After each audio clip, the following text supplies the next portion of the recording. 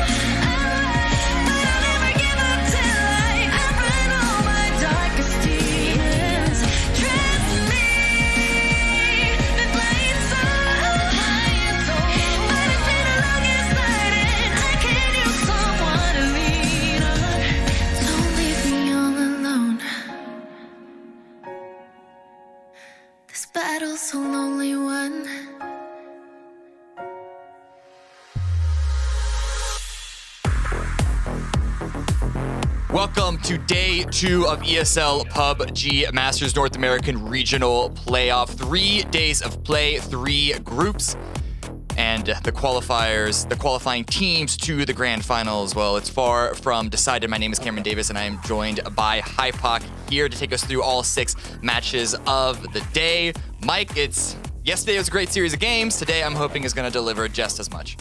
Absolutely, yeah. We've got B and C facing off today, and a couple of returning names. A couple of teams I've definitely got my eye on, obviously leading in from the games yesterday, but I'm sure we'll get to that in a little bit.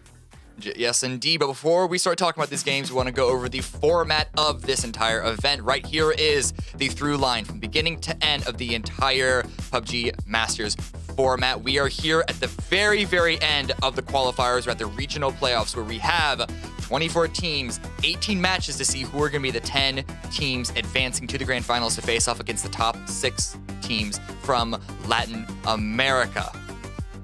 Well, and what are they getting from the grand finals? First, it's points to get to the World Championship at the end of the year. 800 points up for grabs overall, 200 for first place. You still can get about 5 or so in 15th and 16th. Seems more like a pittance. Everyone is going to be aiming for the top 200. It might not be the most potential gained from the events in the region throughout the entire year, but it is certainly a good way to start the year off. But it is not just points up for grabs at the grand final. It is also, of course, the prize pool, $50,000 total overall. And again, this is specifically for the grand finals. Today, this weekend, it is about qualifying to have a chance at this amount of money, but it's a lot of money, so you definitely want to give yourself an opportunity. And similar with the points, there is a minimum payout, but everyone is going to be gunning for the top spot. $12.5 thousand for first place. That is definitely going to be a big chunk of change for the teams in the region right now. Now you know how everything's going on. We do still have 6 games today, but before we get there, we do want to remind you guys as well as ourselves of what happened yesterday, what happened last night, and how in the world did E United almost get to breaking 100 points. Yeah, I mean, on the back of pretty much one of the games, where that was the main headline, I'd say it's obviously one of the, I think actually the biggest we've had in a long time in terms of a single game performance, at least in America's region. I know we look a little further afield and globally, there have been a few, but wow, what a performance as well. And to maintain that as well in terms of the average points per game. Obviously, they picked up another kill and 61 kills overall. Just an overall insane performance yesterday from E United. Yeah, 2 wins, 2 fourth places, 1 third place, and their lowest game was 9th place with 5 kills. That's a great performance. But they're not the only teams that were here. We still, of course, have Sonics in 2nd place, and then Veritas as well, sitting in 3rd. They have a couple of good wins for themselves. Just a lot of frags, a lot of good kills overall, and ultimately a really good introduction to what is essentially a discovery period that we're in right now. This is the first main event of 2022. A lot of roster changes, a lot of new rosters overall. And so not only are we going to see some great action, we're also going to be seeing what this region has to deliver, not just at ESL, but also this year, the entire way through. Absolutely, and I definitely think we're still in that adjustment period. Obviously, we're still in terms of qualification through to the finals. There definitely is that aspect of teams getting a feel for the lobby, getting a feel for some of these maybe teams that have had changes, making adjustments to the way they play or how they play on a macro level, rotations.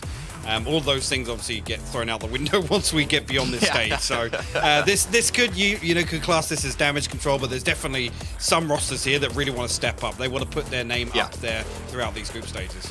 Yeah, one of the good things about this being a qualifier round, not a money round, is that there is no seeding. It doesn't matter what position you qualified in as long as you qualified. So 10th place, the exact same as first place. And this is the overall standings right now, but keep in mind, this has only been after 1 day of play. So we have 8 teams that you can see on the right side with 0 points because they have yet to perform. They have yet to compete, specifically Group C here on the right side. Today we're looking at Group B versus Group C. So E United and everyone else in that group, but from E United's main performance mostly, they get to take a break and we're going to be looking at B and C face off against each other. Yeah, United a much earned rest, you could say. Yeah. But again, an ability to sit and watch the games tonight and get a good feel for obviously the group that they're going to be playing tomorrow. Today's going to be interesting. There's quite a few teams actually from Group C that are pretty interesting prospects to talk about. Obviously the main headline names, but Dodge as well is one for me to watch with the addition of Cherry. I'm excited to see that could be a bang roster that kind of comes out of left field. So before we go into the game, we do want to talk a little bit about what are some of these teams that we have a particular interest in. And I think both of us chose a team from Group C. And that's just because we don't really know what to expect. And so the anticipation is real. The team that I'm mostly interested in watching is Yahoo. Still very, very strong players on that team. You have Sparking, you have Shinboy, you got Hyruzen as the new addition to the roster, and then of course Punij all coming in. But my real question is, so back in the day on their old team when they're under Dignitas, they left their coach behind, Znooper, and that is my guess from him not going eye to eye with Honey Badger, who was their main IGL at the time. But post PGC, they dropped Honey Badger, and so my real question is, can this team continue to develop without someone needs to step up and be the main leader on this team, on this roster? And I'm really curious to see not only who it is, but how well they're going to perform. I'm currently eyeing Hyruzen because he used to be a coach over in EU, I believe, for Virtus Pro. And I know Sparking also has some experience IGLing with mixed results, but nonetheless, here is the time to really step up and show what they can do under new leadership, under a new controlling force. Yeah, absolutely agree. I mean, for me, the team I've kind of got my eye on today is Bing Bang Boom. That's kind of, I guess, in the hopes of seeing a big swing back from PGC. I mean, there's no secrets about the performance there. It wasn't terrible, but they definitely came away feeling disappointed. I think they were fairly vocal about that in terms of expectation. I think actually stylistically, they were a team that I definitely had pitted as one that would adapt pretty well to PGC in terms of the international play, right? So coming back to the Americas, I'm looking for them to kind of come back out swinging here. Yes, we're only looking for top 10, but like I said, there are some teams that are going to want to put their name up there in the mix towards the top, and I definitely think Bing Bang Boom are one of them. How many times are we going to be able to say Bing Bang Boom fast tonight, actually? I think a lot, because when they first formed the original roster of Spicy Fish, who is a different roster now, but the original roster of Spicy Fish, we saw some amazing explosive plays for them. Yes, and one thing that we should at least remind people is that, yes, we are back on points rule, no more most chickens. And so I think this is one of the teams that I think is going to have the most growth of the format change, up there with STK. I think they're going to be in a conversation a lot more at the top. But we don't have to hear it just from us. Sharpshot from Bing Bang Boom lent us his time, volunteered his time to sit down and answer a couple of questions from us. So let's go hear what he had to say. All right, thanks for joining us here, Sharpshot. Before we go into your first matches of this qualifier week, we wanted to pick your brains. How has this, I guess, break from the last PGC been treating you, treating the team? How have you been preparing for these matches to start today?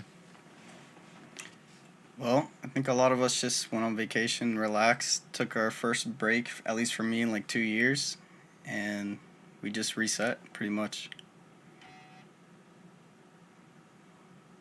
All right, that's what I'd like to hear. Is there any particular team, an old team, old rival, or even some new up-and-coming teams that you kind of have your eyes set on here as maybe not even necessarily being a big threat, but still a team of interest for you and the rest of the squad? I think our team of interest would just be the same teams that have been doing good. TSM, Oath, Sonics. We just want to work on learning things from them as well as getting better than them from that. All right.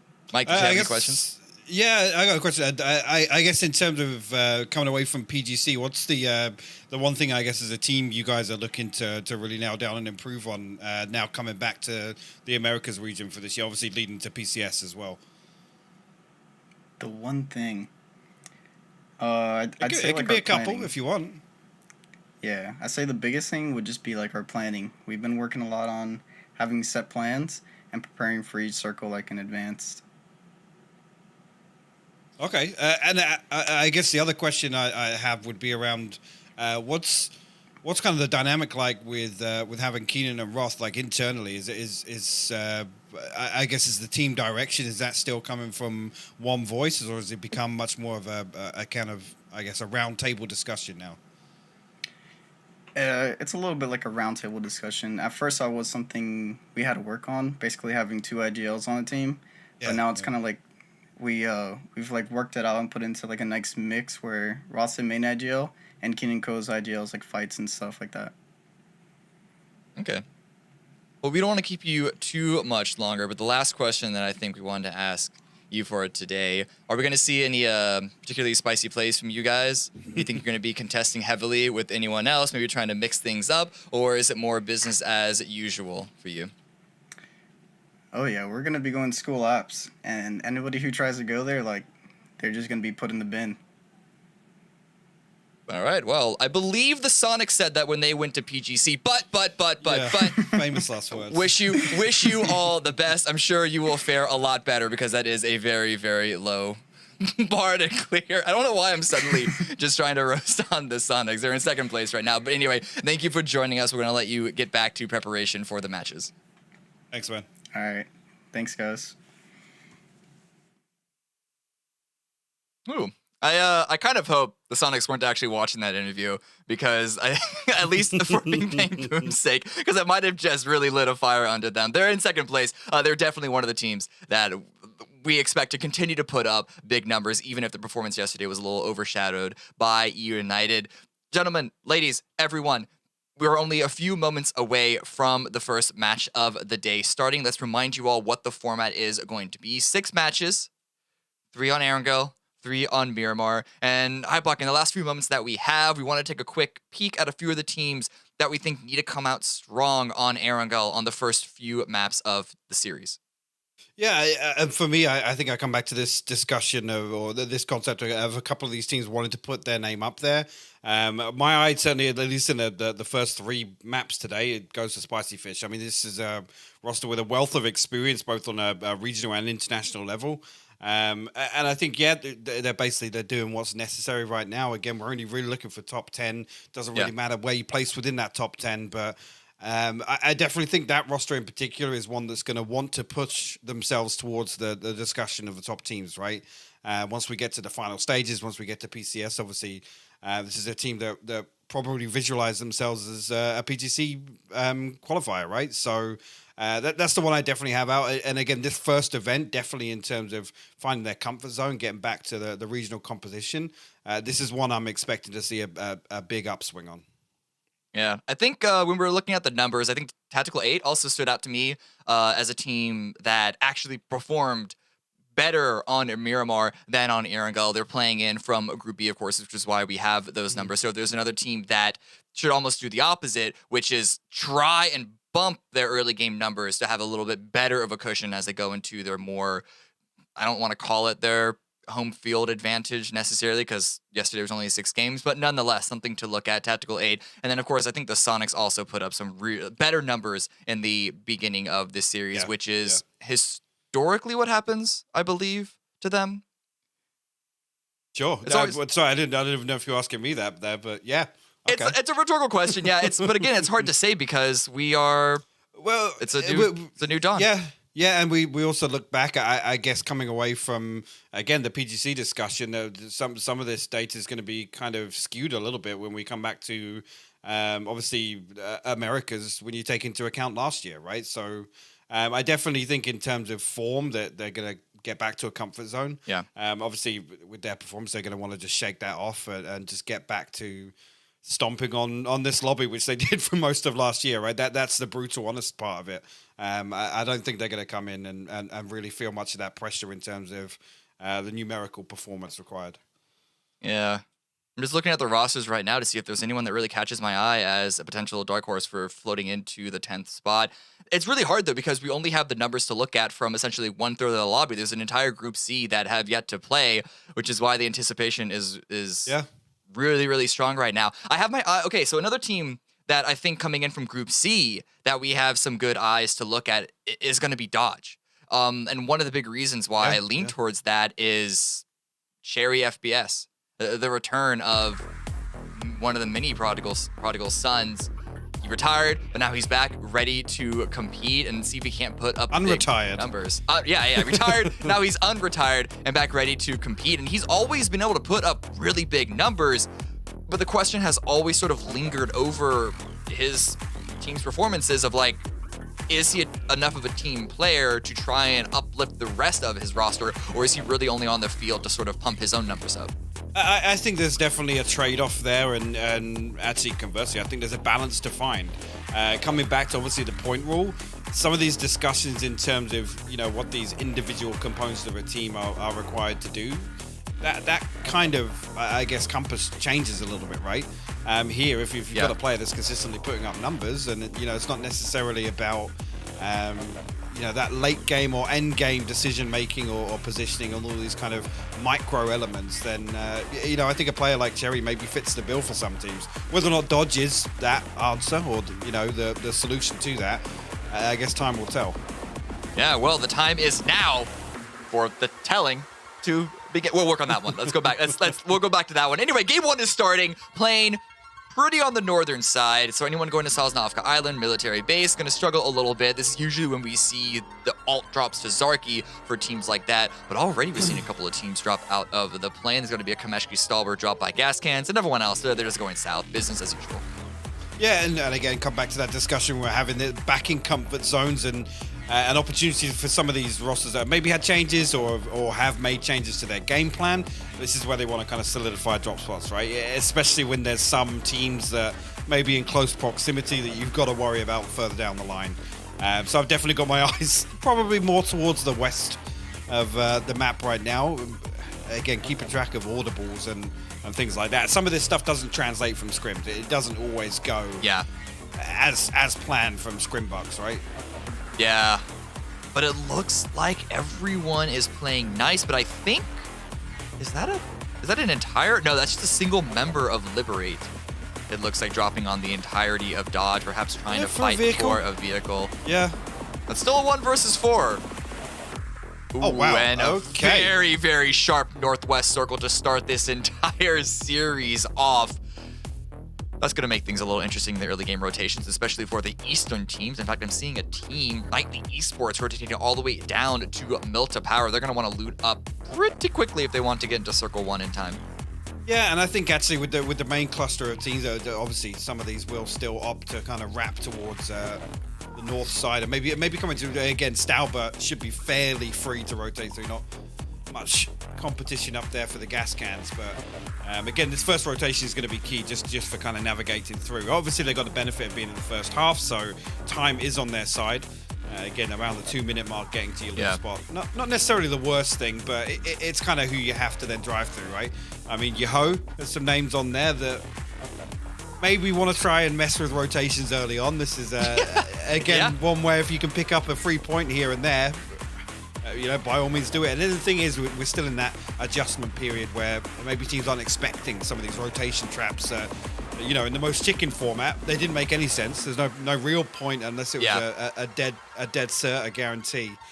So that's definitely something else I've got my eye on, is where some of these teams now adjust back to, I guess, I'll say it, ratting the early points. There it is. Getting those freebies. Yeah. Well, what a rush. They actually sort of come out on top here because they looted all the way up in Zarki, and the circle is very, very close, very, very nearby Zarki. Of course, they're actually going to be in North Georgia Pole as well on the western side. The point is that they have a lot of space they can move around in. There are a lot of other teams that are going to have to be driving into the circle, and there are limited access points because of the particular position of this circle. But if you're already inside, you have an entire buffet of positions that you can play before anyone else even starts to arrive. Yeah, and I think, I mean, War Rush is an example of a team that I think with Honey Badger now slotting in, obviously, I don't want to say a troubled exit from Dignitas, but definitely in terms of the expectations of Honey Badger as an individual, it's going to be interesting to see how that is translated into, I guess, that team's game plan. Because obviously it was very visible, obviously, the Honey Badger effect, right? In some of the games where, you know, these wide, I don't want to say greedy, but these wide splits and this kind of kill hungry play style. Yeah. Again, when you got teammates like Vegas and Belfast, they're no slouches. They're still very mechanically gifted, but there's definitely something I personally want to see less of now. Yes, we're back to point rule, but there's kind of a reckless balance that you need to find. Yeah, there's been a couple of moments that playstyles like that, not just for Honey Badger, but also you think about veteran, like legacy player Profi way back in the day, having some amazing moments from it, but you kind of need to keep them on a little bit of a leash because at the same time as there are great moments, there are also some wild throws. And speaking of wild, there are a lot of vehicles in this particular area, all fighting around Cube and the surrounding hills, surrounding mountains. Teams are immediately on the move. I say immediately, it's close to 5 minutes at this point, but they are not pretty early, any more time than they need to. Yeah, because they know how contested potentially this river area is going to be. We don't have any guarantees that it's going to stay north of George. No, you're right. And there's quite often a few teams that want to bank early on north or south, right? So a position like Cube gives you good access to both. Not necessarily a get out of jail free card, but it's one of those positions that, you know, if the worst happens, you still have a little bit of knowledge on the east side. Yeah. If this potentially does go to the north, you have a little bit of knowledge to the east side, and that potentially makes your next move a little easier. Sonic's, again, this is another position where ultimately information is what they're looking for. Not sure. This could be a little bit of misinformation, actually. I think there's only one member of Liberate down at the compound, so whether or not this kind of baits Sonic. Oh, no, he's going to get spotted crossing, yeah. Ooh. Take some shots as... But again, now this is key information. They're seeing this vehicle is leaving. They're now going to be able to track that vehicle potentially and see where the rest of the team is at. Yeah, that's not even just relocating the vehicle to hide the tires. That is a full leave, which if, you know, now we know that they're actually spotting the entirety of Liberate moving, but even only that one vehicle, that's a lot of information that entire space is free, but the rest of Liberate should be relatively close. But over here, more rotations coming in. Rumblers are here ready in Severvi. Gas cans coming from Stahlber might not be expecting to have some neighbors so quickly. Oh, and just come back to that little concept of some early rat plays. I mean, Loss is a player, you can put him on an island, you know, put him in a couple of 1v1s, and he's usually good for his, right? So this is exactly the sort of early engagement I was talking about. Gas cans obviously rotating in pretty far east here, but actually elsewhere, a little bit of a bridge camp going on. Oh, a big bridge camp here. A lot of damage going the way of 4MA. Flashy was able to actually, no, he's in the kill feed because he knocked his own teammate. There's only one member remaining. It's just Flashy, and he's getting shot in the back. He needs to drive off as quickly as he can. If you've got any NOS in the tank, now is the time to hit it. Flying up in the air, and he is going to be getting out of there, but that is still 3 points going the way of the opposing squad right off the bat. But in the Rumblers, well, they're spotted. Losici is running away. The rest of the Rumblers are in vehicles driving away. Valiant down to less than half HP. One more shot could do the trick. But I think Los is going to want to stick around and maybe try and punish Gas Cans. Yeah, I think this might be a little bit of a bait, actually. Los is the benefit of his team actually pulling a little bit of attention away. You see he's relocated back to now the north side of this building. So in a pretty good position to definitely camp these vehicles if they do decide to exit. Sonics did actually lose Shrimsy in the fray. I think it was actually a member of, maybe even Pat Caps finding the knock, but if I'm not mistaken, Tactical 8 will pick up the kill point for it. So Sonic's weakened now. Whether or not that's going to change their decision making early on, I think they will still try and progress towards the center. Lost HD actually does get spotted over on the north side, so we'll dip out along the beach. Again, potentially this is the sort of engagement that now I'm kind of excited to see, right? These weird setups where there's players afar baiting in for teams a little closer, just eager to pick up 1 or 2 free kill points and ultimately, weaken a team that's on your side of the circle, right? Exactly, but it's great is that they don't overstay their welcome. They see, do we have an opportunity? Okay, it's being closed off. Let's get out of here before this ends up becoming a low expected value experiment. And potentially Yahoo's arrival just to the south of the rest of Rumblers might have swayed the decision because the entirety of that squad is now on the northern coast. Another quick little look here at the Sonics, readjusting, relocating their position, just been slowly moving around this little bit of a spine hill here, working their way between Snow Patrol and Tactical 8. Just making these last few adjustments, last final few decisions. We have an entire minute before Circle 1 to close. And a lot of the center of this circle is still being figured out. We have a few more teams that also have to arrive from the outside. And so teams, the name of the game right now is just find that information, get some damage where you can, but just set yourself up for the Circle 2 transition. Absolutely. Just kind of greet some of these teams on the way and maybe force them a different direction. But certainly in terms of this early fact-finding mission, I mean, losing Shrimsy for the Sonics is going to slow things down. We've got to maybe reconsider which compound they want to prioritize here. I mean, they've got themselves pretty much towards center, but they're semi-committed towards this north shift, right? Yeah. I mean, dare I say it, I'd hate to see this one go south, right, Cameron? There would be a massive problem to transition back across these bridges. You see, now I'm of two minds. On one hand, that would be like absolute chaos. On the other hand, it would be absolute chaos. Definitely wouldn't want to see that.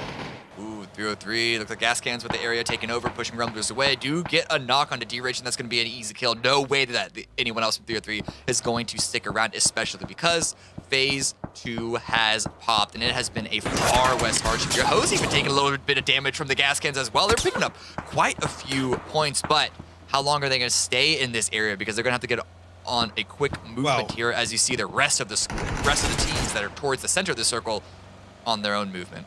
I think as soon as that pops, whatever engagement you're in, unless you're being held in a building, get in the vehicle and go. Gascad's actually taken engagements with 2 separate teams, and we'll stop here to potentially just confirm this kill.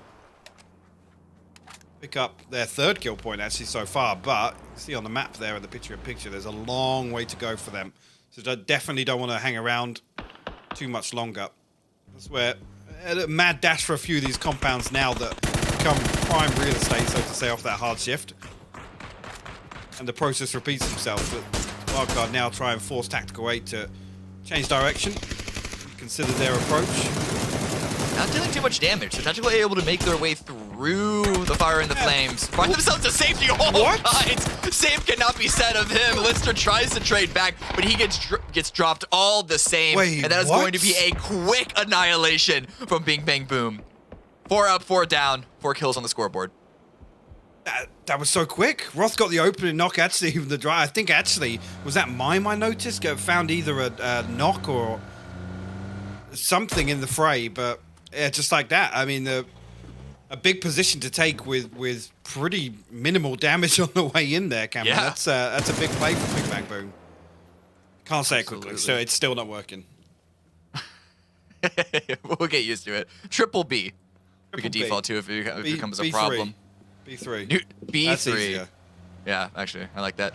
Halasimpa here from Nootropic tried to deal some damage to Liberate, who are trying to rotate into North Georgia. They're not the only teams arriving there, because whenever you see a city in a situation like we're in right now where there actually isn't quite as much land as you would hope for, it is a little bit of a plan B, but that plan B might be a little bit of a trap because we know how difficult it can be to leave these metropolitan areas. But you can see what I'm talking about here. Even though it's only phase 2, so much of the Georgia Bay and even a little bit of the northern coast is also in this phase. So we're only looking at about 50, maybe 60 for being generous, but I think that's going to be including South Georgia, which is not going to be playable come next circle. Yeah, at this point, you almost eliminate that from it, so I'm with you. This almost sits potentially 50%, maybe even a shade less of that if you take into account the the area just off to the west of Zaki. So there's not an awful lot of space, which is why I'm saying with that pull up there from Bing Bang Boom, that's, I mean, dead center here for Pop, and we know late game, even if that then becomes the edge, it's such a strong position.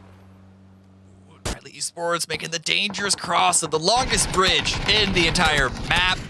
Just taking tons of damage from every which way. Fena and Mirage both getting knocks of themselves. It looked like NE were through the gauntlet. Fena does get taken out. It's going to be by Tiggleton, so a third party is going to enter the fray pretty quickly here. Mirage right now just trying to finish off the knocks, finish off the kills that they have to make sure those points stay with them.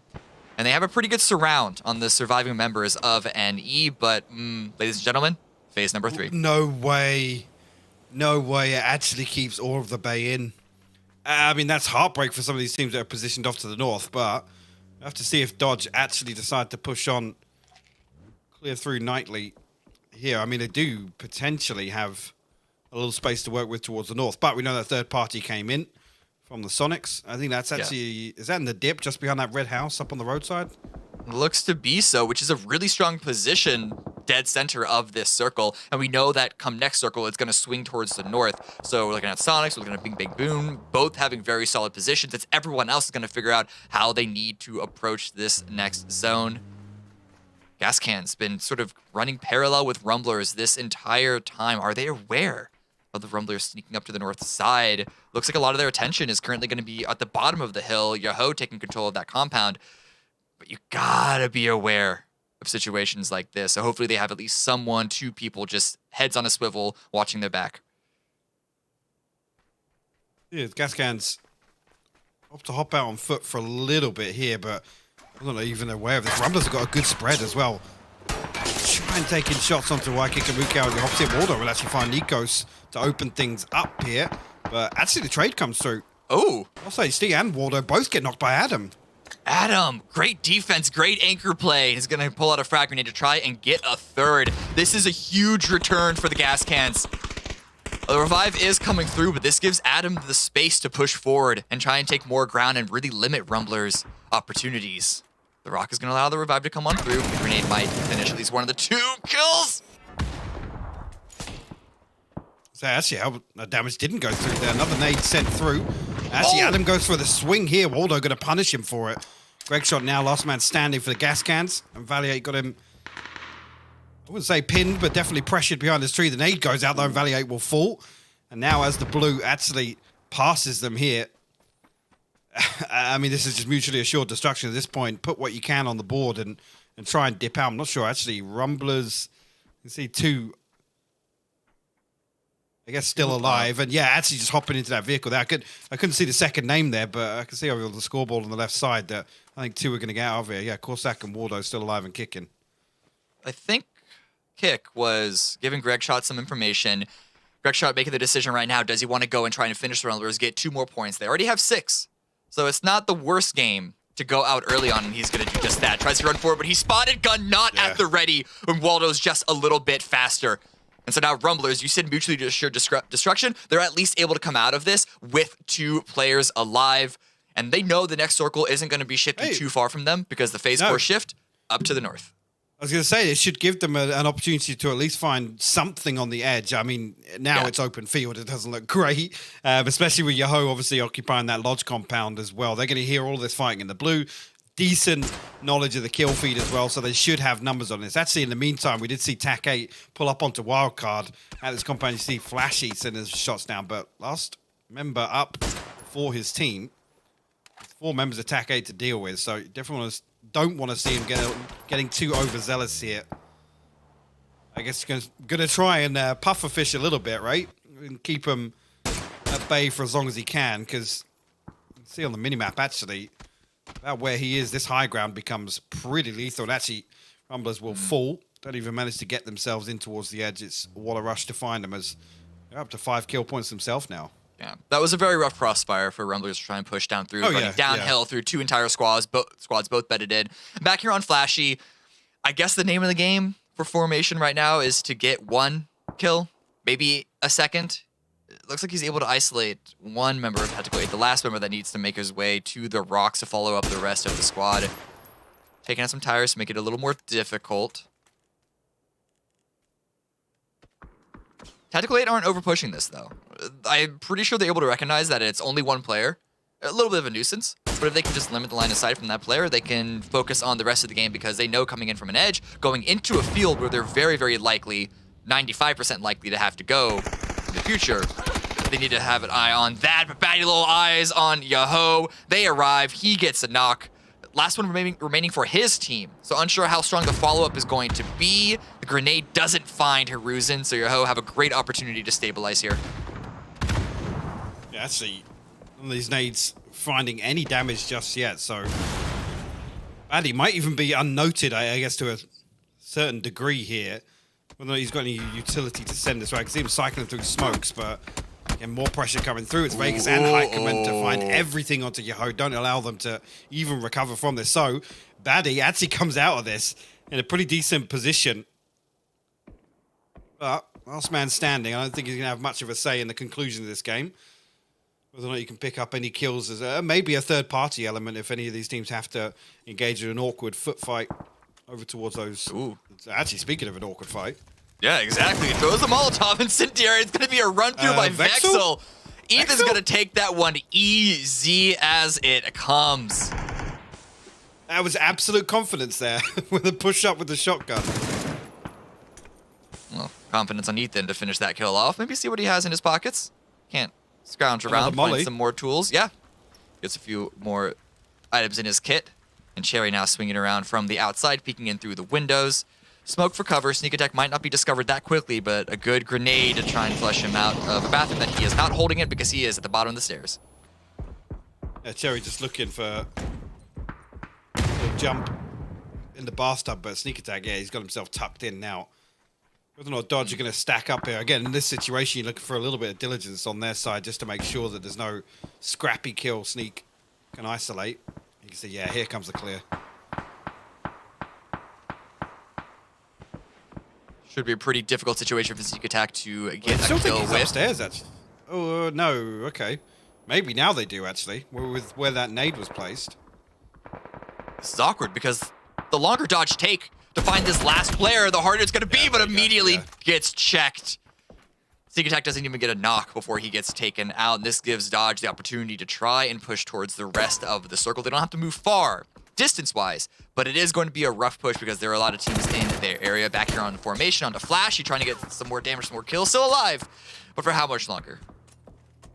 Hey, and what his next move is, really, because he's been poking towards TAC A. I'm not sure if he has very good knowledge of exactly how the terrain lies for him here, whether or not he's just going to commit to finding a kill. See the damage coming in from Bing Bang Boom, actually. Dodge find themselves at a big position, actually, to play from here. Sonics holding down in the center for the past few phases. Taking a couple of licks, a couple of knocks, have to get a few revives. Dodge roll on in, as you mentioned, and I think that might be the position that Tactical 8 were hoping to find themselves. They're going to have to fight it out. But you mentioned this earlier. Third party, that's going to be a huge game here. It's going to be a huge grenade as well as a couple of shots. Dodge not quite as in control of their position as they had thought. 2 members down, only Ethan and Mirage still standing. And who knows if Sonic's going to join in the party now that they've gotten the revive onto Tig. Again, a weakened Sonic, so definitely don't expect them to be wrapping either side until it feels very comfortable to do so. But I guess with the trade of knock, TAC 8 are actually going to stop here, but what a rush have actually pulled up onto the backside of Bing Bang Boom. You can see Roth already finds a knock onto Honey Badger. Closer into the AUG, very, very dangerous tool. That's going to be a second kill from him as well. Very solid position, using it to its fullest effect. Balefrost trying to get more. It is going to be, I believe, a 2-for-2 trade. And now Keenan is grouping up with Roth. Molotovs come in. That is a body on fire. 2 kills confirmed for B3. What can the surviving members of What a Rush? What can they do? This break comes out. Heikeman, the only one remaining. They just 2v4'd them. Heikeman and Balefrost absolutely popping off. What? I don't know if there's a little kills. I don't know if there's a little bit of a damage coming in from afar there, but that looks so easy for them. It really did. It happened so fast. It was hard to follow. Here are the grenades from Sonics that I was worried about. Great follow through of the utility. That's going to be 2 of them confirmed. I believe it is only 1 member of Dodge left standing now. Can still get the revive. Sonics are backing away. Don't want to overstay their welcome. They understand that there is a threat from the south because there are still a few members left in the high ground, the high positions, the high floors. That could be money. Ooh, little too far. It confirms well, he got the flush, yeah. Yeah, but Finna is still alive. They still have at least 1 potential rat coming in from their backside. Yeah, not many good options, really. Dodge just getting peppered with utility for the last, like, 10 minutes, it feels like, since they found that hill. But here, there's lots of bodies. You look at how clustered the minimap here is. Everybody needs to get out of these apps, or at least get towards the edge position, and it's only 2 members of Liberate to try and hold down the 4. Yeah, on one hand, you kind of favor their position because they are the line that people people have to run through. On the other hand, yeah, they don't because there's only 2 of them. And even though Spicy Fish and Newt could fight it out while they're pushing through, this wall of smoke is going to isolate Newt's rushing onto that building. It's going to be a 3 versus 2. Utility should favor Newt just being able to cover the entirety of the floor with Molotovs. Well, this is just to slow things down, but yeah, there's definitely no real way to get out of this, as Hello Senpai will find Dash initially. Actually, okay, Lampalot finds a knock, and no, this is all going wrong. Jason's found a second one. Lampalot will fall. Where's the follow-up? No, he gets it! Jason! He gets all 3! Colton completely doesn't follow up with his teammate, allows Jason to actually get isolated 1v1 3 times in a row. Can Spicy Fish take out this final raid boss? Is going to be the case, but still 3 kills, 3 points at the very end. That is a lot more than anyone, including Liberate, should have been expecting. He was reloading. Jason was reloading. How did they not trade that? It's got to be chaos of the Warfield. I have no other way to explain this. That's got to be. It's got to be clustered comms or something. Maybe the nade wasn't communicated, but it just went from bad to worse. Yeah, delete the VOD. Don't want to see that again. That's for sure. Get rid of it. Memory hole. I mean, Jason probably does. Oh, he has clipping that 7 times through, making sure that it's archived every which way. Rudder Rush has rushed down to the southern part of this field while all of that action was happening. And so there's really no one playing to the north of them. They have free reign to try and utilize this crossfire that the last 2 remaining members have on the survivors of North Georgia Pole, but it's only 2 members remaining. Spicy Fish actually have the largest army here with 3, but they're going to have to push through a number of different teams because Water Rush get the shift towards the northeast. Well, and this is the thing, with some of these teams that have had to come from the south, a lot of this utility is going to be burned up, and that's a big cross to make if you're struggling for smokes. Finna actually finds himself... I'm not sure, actually, if Water Rush will have knowledge of this. I have to question how well they've been able to keep eyes on the kill feed and keep numbers and know that Finn is still positioned off to the west somewhere. They're conscious of somebody to the north here after, I guess, probing a little bit, a little poke damage down to the south. I mean, here, Sonics and Spicy Fish, like, they should both die, whether or not it's to each other or somebody else. Yeah. It's not going to have a massive impact. It's really whether or not Water Rush are going to find any more kills, to be honest with you. I don't think either of these teams make it out. I think that's a given. They made it to top 4, so small victories, we'll take that. Good start for all the teams involved here, but as far as how healthy any of these 2 teams can make it into the next circle, yeah, I share your cynicism on this one. Sadlers is rushing forward, grenade in hand. Spray down comes down from the Sonics, but the grenades do make it through at least a few of the windows, at least the attempt. Was that flash? That was so sick from Tig. That was actually so sick. Little pop flash out the window. Pat caps will fall here. So Sonics definitely want to go down, swing and get these kill points before their demise. He's going to do the same thing again. He's going to do the same thing again. Oh, he ate that nade. What a timing. I don't know if Silas did that on purpose, if he could just read Tiggleton's mind, but H-Win trying to swing out and recover what his teammate had lost, but no, Silas has the lineup. He gets immediately dropped, though, because while that was happening, Water Rush realized they had cleared everywhere else, and they wanted back and onto the action. But then here comes Pinna, the snake in the grass, the lone rat gonna pick up a kill. He is in the blue, but he is confirming that final 9 point. Doesn't want to rush forward, does not want to give Balefrost the opportunity to get yet another kill. 14 for Water Rush. very good game from them, but can they finish it? 1 versus 1 out in the open. Spray comes through, and it's going to be a 16-kill victory for What a Rush. What an opening game. Just insane. I mean, it's so well played as well in terms of how active they were willing to get towards the mid game there, and it's definitely that initial transition, I guess, from Crossroads down to the south looks so good, and actually pulling off the 2v4. Let's not forget that moment where out in the field, actually Roth had a disgusting off angle, then had a teammate to help him out, and somehow Bale and Hiker dug themselves out of what should have been an early exit. To be honest with you, that should have been bing bang boom clearing it up with I guess no casualties, right? In terms of the advantage there they had. You play trades, you stack up. Roth was doing a ton of damage onto them. It really was. Let's remind ourselves what had happened from beginning all the way into the end. And right off the bat, this was a difficult game for a lot of teams to play with the Phase 1 Zarky Circle. Quick replay as well, especially of one of the fights that wasn't the picture-in-picture, but we didn't put a lot of information on it. Wildcard attempted to roll up Tactical 8. At Tactical 8, just hold the fort, hold the line, and they don't really lose anyone. 1 knock, easy revive.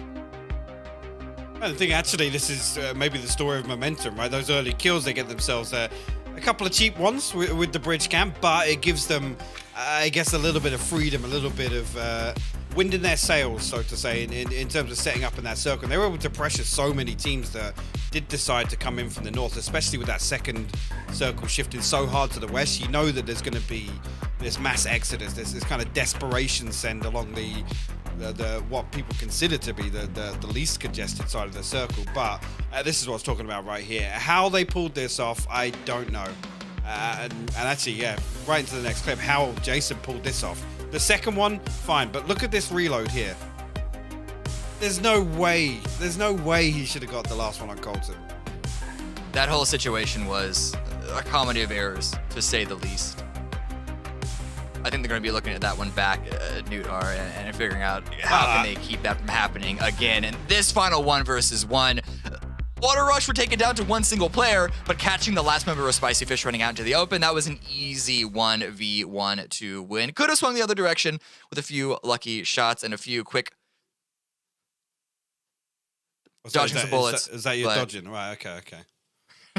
Wonder where you were going with that. Was that like the jiggle lean? Or? Jiggle lean. I know they've made some changes, but it's still in the game as a concept. Here are the standings. What a Rush in first place, unsurprisingly, 26 points, but a good collection of points from Dodge as well in second with 14. Yeah, actually only 2 teams breaking double digits here. Everybody else kind of clustered along, and I think with the early casualties, this is probably a byproduct of that in terms of the leaderboard. At least we'd expect a few to be just clustered around, but maybe going into salvage mode.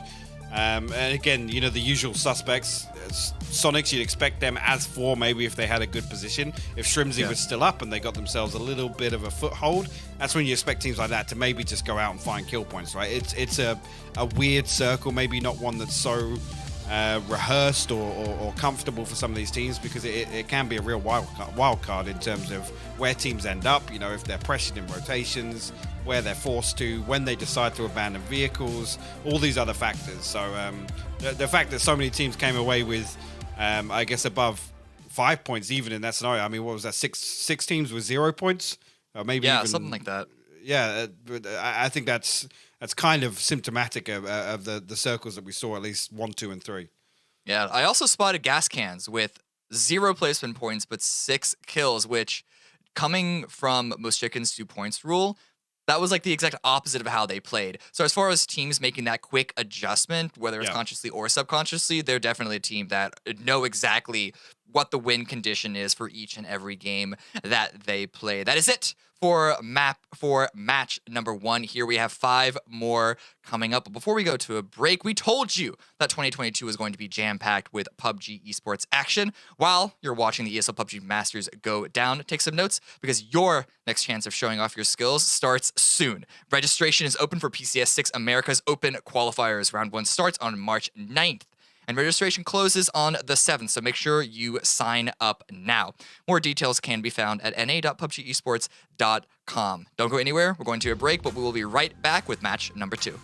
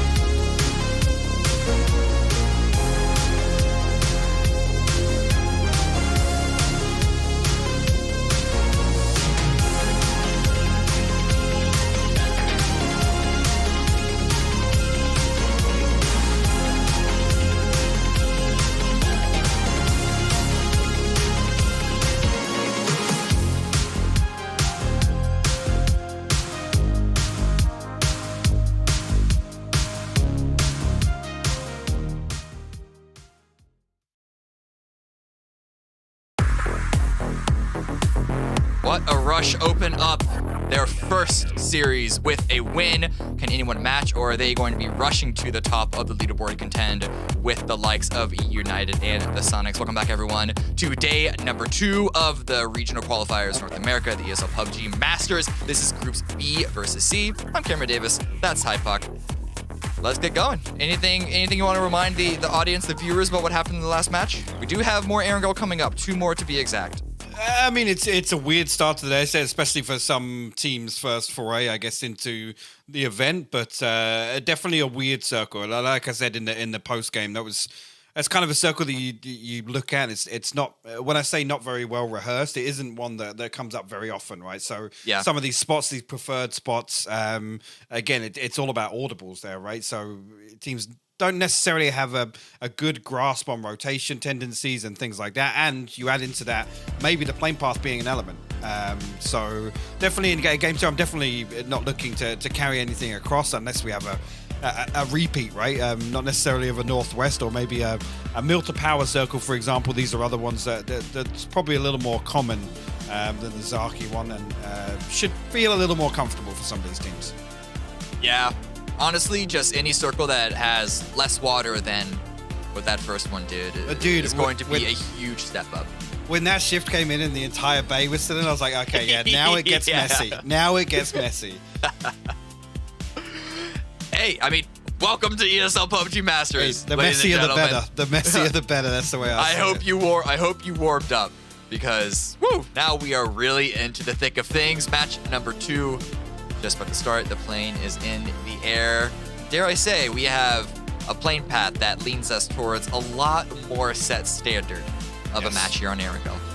Definitely, and a lot of these drop spots now way more obtainable, not necessarily going to have to do what Nightly did, which was drop for a vehicle, then drive in. Again, you're not arriving. I mean, effectively, they've got 90 seconds now on their first game.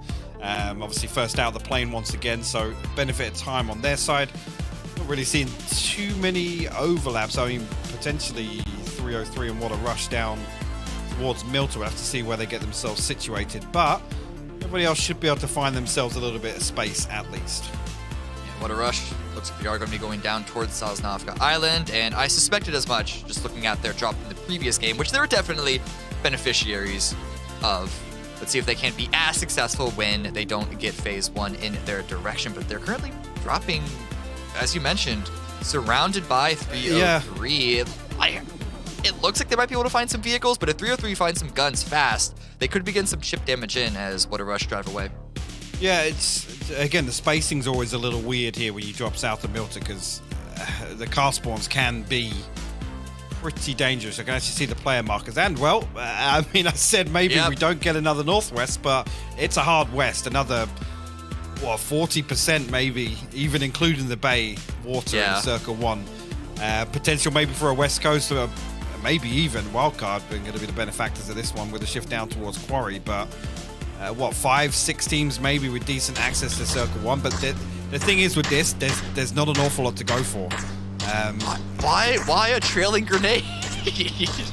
Just a deterrent, I guess.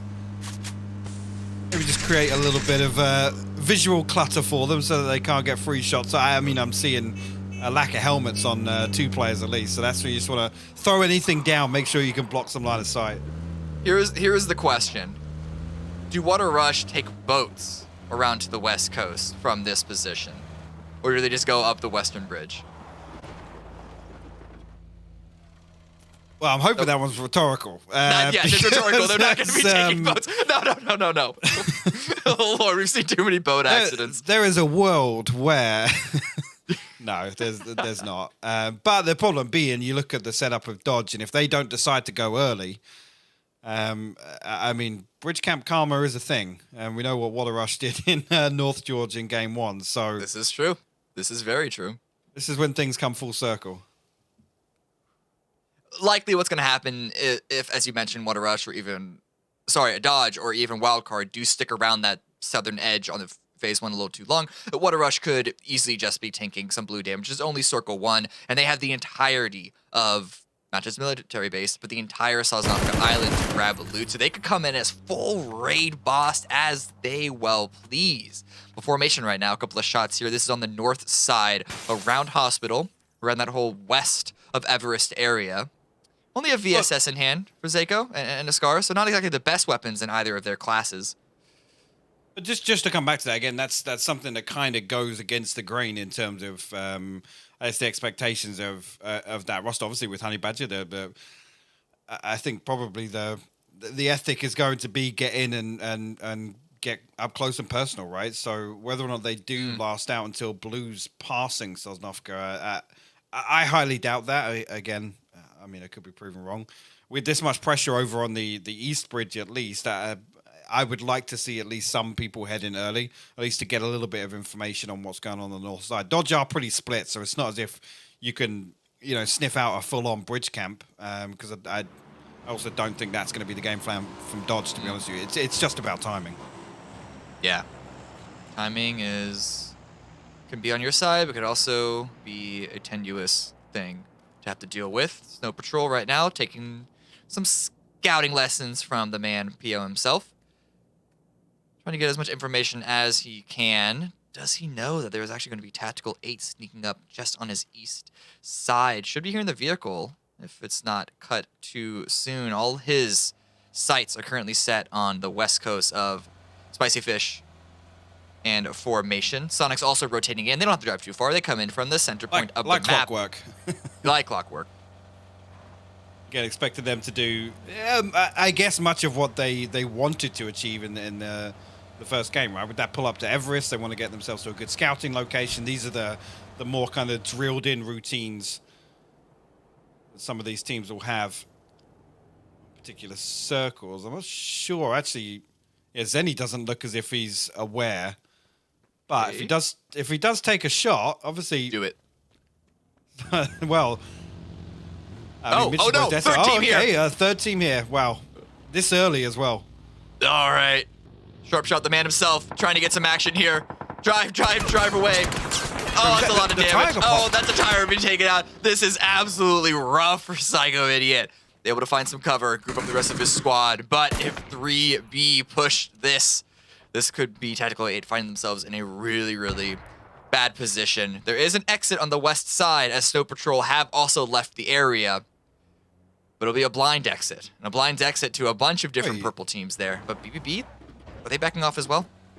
Let's say, where did the knock come through? Yeah, actually, Snow Patrol pulling up on Spicy Fish. Pat Caps is down here trying to anchor, get some information. Kynes gets taken out by Civ, trying to post up a defense. Incendiaries come in. Molotovs come in. Snow Patrol, they want to continue to push this, but a lot of extra damage. And Iceflex is going to be the one to go down. Chad is taken down to almost no HP. Uncivil is going to finally drop that player. 2-on-2 left, fighting over this compound. Civ! And the hip fire is going to work. Civ can't get the last 1v1 remaining between these two teams. It was so close. Pizza Daddy's down to like 20 HP, but Siler's going to send it in here. Whether or not he's going to have even an opportunity to close this team fight out, we'll have to wait and see. Pull-up is going to give the signal that there is more players from Spicy Fish arriving. Is there time for a revive to come on through to make this too? Oh, no. He's going to get arrested as well. But Silers is going to come out on top, and yeah, at least has a res of his own. Maybe get two of them, actually, if he's quick enough. So this is going to be Spicy Fish easily back up on 3 if no one else wants to chime on in. I see another team formation with the line of sight onto this building, but they can't quite find the angles.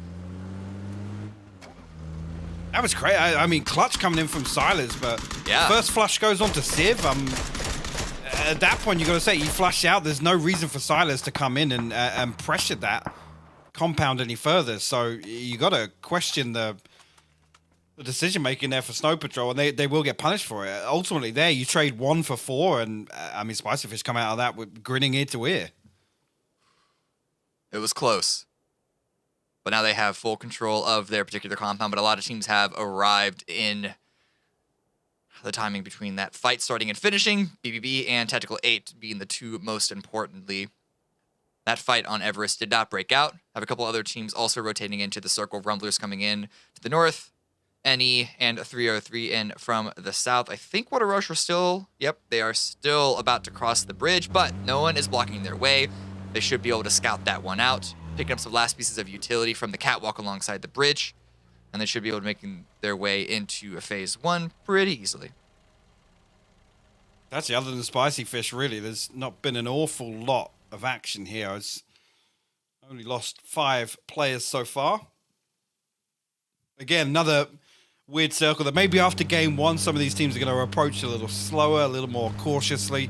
Definitely not as extreme as that northwestern circle, that's for sure. But plane path we'll definitely. Well, the plane path definitely helping things for circle 1, but you're right. That circle 2 shift maybe will be a spanner in the works. If it goes far west or far north, then we have a real game on our hands, as we used to say back in the day, or still say now. I don't actually know. I don't keep up with the lingo. Rumblers right now rotating on in, finding a clear spot area. Should be understandably free where they are right now.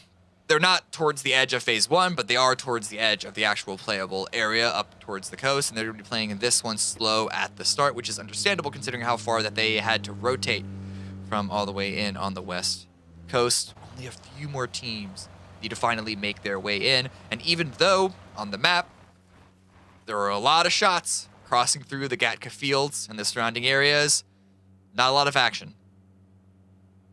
I think maybe there's an element of teams having a bit more information, at least, on this first rotation. Gascon actually not necessarily coming in late. We're just about reaching the 10-minute mark, and you can see on the minimap the blue is just about to touch the edge up there. So maybe just to get themselves a foothold inside, reassess the situation on Pop, which it's going to pull towards the north. Lots of these teams already, you can see, cluttered up here. Will eliminate Quarry altogether and Chopsticks. So with where teams are positioned now, again, don't expect too much action. Obviously, we've got Water Rush and Gas Cans to still find their way in, but with South George being free, don't expect Gas Cans to send it much further than that. But yeah, maybe just 1 or 2 teams that might try and contest an edge spot, maybe look for a compound somewhere. It should be a relatively quiet circle. Yeah. The shift was really close to being another dumb fun circle, but just barely. It's in the reasonable area. Only about, what do we say, 20% of the circle being taken up by water, and for phase 2, that should be more than enough. As you say, maybe 1 or 2 teams getting a little bit of a scuffle. Newt trying to run away from a scuffle as 303 roll up to their wizard tower. Sonics as well, rotating their vehicles around. Liberate right in front of them. They could be actually attempting to take this fight. Mime with a grenade at the ready. Might be a counter grenade coming out, trying to run away from that. And the vehicles have arrived. Molly's doing a chunk of damage in the inside there. Mime, whether or not he's going to get this knock here, and the confirmation, well, yeah, Repper will fall. And no real trade opportunity here. See, straight away, actually tries to head out. Mime will send a few warning shots in that direction. Yeah, but that's actually really good information for the Sonics. I know that no one else is sticking around. You see a player running away, you know that they're running towards the rest of the squad, but they are going to chase him down. They don't just want the area, they want the kills, they want the damage, and they want the points. Spraying in through the destructible shack, not going to find a target, but it is going to clear it, and with the process of elimination, it should only be not too long before this next member of Liberate gets discovered. Isaac right now trying to throw a barrage of grenades back into the Sonics' way, just trying to seem as big and threatening as possible. We'll see if Sonics take the bait. I'm looking here at the minimap. There doesn't seem to be any plan to recover this third member of Liberate. You can see on the X-ray there in the background. Yeah, I'm just looking at it now. There doesn't really seem to be any help for him. It's almost like, well, good luck to you. Yeah. Yeah. We'll see you when you get here. I mean, I'm not saying it's absolutely feasible to come and dig him out, but I mean, at least try, right? They haven't even left the ice cream up there. One of the other members of Liberate is looking in this direction, so they might be confident with the crossfire, with some sort of Overwatch position that they have. So we'll see how it plays out if Isaac does want to eventually stick around. Could go swimming, maybe trying to prone in through the water. Act like a crocodile. But at this moment, yeah, it doesn't look like any real action is going to continue to happen here in the swamp. Just eyes looking at each other, but waiting to see where phase 3 goes. And Esports rotating up this western coast. Wildcard Gaming with a lot of shots. not a lot of damage. And actually, Honey Badger, third party coming in all the way on the south side, trying to chime in, get involved. Not an awful lot landing there, so... Well, actually, was that a tire pop? Or did he hit a bump? Sure, actually, looks like he gets away unscathed, yeah. Yeah. Back here on Swamp, Ice Tech prone to down. Sonics, they can smell another point. They can smell a kill, and they can't help themselves but rush forward. Ice Tech tries to front up, knocks Drimsy down. Deals a little bit of damage to H-Twin, but can't get a second knock. But smokes are going to have to be used to get the revive. The rest of Liberate, potentially with an angle, but it's actually going to be Dodge all the way on the south side with the covering shots, trying to pick that kill up for themselves. You can almost see that Sonics were expecting a little bit of, counter pressure there with how quickly H-Twin's throwing the smokes out. So, I'm not sure really. Well, again, it's difficult to see from the top down, right, how quickly he could have got out of that. But you see here, Rumbler's actually pulling up onto Knightley. Show will get a ton of damage onto Valier and will find the knock. Rumbler's just trying to keep themselves safe in this position. They have a lot of good knocks. It's only 2 members of Knightley remaining. But Valiate's in a really, really rough position. But Los HD comes on in, deals the damage, gets the kills, and it's all on to Sneak Attack to try and make something of the situation. Only 1 point so far from this game. He can confirm Valiate, maybe get a second knock. That could be a reasonable game for map number 2. But the rest of the Rumblers, how they're playing this, they don't want to give him the opportunity. He's trying to run away, finds a position behind a wall to avoid a grenade, but that just gives the Rumblers more space to push forward and sort of close off Sneak Attack's abilities. For a second, he might have had something. Yeah, but Corsack's gonna stop that before it gets too out of control, too out of command. Get the revive, stay as 3, and try and see what they can do if they want to get any further towards the center of this next circle. Well, the circle repeats. A little bit of a shift up to the north and slightly to the east, but actually, Waller Rush going to pull up on the wildcard here over on the edge. Whoa. Back and forth trade, actually, as Waller Rush roll on up. It wasn't really a pull-up. It was kind of like a drift by. Almost uncommitted. But they're committed to the positions now. They have a little bit of a ridge to play behind. Vegas gets the confirm on the Zealot. And if they get the revive, ooh, the revive is not going to come on through because Mirage is actually third-partying into this. 2 houses. I don't remember the rest of the line from Romeo and Juliet, but that's what we're looking at here right now. Balefrost trying to rush forward. Drops Maji, wants to get more, running in through the smoke. Just trying to keep the pressure up onto Wildcard. It is only Zray left, it looks like. To try and make this work. Here's the footsteps. Knows that they're pushing in on the northern side. Doesn't have an opportunity for the revive, though. Instead, he's going to be holding the angle, hope to get more of a knock, but can't make it work. Balefrost here. But wait! Wait, Dodge? Dodge! They want in on this. I thought for a second, maybe with that final kill coming through, Dodge calling audible at the last second, but they set themselves up to hold What a Rush at the edge here. They've actually kind of leapfrogged them. This is a great play, because that position that What a Rush just took, it is not really playable. And they're going to have to move out of it, more than likely. But here's some damage coming from Sonics. They're also fighting their way into the circle, up against 303, keeping them pinned back against the blue, taking some chip damage. A lot of gatekeeping here happening in phase 4 on both of these screens.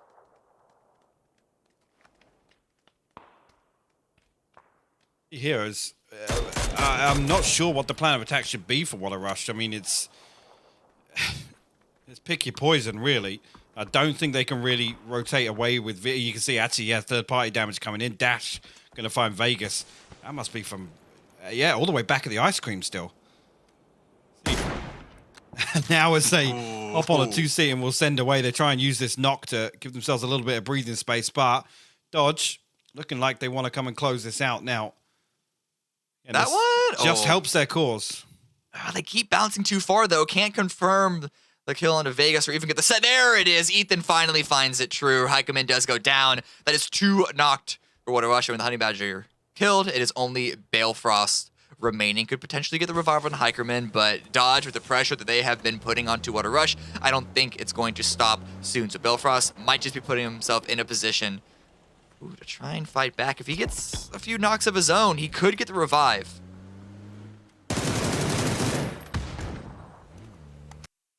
Blue coming in. Sure. Yeah, I'm not sure really it's even worth it at this point. Potential? No, there isn't. Just going to leave him.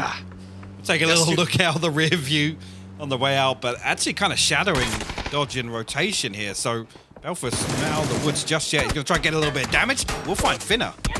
That's huge. Going to try and confirm that or just go for more, really try and make it hurt. But it's going to be Oldless that takes out the final member of What a Rush. They are eliminated in 13th place, but that still could be a potential huge wound for Dodge. That actually Liberate is trying to take that space. But Bing Bang Boom have that angle down on Lock.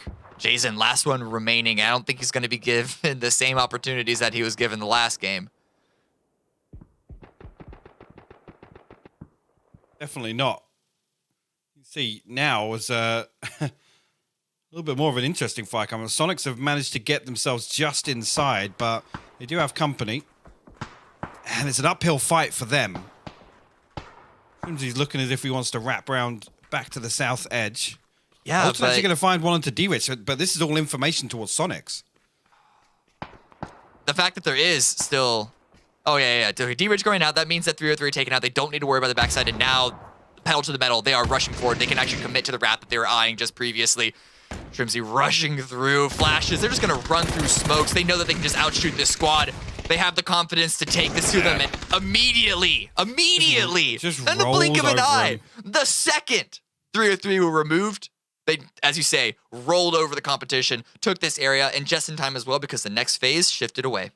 Yeah, and they've not got an awful lot to move into here. It's looking like, again, they can either pick a compound. I don't think any of these terrain spots down to the south side are going to be too much of a solid bet for them. Actually seeing Loss drift way away from the other two members of the Rumblers off to the north. I have to see what his game plan is here, whether or not this is a little fact-finding mission, but only 30 seconds left, so whatever he does discover, it's going to take some mission rejoin his teammates here as Take got themselves set up. 0 kills just yet, but I'm pretty sure they were here early enough where, again, it sort of justifies if the circle keeps coming, there's no real point to go out, start hunting. At this point, you almost, I mean, call it pot committed, right? You hold on for some placement points at least before you get active.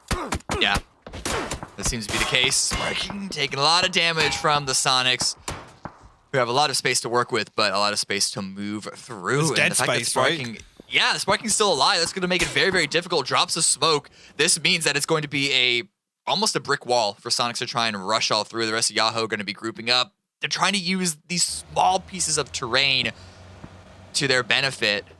It's not going to be a lot, but the drive-by attempt. Turbo 10 eyeing out with the M14. Mime in the driver's seat, and they're just going to be sending it to the dip. They got the dip, yeah. Yeah. I didn't know they were behind the compound or the dip. Yeah. But now the roll-up on the hospital is going to be committed by the gas cans, but T8 holds strong. Psycho Idiot has been taken down. But Zenny is here with the lineup. Another grenade is going to get dropped. And there is one more member of gas cans who's also on the hill. Alex spots him trying to jump over. Can he find the angle? A little bit of damage, but the kill does come on through. But the follow-up grenade from your bull is going to do the trick. But the Rumblers, they're going to try and capitalize on this action happening. Try and roll on in. Maybe try and find a piece of terrain themselves to use. It's going to be the southern edge of the wall. The Gaskins are able to trade out. Zenny gets knocked by a grenade by Niku, so not unwounded are Tactical 8, but it's going to be Gaskins that get eliminated. Yeah, actually, that's Valier. I was talking about this potential regroup here from Rumblers, and they get themselves into the south side, at least relinquish some control of Hospital here. Again, key timing, making sure that they had the knowledge of what was going on. Got themselves 6 kills on the board as well, so hats off to Lost HD in this scenario, because they've got themselves the favoured side of the Hospital now. Tactical 8 become the team to be gate kept. And actually, Lost AC posts a nade through the window. No way.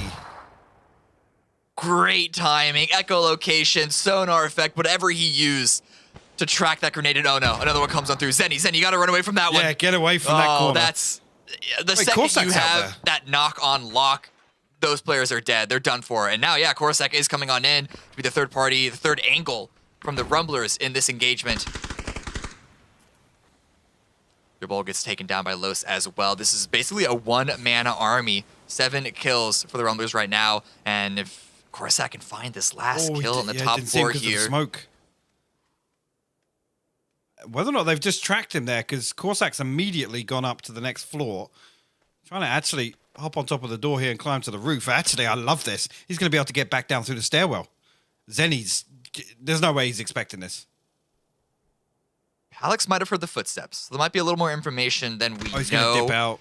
But yeah, the Blues coming in, group up the rest of the squad. Don't get caught into a rough situation that makes your revive almost impossible, if not completely impossible. Because even with winning this fight, they still want to focus on the late game and deal as much damage there as possible. A few more rotations are coming on in. Your Ho find themselves in a compound. Spicyfish are actually rotating away from it. I don't know if it's because they're evaded by the drop, but there's going to be heavy damage coming on through. But Shinboy!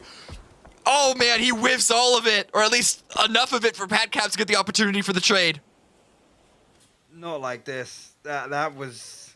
Yeah, you hate to switch to a player and see that. And Shin usually good for him. Pat Caps unfortunately turns on him. And Spicyfish now get themselves... again, it's not a great position, but the timing of this is crucial because as this blue starts to close in, I think most of the flat top is eliminated. I think all of the flat tops is eliminated. Your Ho pulled up, and it's really just a pit stop for them. It's Punich that's going to be the main position for the rest of your Ho to rotate around to get into this next zone. Just a temporary arrangement right now. If they can deal some more damage to Spicyfish, that'll make their situation significantly easier. Right now, Tactical 8. Ooh, Corsac does a follow-up grenade. And that's going to be the entirety of Tactical 8 finally removed. 10 there was a kills. revive that came on through, but yeah, Rumbler is having a really good game right now. And if they can try and sandwich in on a Spicyfish, well, it could be even more because your Ho are rolling on up into this dip. They want to take care of the opposition. They don't care that they're driving out to the blue. Shipboy doesn't care about area damage. Well, there you go. Spicyfish out. He rights his wrongs. Redeem himself there. Rumbler's going to have decent knowledge of, again, rough location here. Doesn't look like want to entertain it. Now they've got 10 kills on the board. I mean, they have a decent shot here at contesting the end game as Sonic's trying to close in on last member of Dodge here. I think actually Ethan should be spotted at least. Yeah, you can see that with the intent of this utility here. Tickerson will find it. And I'd say Sonic finding their 10th as well. 2 teams now finding 10 kills already in this lobby. Smoke's coming out. Bing, bang, boom. Sonic's 2 powerhouses, but who's going to come out on top here? This is a must-win fight for both squads. There really isn't much land to play over. There is no sharing involved. This town ain't big enough for the 2 of these squads. And now Tiggleton trying to rush forward, takes a little bit of damage, but it's not going to take any moment to heal up. He wants to catch him off guard, but Oldless just a little bit faster on the trigger. Tiggleton gets confirmed. Now actually a load of damage coming through. Sharpshot's still down on the deck. I don't know if Keenan's going to commit to that here as Sonic's looked at further aggressive, but Mime catching that flash going to slow things down. Actually, oh no, Shrimsy. I don't know if that was through the smoke or an off angle. Yeah, he was just down to the left there. They clean him up, and we have our top 4 now. Actually, only 1 team still with 4 alive. All these teams out in the extremities have suffered losses, but it is only 1. And how do you approach this compound now? Yeah. Especially if you're Rumblers or your Ho, right? Yeah. Rough question, because they have to move significantly faster than the Sonics, and who knows how much third-party damage the Sonics could get into either of these squads as they all try to rush on in. Formation are in position to win this game. I don't think they have any kills, maybe a few to play around with, but if they can just wait this out for placement points, well, here comes the first challenge. Ho trying to drive on in, and they actually find a position on the lone of building off to the east side. What? This is huge for them. A lot of damage coming in from utility. Actually, a lot of damage coming in from utility. Now the Rumblers want in on this. This is the best timing for them if they want to get involved. Well, how the Rumblers approach this, there hasn't been any knocks just yet. Yes, damage, but it's like Rumblers want to try and take the flat top here. And actually, this 2-2 split could be punishable here. They found an opening. They're pushing on in. Ooh, Valley 8's getting really close. Up the stairs. Sisenwald is just chilling. First line of defense. Corsac holding an angle. See if anyone wants to get a little too curious from the formation side of things. And the timing actually might have punished them there because that could have been ahead, depending on the angle. But the question is, how much do these teams want to push it? Because they're in the zone. It's all on the Sonics right now. And they're actually in the circle as well. They're a little spread out. And that gives Mine the opportunity to get a knock on a Punich. Well, that will weaken one team here, but whether or not it's going to slow down the Rumblers at all. But actually, the swing out here, Loss is going to punish it. That's the first knock through. And like I said, now this 2-2 split, it doesn't favor them at all. Tried to hold on to too much territory And yeah, it's going to be punishing them in the end. Punich does get revived. So for Yahoo, they at least still have a foothold here. The circle still kind of favors everyone. Ooh. That is, if the Rumblers in formation can figure out exactly how they're going to be positioned here. And now Flashy is swinging around the side. This is a huge play to try and counter out the position of the Rumblers, but Valiate with the angle. But now Shimbo and Hiruzen both being taken down. Punich is trying to trade it out because they're taking zone. But Korsak, I think, got the final few shots. That's Yahoo taken out, but very, very wounded are formation. Rumblers could easily collapse on the final member's position. And Sonics, they are just milking this for all it's worth. They're hanging out. They are watching the show with popcorn. No way. Was a flash going in? I think here they're going to wait to address the prio next, but if these reses... Actually, yeah, we'll come through here, but... Again, I think it's a matter of time here with Rumblers set up, looking much healthier here. You got to have them favoured. And it's no way Korsak gets he gets an angle through the window. What a heads-up play, understanding the angle that the UAZ could give him. And that's going to be Lois HD swinging in from the side to find the final few kills on formation, who, despite being in a strong position, go out in third place. But, that's going to make things a little rough. Sonics are going to see that in the kill feed. They're going to figure out what they can do to capitalize on that moment. The problem is there much to capitalize? They've taken up a lot of ground. I don't think there's any more ground for them to take. I agree. I think the last thing in between this building and Sonic's position is this rock that Mime's positioned behind. Now, whether or not Rumblers can make use of the elevation, and this is exactly what I was looking for. Valet going to get on the rooftop here, and he's going to have a really good opportunity to at least clear a lot of these spots. Again, you're looking out here, you got to assume it's a bush or these rocks, right? They're the only feasible spots that Sonics can be in. But time not necessarily on their side. Phase 8 actually about to close in here. So it's got to make use of this elevation now, because it's right on the edge, Cammy. Yeah. Star reveals itself. It's going to be mostly between the Rumblers and Sonics, but I think Sonics have just a little bit of a position closer. And Validate's rooftop play, well, time is limited. The blue is already closing on in. They're setting up smokes for a push in. It's just going to be a coin flip play at the end is what Rumblers are really playing for. Because, like you said, there's no cover. There's no way to rotate around. Just got to use all this utility and try and get close enough to frag them out with grenades and mollies. That one's good. There's so much damage done with that nade. The follow-up's going to be massive as well. Oh, there it is. Shrimsy gets taken out. Mime does avoid the fire, but another grenade from Valiate. Now it is all on to H when he has a side angle, gets some damage, gets a knock, but down to 22 HP. Valiate in Los HD should be rushing onto his position. They expect that he's going to be healing up, and he pops a first aid kit. But he is back up against the edge, hiding behind a smoke, and Valiant is swinging along the side. Crossfire set up with the Rumblers, but Los HG taken down very, very low. H-Twin should be expecting this one by Valiant, but Valiant lands the shots, lands the headshots. 18 kill wins for the Rumblers. Big game from the Rumblers. I mean, Sonics went down swinging. There's a moment there where H-Twin finds that second knock onto Los HD on the cross back over. But yeah, so well played from the Rumblers. I actually thought, if that one comes down to time, unless Rumblers are able to find a pick on the way in, you got to have Sonics taking that, right? Because of the space that they have, and actually the only, call it hard cover, call it what you want, really left in that final circle gives them ultimately that final advantage, Cammy. Yeah, I think, or I'm pretty sure that Rumblers had a huge utility difference in that engagement, because when you look at their path, yes, exactly. When you look at their path into that final moment, it was mostly crashes and bombs onto hard cover, but Sonics, if you remember, they had to face off against Bing Bing Boom and just throw tons of grenades back and forth. And the other thing is formation are in that compound for so long, they only really use their lethal utility when you pull up. So at that point, there might be some nades, some Molotovs left that Rumblers did. But the important thing is formation didn't have to burn any smokes throughout their mid-game, right? So actually, they benefit so much from being the winners of that fight at the compound, right? I mean, any other scenario, a team that's rotated there late and had to, be through the same processes that maybe Sonics have, they don't have that security of gaining utility. Sonics here started the run with Ice Tech, and now they continue it through 303 and now Nude. And again, just let's look at how fast this fight happened. Tiggerton and H-Win essentially in tandem getting the first couple of knocks, and wow, that lasted less than 3 seconds or so. It looked like Gascan's also rolling up into the hospital. Tactical 8 thought they had a solid position, and they were soaking up, or at least attempted to soak up, placement positions, but then the Rumblers, when they arrived, that stopped that plan from really following on in. A lot of crashes we saw this game, and that really just has to come down to how much open space, how few positions playable, whether it's compound or terrain, there were to play. So they really had to fight for what they could get.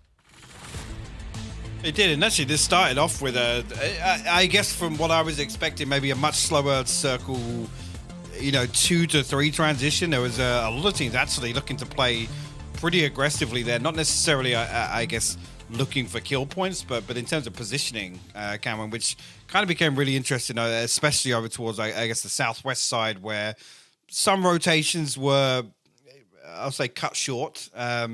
In terms of that pull up onto wildcard I'm talking about over at the compound on the west coast. But a couple of teams making plays that I gotta say it's refreshing to see now. Obviously, with this format change back, it's almost good to see teams plan ahead in different ways now.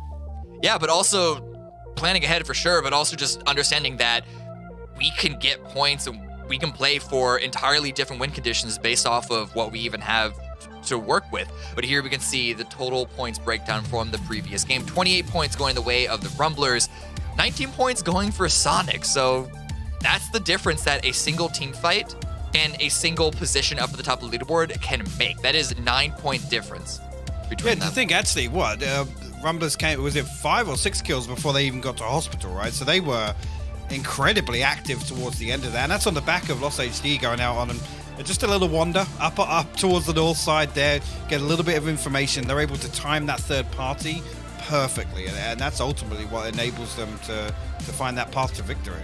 They rolled up third to the hospital. They rolled up third to the next compound, originally held by Formation. Here we can see the overall standings. Again, keep in mind, a lot of these teams have played more games than others. Group A has 6 games.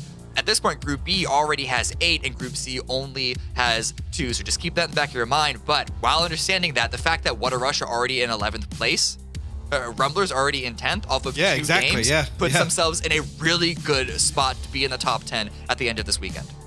Absolutely. I mean, you look at as well, what was the Formation, I think, was sat around 11th, 12th, at least before. So this is a big jump, and actually a team like Formation that you got to say now we're closing in on their second day.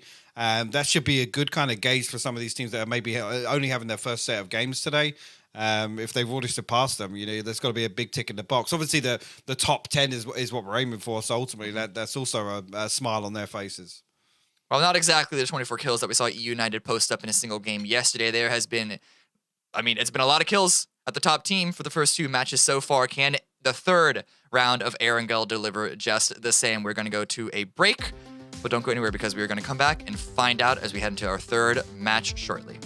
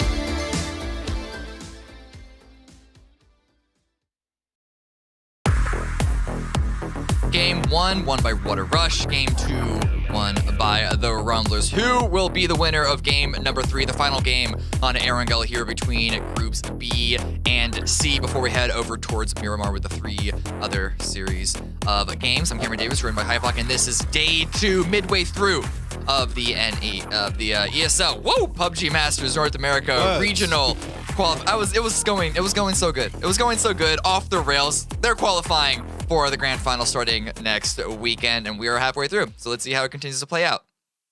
Yeah, it's interesting to see now. Maybe this is there's an element of some teams feeling a little more comfortable. I'm looking towards that. It's actually a shame Civ didn't close out that engagement, man. I had him pegged for it, especially when things went so well initially.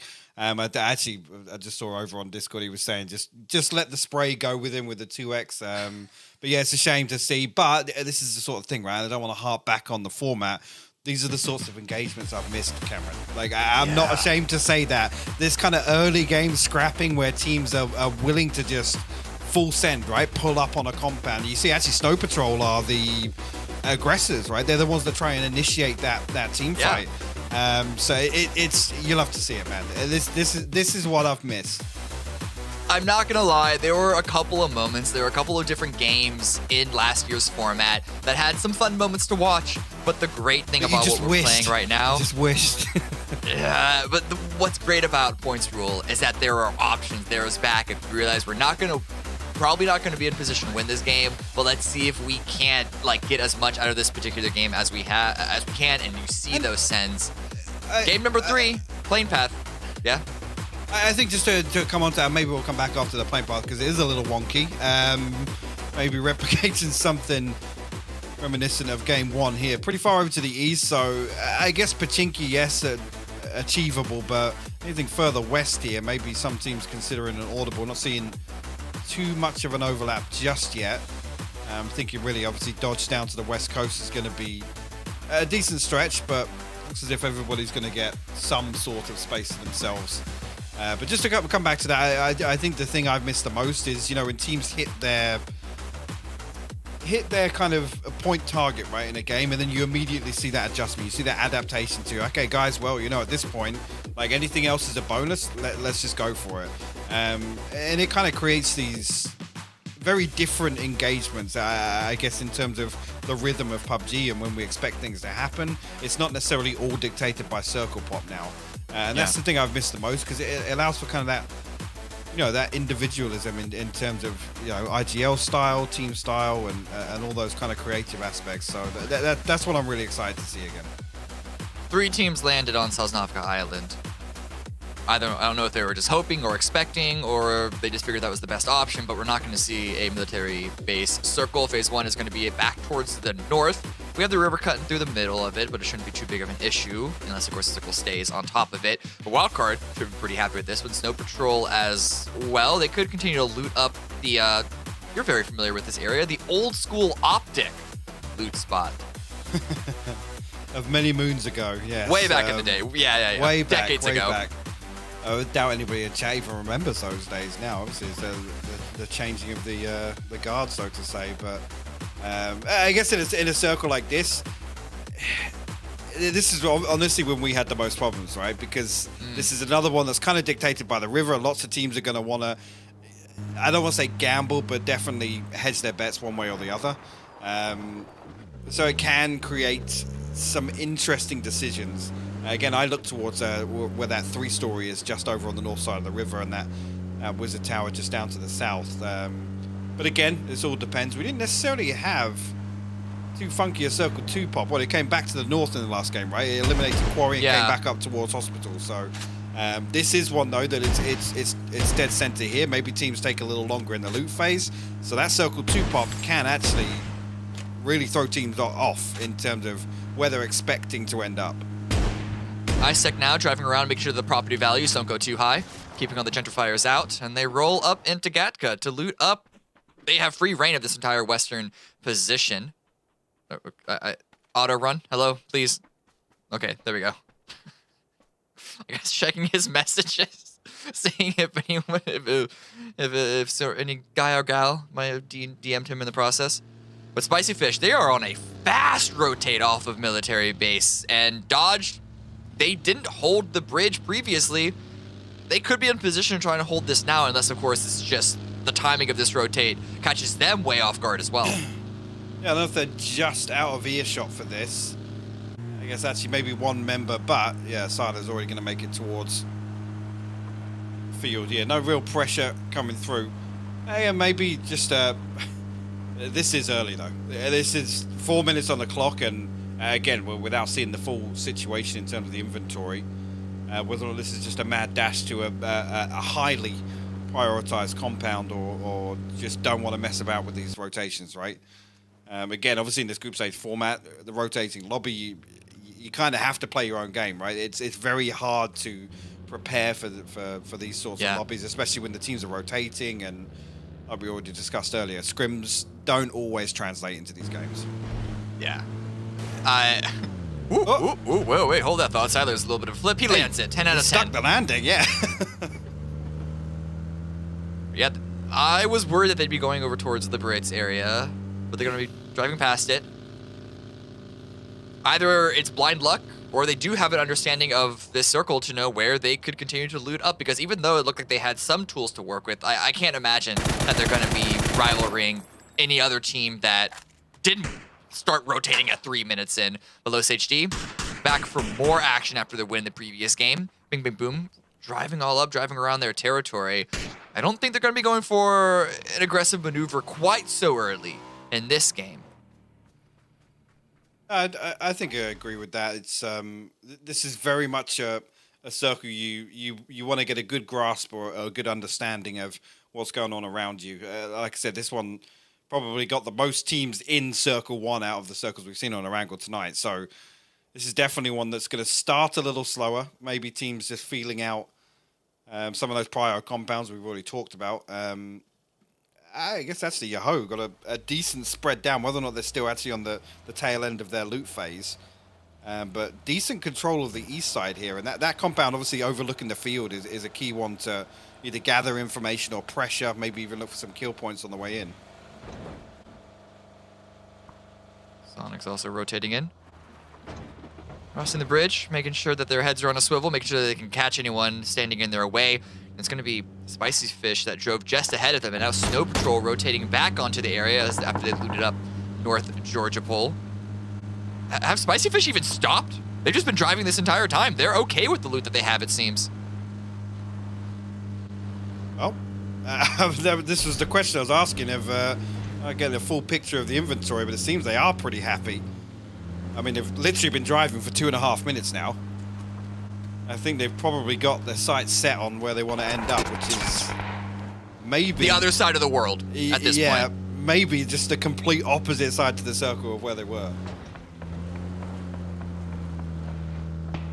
They have the gas for it, I guess.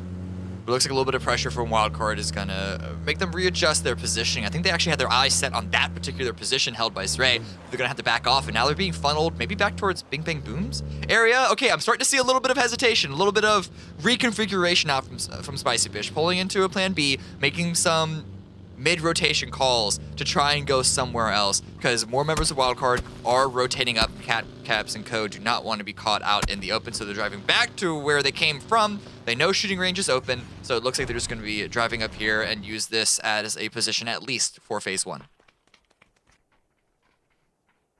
Onyx actually pull up pretty close to Bing Bang Boom's compound. Whether or not they are going to try and aggress here, Tiggleton looks as if he's trying to get an off angle, actually. They are a little split. You can see Keenan just in the background. Yeah, I think he's heard these steps here. Will open up pretty early. Roth actually going to get the better of him, though. Finds a headshot. Tiggleton will fall. The nades going to get sent in. Decent amount of damage on the first, but no follow-up. But you can see the flank coming through. Mime going to shut that down. Thank God. Oldless was gunning for that flush. That would have been a terrible position that Sonics found himself in if Oldless was to get to that hill. But Keenan is now rolling on up with a buggy and sharp shot not too far behind as well. Roth is alive with nary a piece of health left to his name. And it looks like Sonics are going to be pushing their position because of that. Flashes come on in. Grenades come on in. It gets flushed. Mime does get the flush on Oldest as well as the trade, however, so it's going to maintain to be a 3-on-3. And look at Sharp Shot driving all the way in the distance. They want to surround and collapse on the Sonics. They pull back the Sonics when they see that happening. They don't want to be caught into a worse position. And actually, Sharp Shot is now the one who gets punished by this. And Snow Patrol, third partying in. This has gone from what looked to be a good start to perhaps an unraveling of Bing Bang Boom's position. See, you struggle with it there. You try and say it quick. It doesn't come out how you expect. I tried. I'm getting better at it. I'm working on it. The second game now, obviously, Sonics are going to have to slow things. You can see actually just him fall. Ooh, okay. Yeah, nearly a second tag coming through from Ruff, which I think would have found the knock onto Mime. But, as I was saying, the second game, we're going to have to see Sonics really slow things down in the early game. It's tough because you can see straight away the intention there is to aggress, find a knock, weaken a team, and then ultimately capitalize on getting control of a pretty pivotal position here. But now, I mean, they have such a lack of information elsewhere. They're just kind of getting peppered from afar. I don't think they're going to have a list of good options, really. Yeah, Tactical Aid are actually in perfect position to try and deal damage, try and kneecap Sonic's retreat from the previous spot. Looks like they're going to be able to get out safely. The Sonics find some sort of position to hang out in. A little bit of a trench.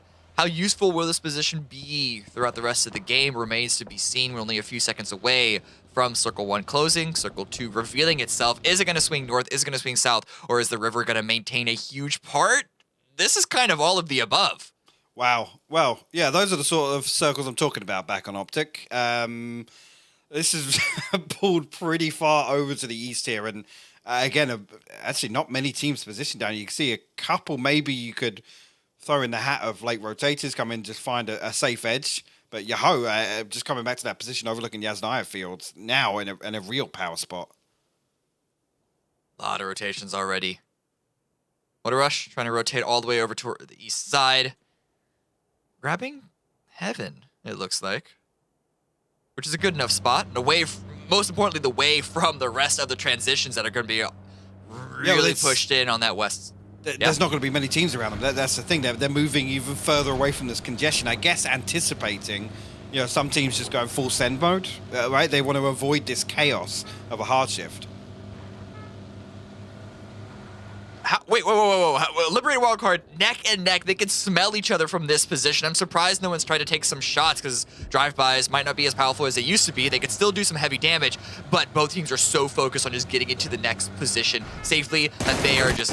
Oh, there it is. They get a little close now, and Mach is going to get the better. But Dre also goes down, and Jason... Wait, what? Gets knocked by his own teammate, gets confirmed by his own teammate, so... At the very end, right when they were going to dismantle themselves from each other, it all sort of blows up in chaos. Liberate only lose one. The wildcard, I still think, can be said the same for them. But now, what a rush in position to deal even more damage to the incoming teams. I'm not sure, actually, how they even got a run overkill there. Did somebody hop out of the vehicle to... Did Dre hop out of the vehicle to try and pressure that rotation? I mean, we were saying nobody's even shooting at each other, even in the vehicle. So it seems even crazier to stop, get out, and try and shoot, right? Especially when they're that close. It's just, yeah. I don't know. The call had to be made. Listen, it's who really knows what happens? Who really knows what call is to be made? Los right now still, of course, trying to keep the game alive. Man. Just trying to get those numbers up, putting up huge numbers. And now Civ, as you mentioned, gets taken down at the start for Spicy Fish once again. I mean, at least in this it's different terms, right? You can't really blame him for this one. He went down swinging in the last game. This one just picked up on the way into a compound by the Rumblers. Again, fairly condensed here in terms of position. They are trying to pressure towards Yahoo, but Yahoo actually... split between these two compounds. Uh-oh. Oh, okay. Mime rolling away. Ooh, Angle, Mirage trying to run out, see if he can't get a couple of parting shots. Looks like Mime is getting away just in time. Same cannot be said for Snow Patrol. They roll on up, and that's going to be a lot of damage coming out from Vexel and the rest of Nightly Esports. Chad does get a trade. Or actually, it's going to be a trade on himself. He's going to be confirmed by his own grenade, unfortunately. And now Snow Patrol, what can they even do? Kynes is trying to drive away in the distance, try and milk out some placement points. But Nightly Esports hold down the fort. They take command of this position, and they do not give it up. Actually, will force away. They'll benefit massively from that. H-Swim will fall elsewhere. Actually, Sonic's, I mean, their problems continue. You see how the hell has Mime even ended up over here? You can see Shrimsy split off towards Hacker Compound just off to the west, but I guess this was... You imagine where they came in from. It was a trench over towards Rozhok, right? Or at least on the north side of the river. Yeah. And just that one engage, you can see how it can throw an entire game plan off, because how they've ended up here on the south, outside of this next circle pop, and now it's 2. This next circle is going to be even rough for all these teams because it's a big giant field and no one can go north of the lake because it's going to pull back towards the east side again. Colton with an drops Cherry. Aggressive dodge. They're going to try and follow up immediately. The call comes in. Ethan, no doubt in his mind, he is going to claim this crater. So you can see Colton almost looking back over there. He's like, where's my support? Hello? Yeah, again, this split, when you kind of split towards the craters here, it's difficult unless you're just holding 2 of the dips, right? Very, very untradeable in terms of if somebody does pull up. Roth actually going to find dash out of the vehicle, but do they commit to the pull up? No. Continue on. I don't know where else Liberate could go. I don't know where else Isaac could go. And that's it. Bing Bing Boon are actually taken out. Isaac and Ripper in tandem take out the last remaining members of 3B, and they find a position to play in the center of a field. I don't know how much longer they're going to be able to hang on in this spot, because I think we should expect to see at least one more crash in the area at some point. But Mime gets dropped. Shrimsy tries to trade. He needs to try and at least get his partner back up, but spins around. An incoming vehicle, Mad Max style, takes him out. That is Sonic's out in 15th place. Not necessarily going to be too upset about that one. Like I said, just a little bit of plan, do, review after. Maybe, again, it's just that one engagement that doesn't go their way. Ultimately, they lose out Tig early on and in damage control after that. No real opportunity, I guess, to go out hunting for kill points, right? To try and put something up before they fall. Bouncing from rotation to rotation. Liberate actually taking a couple of casualties over here. Wow, okay, Ripper. Ooh, was that Ripper landed those shots? Might have landed a few, but it's a Greg shot that gets the kill. And yeah, gets the full confirmation for the point. And we're going to see more and more teams try and make their way towards Yasnaya, but I don't know how much more room there is available. Same can be said for literally the entire circle, because all the compounds are on the west side of the field are accounted for. And then there's the field, and then there's Yasnaya. That's basically all that's left to play. We might be seeing some more Hail Mary plays come out from some of the teams that are remaining. We are 3 out in the blue, driving in towards the east side. Have a little position there. Held by Jumbi. But the circle closes. Where is it going to send? As expected, continuing on to Yasnaya Fields. Liberate with a great spot, but again, how much can they hold on to it with only 2 up? Again, you got this cluster over towards the edge of Yasnaya now. Nobody really going to be feeling too much pressure off that. I guess it's not comfortable, but they will be able to find some safety on the edge. I mean, Rumblers and Yahoo just going to be big chilling now. It's unfortunate Liberate took as many casualties as they did, because after this, it's going to be tough for them to hold it down. You can see them just sending out warning shots now, just trying to peacock a little bit from the Wizard Tower. But anybody with any kill feed knowledge on the surrounding area is probably going to look to exploit that. Is this when you collect as diverse of weapons that you can around your feet to try and make it look like you're send more out the than AK just 2 shots, people? the barrel, the mini, just cycle through them. Even a shotgun, why not? If it's there, a revolver. Let's just get as much audio into the area as possible. I'm not sure if Russia are looking to force their way into the zone, or at least clear a little bit of space for themselves. See formation again spread out across different buildings here. Belfast's actually going to find the opener here. If that's going to be the green light to force through. No way, guys. No way. The dirtiest kill you'll see all day. Without a doubt.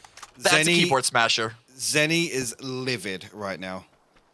That keyboard is done for. Oh, I hope he has backup. Or maybe the mouse, or maybe, God forbid, the monitor or the desk. The rest of Tactical 8, they're trying to answer back, but Kynes jumps into the water. Not going to be surviving for too long. He has nowhere else to go but into Tactical 8. Maybe even Spicy Fish are looking down towards that area, but back in towards Yasnaya. What a rush, continuing to take more and more ground. It's just IDK are on. You would think he's again. Look what he's got to run into now. No knowledge of what's going on in apps. We can see gas cans obviously set up with wildcard a little further afield, but again, what does he do here? It's almost like the better option is to just stay and try and find a kill point, try and trade something out. Looks like actually it's going to come in audible range. No, he rethinks that. Rethinks that altogether. Yeah, it's tough now. Like after this fight is concluded, I mean, what's his best bet to find a room to hide in? But you got to argue this circle is going to eliminate him, right? And with still 13 teams left, you don't even have that kind of placement point factor to consider. Yeah. If it stays shifting up in that area, then maybe something, and could try and capitalize on the chaos that's going to occur when the teams finally need to leave Yasnaya. But we are quite a few minutes away from any possibility of that happening. Only a few more moments away from the circle closing. And nobody else really should be making moves here. It's just which side of the circle is going to have to. Well, I'm down to be proved wrong. Yeah, Flashy with the 200 IQ play to pull out of that one. Because now actually he's got 3 different teams to make sure nobody else can crash into Yasnaya. So might actually be one to pick up some placement points. Looks like I don't think it's going to be many. I'll preface it with that. Okay, I don't think it's going to be many, but you know, he's proved me wrong. There you go. At this point, 1 or 2 is more than expected. It should be more than happy with all of that. Spicy Fish, though, I'm kind of worried they're swinging into Yasnaya from the north. So that could be a 4th team involved in that area, not taken out by Wildcard Gas or what a rush. But Tactical 8, they're swinging in towards the south side. They are going for these dips, or at least for now, because they don't remain in the circle. Maybe they could just be going for a fight, trying to get some points, because trying to send their way into the main part of that field is going to be even worse. That's Nightly pushing onto Yoho. Yeah, I guess so, right? Actually just outside here, but Nightly Esports have to pass Yoho.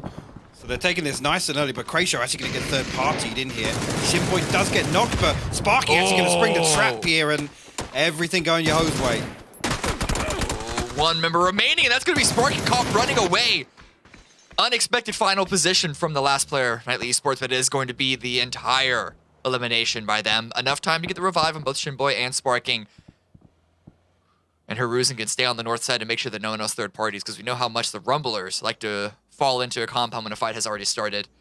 But here on the south, Tactical 8 and Dodge sort of staring at each other while staring at the blue. And what a rush! They actually left Yasnaya early! No way, Honeybadge actually just literally ran over D-Rich. Retaliative now, load of trouble, comes up desperate to find the trade. No. He's actually going to get out to Heikeman. No, Vegas was there overwatching all the way in the distance, and yet still Retaliative gets the knock and is even able to get multiple kills onto What a Rush. Now Vinna are now involved in this. So that is going to be 303 fully confirmed. And that's going to Dodge with the area under their control. It is not much, but it is something maybe that they can work with. That is, if Tactical 8 don't want to line themselves up next at bat. They definitely look as if they want to get involved. I think they know as well that Dodge is only 2, so they fancy their odds in this engagement. Now it's going to be a barrage of grenades between Yoho and Neutronic. So much action happening for these final few slivers of terrain to play in the field. Dodge are eliminated. And now Newt, they do not seem too much longer for the world as well. The entirety of Yoho are pushing in onto their position. Is only a few smokes, some vehicles covering up the last member remaining. Yeah, Lamp will fall, Shimboy will find it. Again, just like that, you blink and you'll miss it. Was that 10 players eliminated now? And it pulls back again. Flashes. At this point, he's middle finger to the world. Honestly, yeah, I knew. Because now, look at it. All of these teams that had a relative amount of safety, and the teams within inside Yasnaya are never going to pressure them, right? There's never going to be a scenario where they become overzealous until they're forced to move. Now, actually, all these teams from comfort compounds over towards the west and the south. Again, I mean, a team like Yoho here, what do they do next? They haven't really got anything to move to. It's a ridge maybe, a hay bale with a vehicle. Not an awful lot to call home. Well, if the Rumblers take too much damage here from the gas cans, they could try and move. Yoho could try and move towards the north and at least get a couple of kills. Outside of kills, though, if you're trying to ask a question on the macro level of what to do to remain in this game, Yeah, I'm with you on that one. Not a lot, outside of perhaps bombing in onto Liberate, who've been pretty untouched so far. But if they do that, they're going to get peppered in from 360 degrees of all the other teams remaining as well. So it's sort of a huge double-edged sword, huge catch-22 for whatever move they decide to deploy. Yeah, Rumblers look like they want to progress a little bit. Yahoo don't want to entertain it at all. Where they go to Vegas now, actually, yeah, trying to defend this crash. He has to entertain Tactical 8, push her into this position. Psycho is still up. Only one bullet was all that was necessary, but Vegas was unable to find it, and now he is under a lot more pressure. Good high ground to try and find some angles, some opportunities, but yeah, Psycho in this position. Grenade comes up. Vegas immediately prones for the extra defense against a frag grenade. Wasn't going to be on top of him, but still, good reaction to an expected throwable. Poonage finding a lot of damage onto Lost there in transition, but I think Rumblers have already taken casualties. Yeah, 2 have fallen already. And actually, it's going to be Adam and Nikos that find the final 2. Rumblers out in 9th. We're into placement point territory. So this is when your eyes go back towards Yasnaya, whether or not either of these teams are going to make a move. Wildcard tucked in behind Gascan still. Vegas will actually fall, so that's Waller Rush out in 8th place. Tactical 8 get themselves a little bit of room to breathe. Unlike Liberate, who now have Yahoo foaming at the mouth to try and find something to get into. With Rumblers gone, with Tactical 8 pushed towards the north, this is the best opportunity for Yahoo to take this position, but the crossfire is strong. Ripper finds one. Isaac did get dropped, so now is only on to the last member of Liberate. Grenade comes out, tries to find the angle, standing in the fire, and that's going to give Shinboy the advantage in this fight. But this is not without casualties. Yahoo are down to 2 members remaining. They at least have some hard cover. And so the cost, dare I say, was worth it. But they have a lot more fight ahead of them if they want to get the win here. Oh, definitely. I mean, Yahoo have got limited options there. The next circle actually still includes Flashy. Flashy's building is still in, and he's made it to top 5. The legend himself. I'm going to be really upset if he comes out and wins this. I hope he does. I'm going to be really upset, Cameron. He just might, because with Wildcard and Gascan staring each other down, and Tactical 8 out in the opening. Oh, with Flashy actually getting a kill on a Tactical 8, this could be huge. He is putting in a lot of work, at least in the moment right now. Oh, one more. Come on, land it. If you get this knock, this would be absolutely huge. And a legend unable to make it, and so his position has been discovered. And I think Psycho Idiot might be on the chase. We'll see how Tactical 8 continue to push this as Yahoo get in their own vehicles, because their found compound, they weren't able to stay there for long, unfortunately. Is eliminated here, and I mean, at this point, the last option is really just a mad send. Try and find something. Zray actually going to open up. That's from the back lines of Yasnaya. I said they're already tucked in behind gas cans, so still decent lines of sight out. You see, actually, Greg Shot seems to be wary, or at least he's holding on for a flank here, or waiting for T-Sock to actually crest this corner. He will do that. Load of damage coming through. T-Sock just wants none of that right now. Definitely want to try and maintain numbers throughout this circle, because they have a good chance of actually positioning outside Gascan's building. Maybe pressuring. No damage comes through, though. T-Sock tries to post one back, but good cook on it. It didn't actually reach through the window. That molly's good, though. That molly is good. Huge. He has to run out in the open if he doesn't want to run into the blue, but he makes his way to the other wall. Wait, what? So not ready to sort of capitalize on that. Niku tries to follow with another Molotov, but T-Sock is still alive. He's still pushing forward, still not taken care of by the gas cans, and that gives the opportunity for the rest of Wildcard to push on in, but Greg Shot with the shotgun, close range, trench warfare. I don't care if it's an apartment.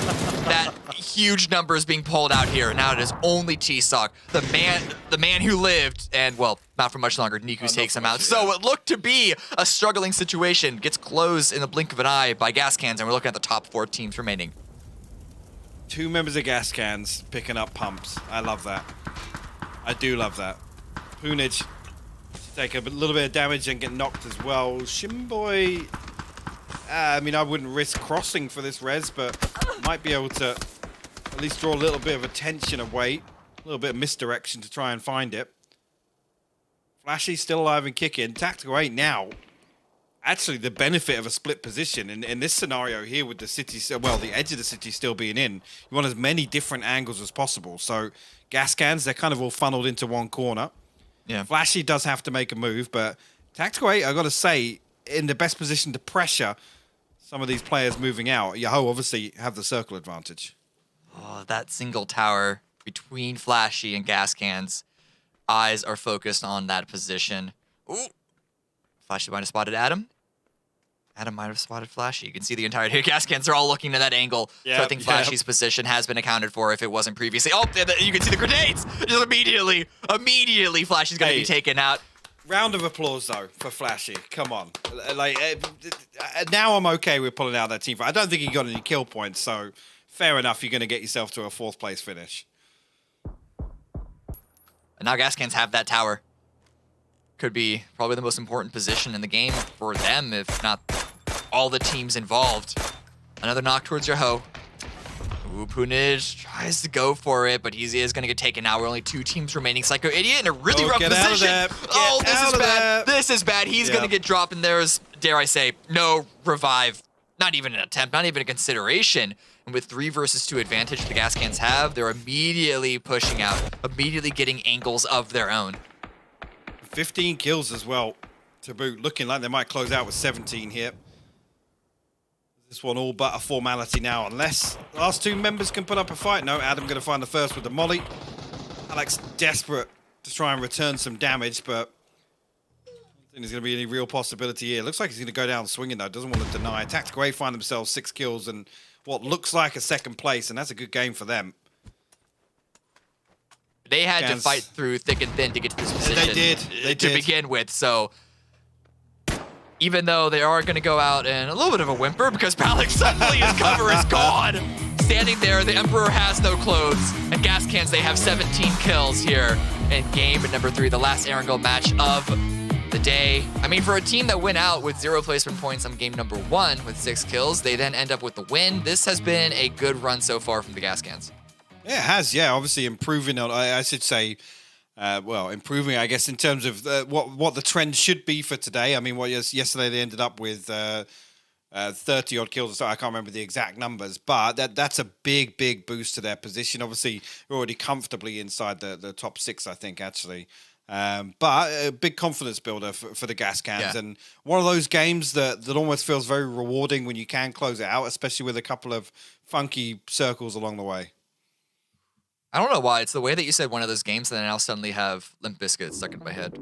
So, well, days have been better. Yep, just one of those games that we're going to remind ourselves exactly what happened because we see the replays, the highlights.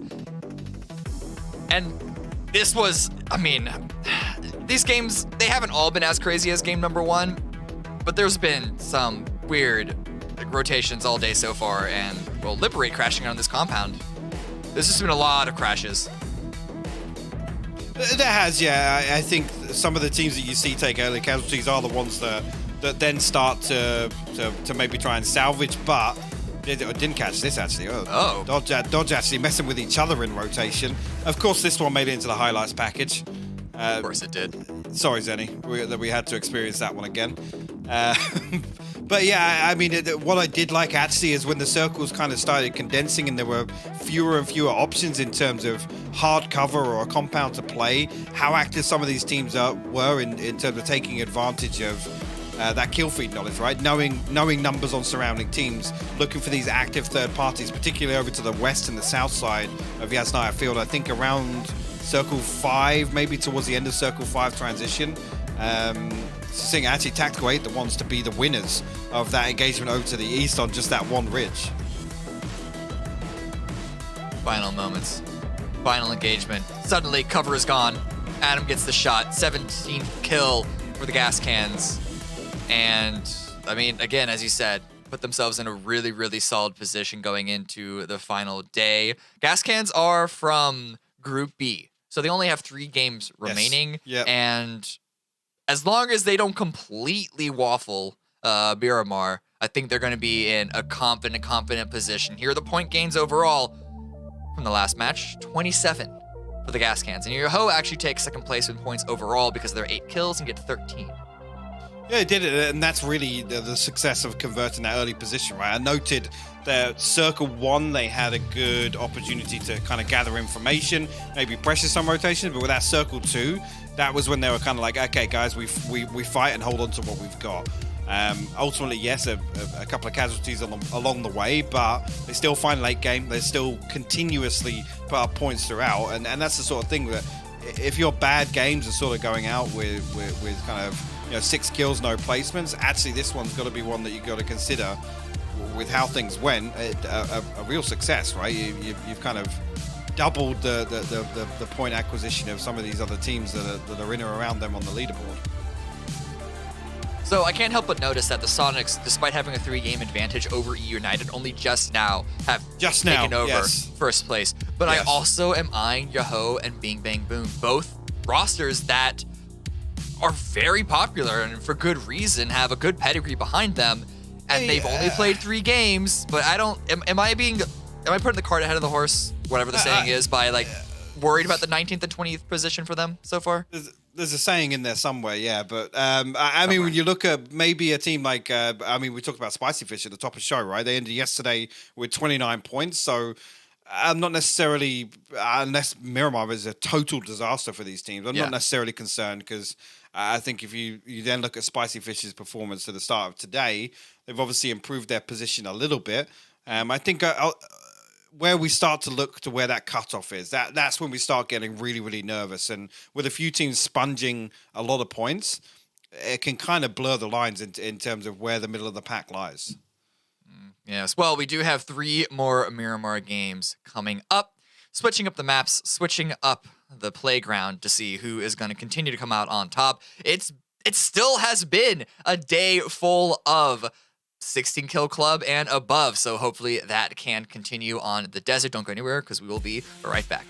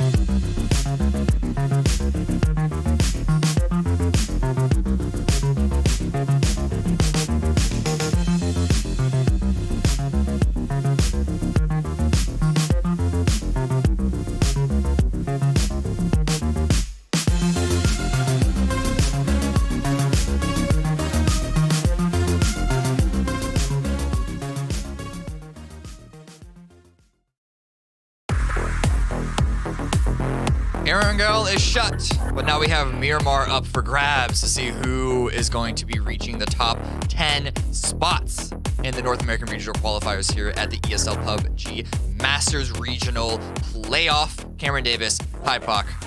Let's continue to get into this thing, because Hypoc, now that, as I just said, we're heading over to Miramar, is there any team that comes to mind as a team that like really needs to step it up here, especially looking at the ones from Group B who this is their last dance, shall we say? Yeah, I mean, I think there's a long list. Maybe, reiterate what I was saying before. I'm not necessarily concerned until we get a better grip of where the cutoff is, but I guess actually, listing off the teams we mentioned earlier, we were looking at Yahoo, Bing Bang Boom, and I certainly have my eyes on Spicy Fish to maybe improve on yesterday's performance. And I think I'll probably reciprocate that now. I'm not necessarily blown away. Spicy Fish, we've seen a little bit of magic from, but definitely not anything contesting late game comfortably just yet. Yeah. So I'd probably stick with the same list, honestly. Bing Bang Boom have been quiet other than that first game where we had that one pull up. Then they pretty much folded when Waller Rush pulled up on them and 2v4'd them. So I guess actually the same original list, Cameron. I don't know if yours has changed. I'm in the same boat as you, actually. And for Spicy Fish, this is a team that on paper should be performing better than they are right now. Let's say that they're performing particularly bad. The problem is it looks like what's keeping them from being even better than they are is one or two sort of like bad flips on a 50-50 coin flip.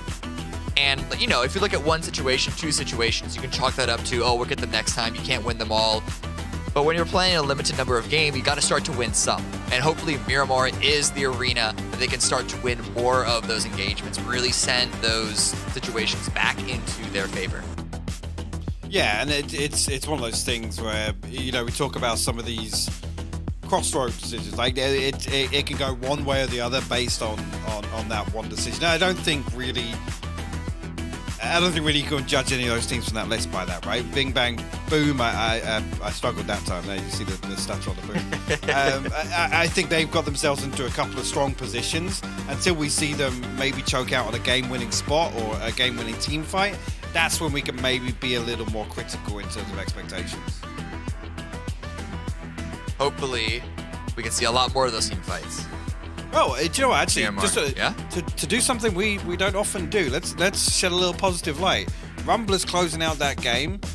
Okay. Is actually something I guess the name last year was really lacking, and it was the macro game that actually impressed me there in terms of the late game fact finding towards hospital and things like that. That's actually a big tick in the box for Rumblers, because I think really a lot of their games last year, you look at them and just think, what is going on? What was the plan there? Whether or not that is a format adjustment, but certainly a player like Valier and alongside Lost HD, that's something coming into this year that I wouldn't necessarily say I've got very, very high expectations, but in terms of improvement, I definitely think it's going to be there. That's going to be reflected in the numbers, I think.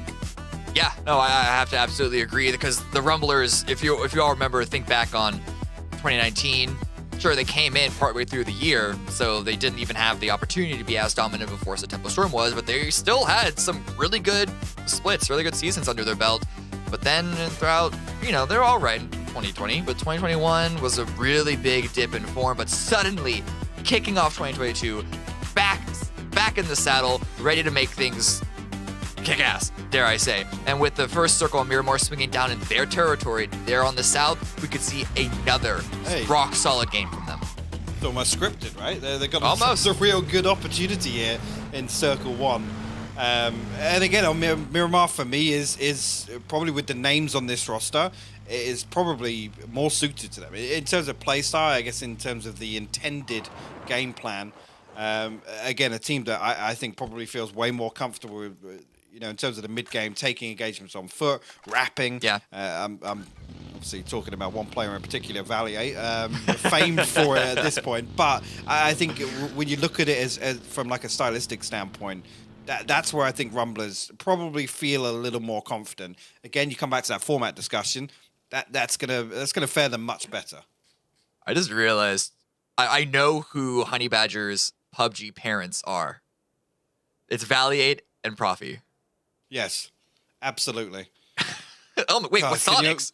Can you imagine? Whoa, okay. They're straight out Picardo at 3 minutes. Well, before 3 minutes.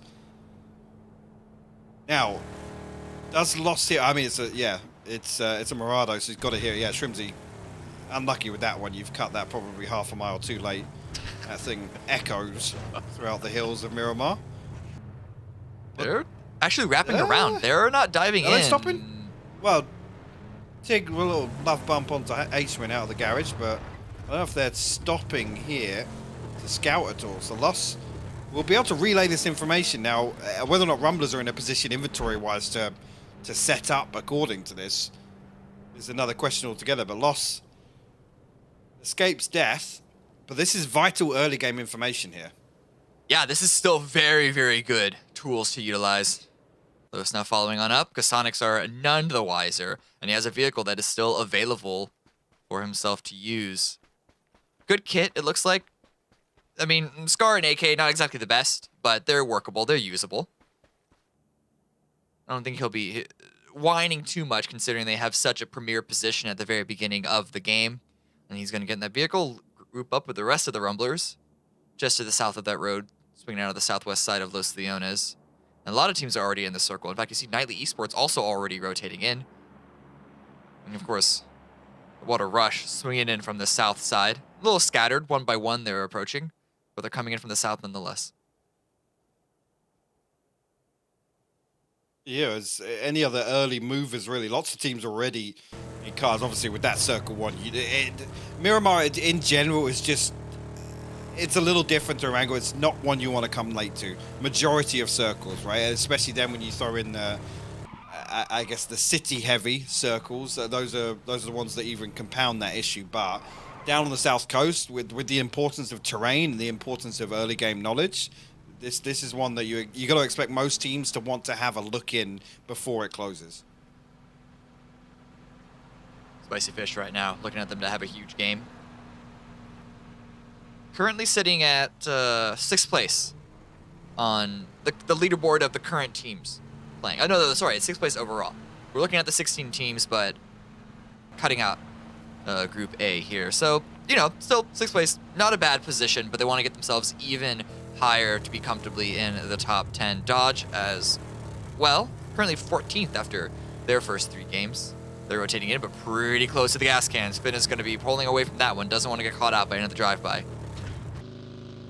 At this point, I mean, no real reason to contest any of these rotations. This is kind of an indicator of what's ahead as well. If you see another team that's kind of rotating in split formation, you can ride into a trap. She saw that previously on a Wrangle, where it isn't as common, actually, but saw Wildcard obviously getting into it just on the north side of the Asnaya, but yeah, enough space here to at least avoid. Gray sending some shots out towards 303. Wait, this isn't anywhere near the circle. Yeah, this is. I mean, this is the sort of thing that we're talking about at the start of the show. It's with this lobby now. If you want to kind of pressure any of the surrounding area, make sure you secure this. This is kind of that conditioning factor, right? It's almost plant the seed of doubt. Make sure that nothing's given up for free in the early game. So we'll see how Tactical 8 and 303 continue their push into the circle, but right now the Sonics, they're getting a little dangerously close to the gas cans, who have also pulled up.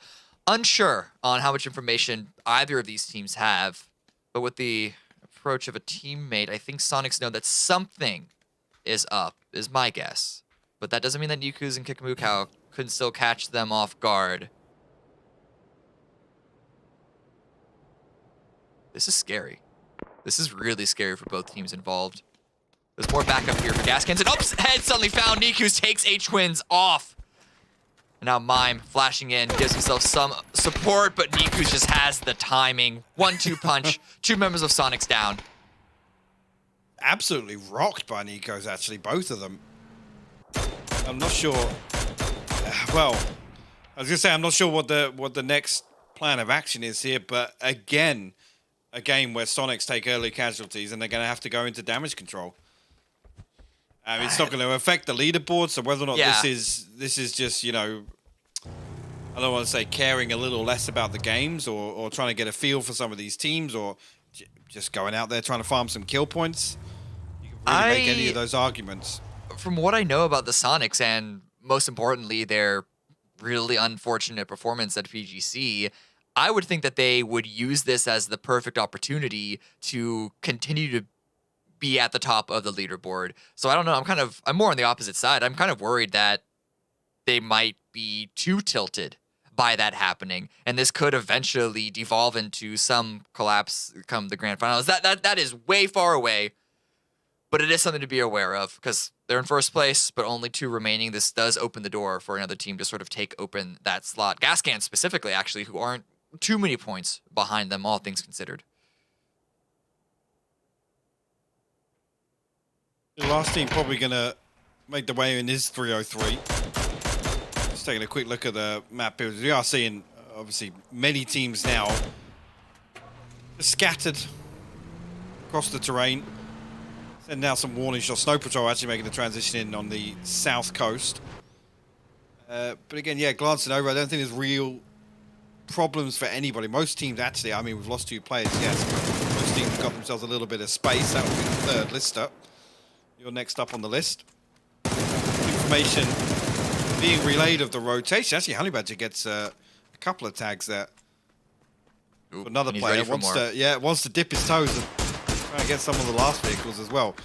It's always the buggy, man. Everybody shoots the buggy. You never want to be the buggy in rotation. It's the tires. It's not even, I mean, yeah, it's the lack of cover, but even more importantly, it's the tires. They're so much easier to pop.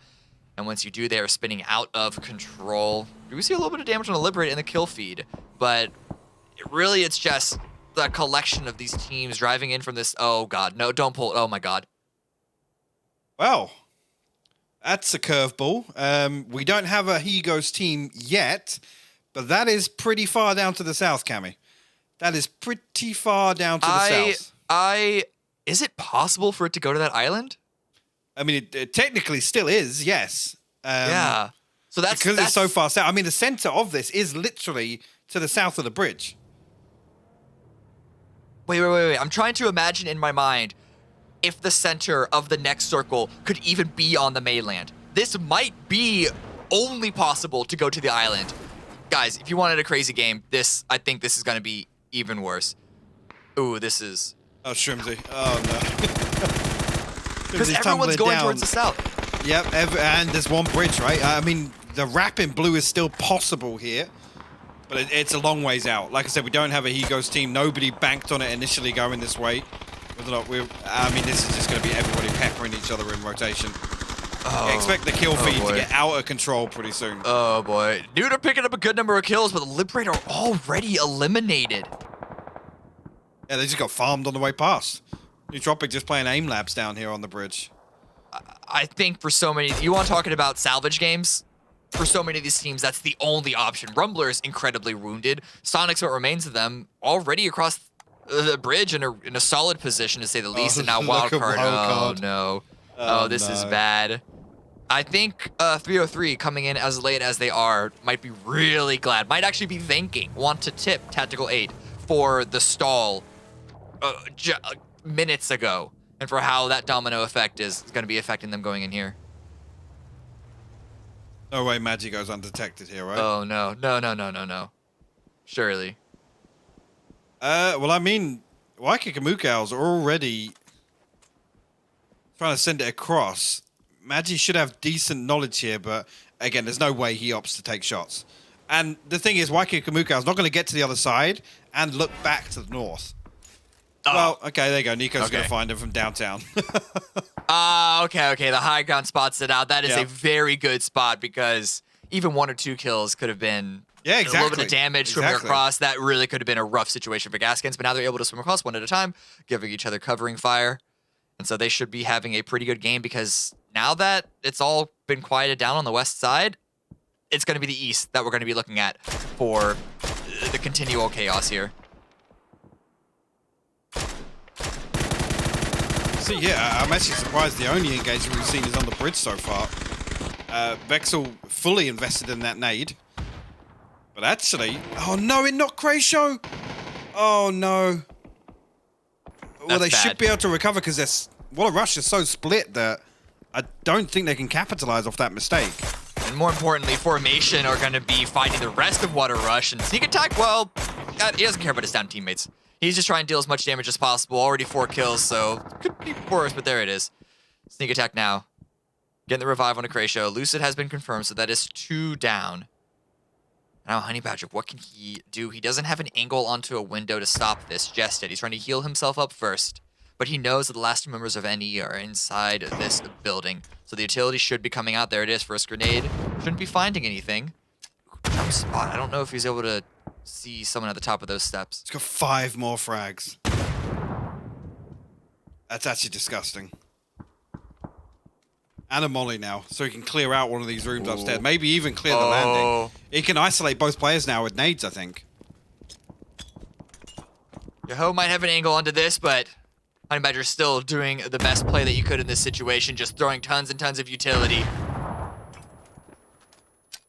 Not cooking them a lot, which just gives Krayshow the knowledge to back away, but the flashes could confuse him, could condition him that he's out of frags. Oh, well, that's an unfortunate miss. The second one go in? Maybe? We'll have to wait and see. I think he's out. One of those frags did heavy damage to a member on the top floor, yeah. That was Krayshow, underwhelming. That was very underwhelming. Unfortunately. Krayshow almost got taken out, but he's going to have the opportunity to heal on up, and a Honey Badger needs to try and pick up, or another Molotov, maybe. The problem is now that he's got nothing to really, I guess, capitalize on it, but no way, Sneak Attack. No. What? Oh my god. Oh no. Oh no, no, and he actually gets away with that. Oh, that's the tilter for Yoho. But also, of course, for Sneak Attack, because I don't know what information he has to sort of jump out that window as free as he did. But that puts Honey Badger in a 1 versus 1 for control of this single building. Was there a sound cue there or something? I don't know if he just thought that he was going to be able to catch him off guard. Highlight reel play? Who really knows? But that's a shotgun on the top floor. So Krayshow has this on lock. Yeah, don't push him. That's not the engagement you want to be taking at the top of that staircase. I mean, these buildings are renowned for being difficult to push anyway. That just makes it even worse. Okay, so there has been a lot of scattered fights, understandably. In fact, we're still watching one right now as Yoho is trying to push in towards Tactical 8's position. He already got a knock and be fishing that kill out, but Psycho is just going for the information to give the top floor player something to play on. Spicy Fish, I think, also want to get involved here. But Poonch, really, really good covering fire. Takes Icy Flex down. Padcast Siler is still pushing forward, and Uncivil could be in a position to get the revive. But, oh! Krayshow actually pushes to the bottom floor. So, again, they're just sort of feeding these kills to Honey Badger. Whether or not he's going to be able to convert this any further into the game, obviously, is the last man standing. To wait and see, but Yoho definitely taking their sweet time here and clearing out this building. And Paddock's actually going to go for the bolt out the window. A little bit of damage, but lose that. Actually gets the knock onto Shinboy. Sparking trades that, so we'll force the res, but nothing there to follow up. Can we look at the map? Hey, here's a replay. This is a funny moment that I think we wanted to see. Trimsy just can't get the final points of kills, and there it is. No way. It's a pan kill. It is a pan kill onto Waldo, confirming him out. Of course it's Shrimsy. Who else but Shrimsy? And actually, I mean, if the people to take early casualties, look at Sonic's position now. And don't expect them to play this quietly. Do not expect them. Not at all. Bing, bang, boom. This is... I guess you got to cross when you got to cross, but now Shrimsy is under the bridge. Oh, no. Oh, no, no. Here comes the boat. Here comes the boat. A good angle, but can't get the final few kills. What? It's going to be walled with the knock on the Shrimsy. This is perfect for her triple B, because now, I mean, Tickerton's going to have to approach, try and take this, and he is going to get the trade, should get the revive. Yeah. But what does that mean for Bing Bang Boom? Well, they're desperately trying to close the gap now, but with Roth drowning, I'm not sure really what the next step is here. Obviously, they're able to recover, but I mean, look now. Like, they've literally just got to, they've got to go full totality mode. Oh boy. Listen, you thought Optic was a throwback? That's a throwback. That's even more of one. Shout out Intero. And shout out Intero. Took the words from my mouth. But Sonics, they are actually backing away. They don't want to put too many other resources in one singular position. And unless we see another wild boat send, I don't think Shrimzy is going to be in too much danger against these fishes. So Tickleton back on the top floor. And we're going to see a lot more fighting here on the mainland still between Yoho and Dodge. But who's going to win? This is all for points right now because crossing that bridge is going to be really, really difficult. It is. It's Yoho going to pick up a couple more. Again, what's the next step? Is Zenny now going to show his head? Shrimzy did actually close out all those kills, by the way. So there's a shooting fish in a barrel pun somewhere that I'm sure Toffees wants to make. Put it in chat. Yeah, he'll be watching along. Shrimzy now just trying to start out with the Orm as well. I think, is that the last of the swimmers? Who else is that underneath? It's later under. No, he's up top. He's up top. Yeah, I think it really is just. I mean, I guess Yoho is the last option for swimmers. Why are you using those bullets? You don't have that many of them. I love this. This is ammo conservation right here. He's using the Orm because, well, I was going to say because he's going to swap it out with the body there, but I guess now he's just going to take a little poke up on the top side instead. He has a nice ridge to hide behind in the way that this bridge sort of goes up and over. I still focus on Tactical 8. And it makes sense because if you let that guy swim around for too long, Zenny could just come up and kind of stab them in the back. Yeah, you don't want to let anybody cross at this point, and you know that it's kind of the stragglers, right? It's the ones and twos from different teams that have suffered losses on the north side. So you definitely don't want them getting in, finding a bush, a rock, or anything. Because okay, where was that from? That was West. Greg. Yeah, that was Greg, all the way from the west side. Zenny does end up drowning, but Tickleton now needs to go and get the revive. And if Newt had been paying attention... it's done. It's done. Oh, no. He's dead. Oh, that's it. Wait. Poonage from the north side of the bridge. Sparking is swimming across, giving the information for Poonage. Maybe even action pinging it. The exact position for Poonage to then get to line up, get that point. It is now all up to Tickleton to try and solo this one out for the Sonics. I mean, look at the space he's got. Really just needs to focus north. I don't think any of these teams south start making a mad dash towards the compound. Actually going to find a knock onto later. That could make Poonage's transition a little easier. But I don't think Tickleton's going to have any idea that Sparking's got up already.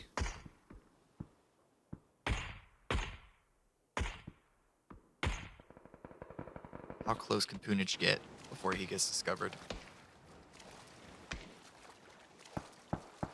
Sparking as well. Trying to find the best spot to get up on the coast. With enough of an angle to assist his teammate, but he might need to climb up just below the bridge, which is going to make things a little more difficult. Gassens, you can see pushing in from the west side. Now 303 versus Snow. They have been trolling around each other for quite a bit, but now they're finally going to collapse on each other. Grenades, utility, everything's being sent out. We're not 303 even. Step on the gas here to try and speed things up. Obviously, you can see where the edge of the new circle will lie. It looks as if he just wants to try and get advantageous positioning first before engaging. But I'm worried about the sight lines here, because if Jumbi gets spotted, he's done for. And that makes the push so much harder.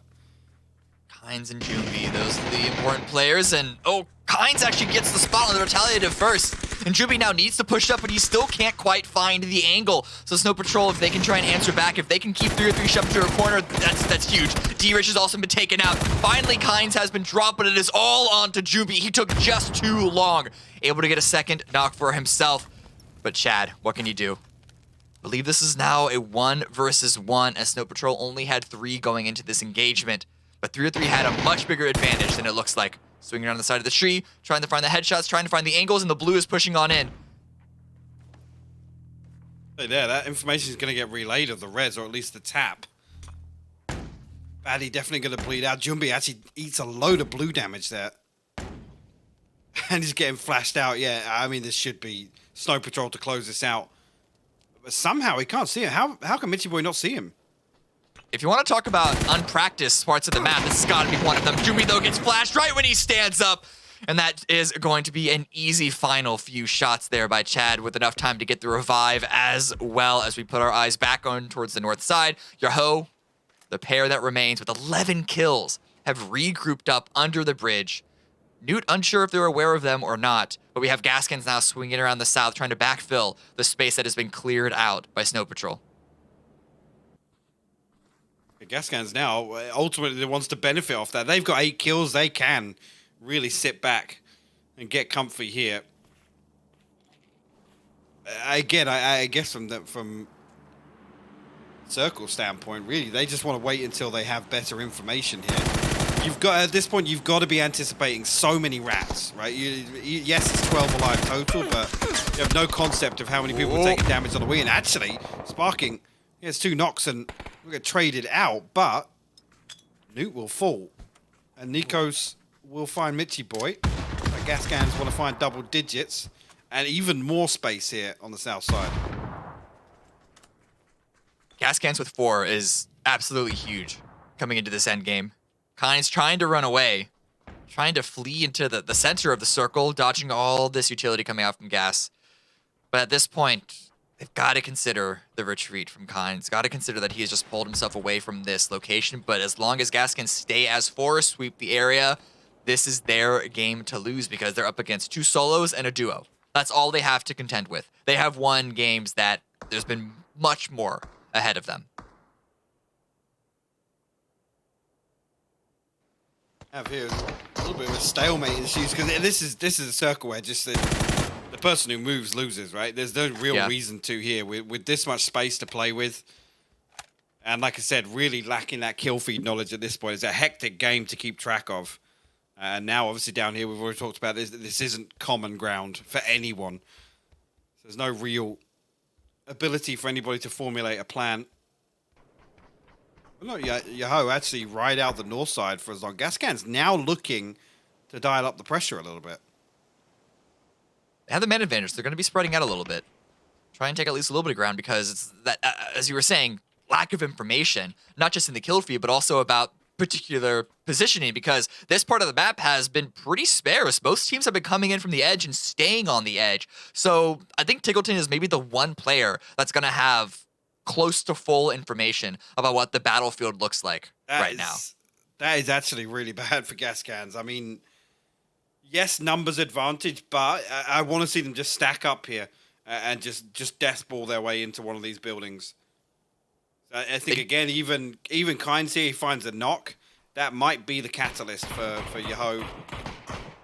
Maybe explore a little bit. Kynes still alive. Yeah, I don't know how. I don't know how. Unspotted. What are the sightlines? No way he finds Saloon. No way. Yeah, he's okay. Finally spotted. Greg Shaw takes him out with an arm shot to the chest.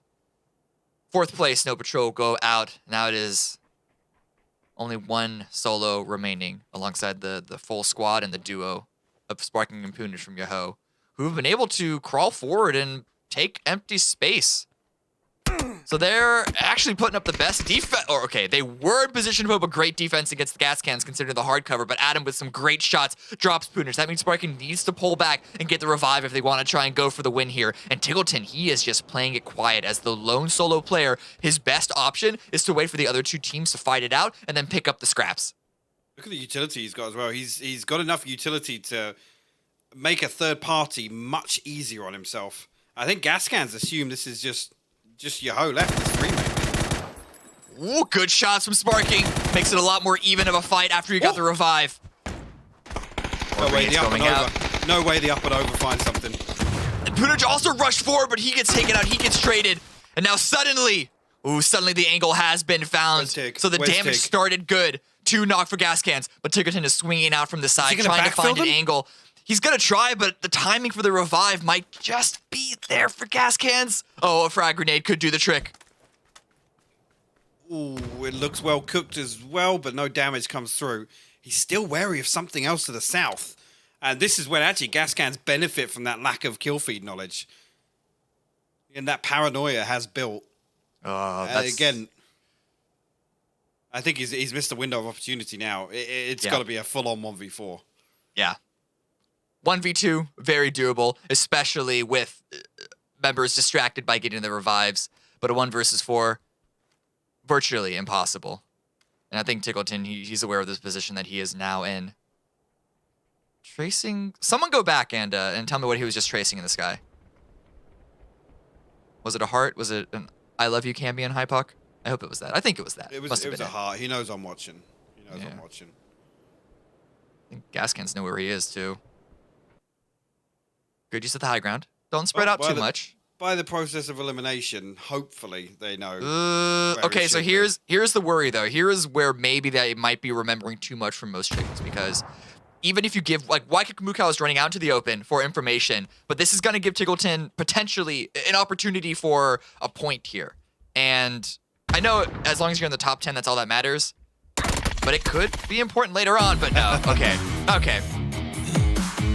I shouldn't have been worried. 13 kill win for Gascans. They get a win on Erangel. They get a win on Miramar as well. Not quite as many kills for them, but a win is a win nonetheless. And when you're looking at that circle, getting the top 4. Yeah, we take those. Take everything with 13 kills in that circle as well. Like that is a feat.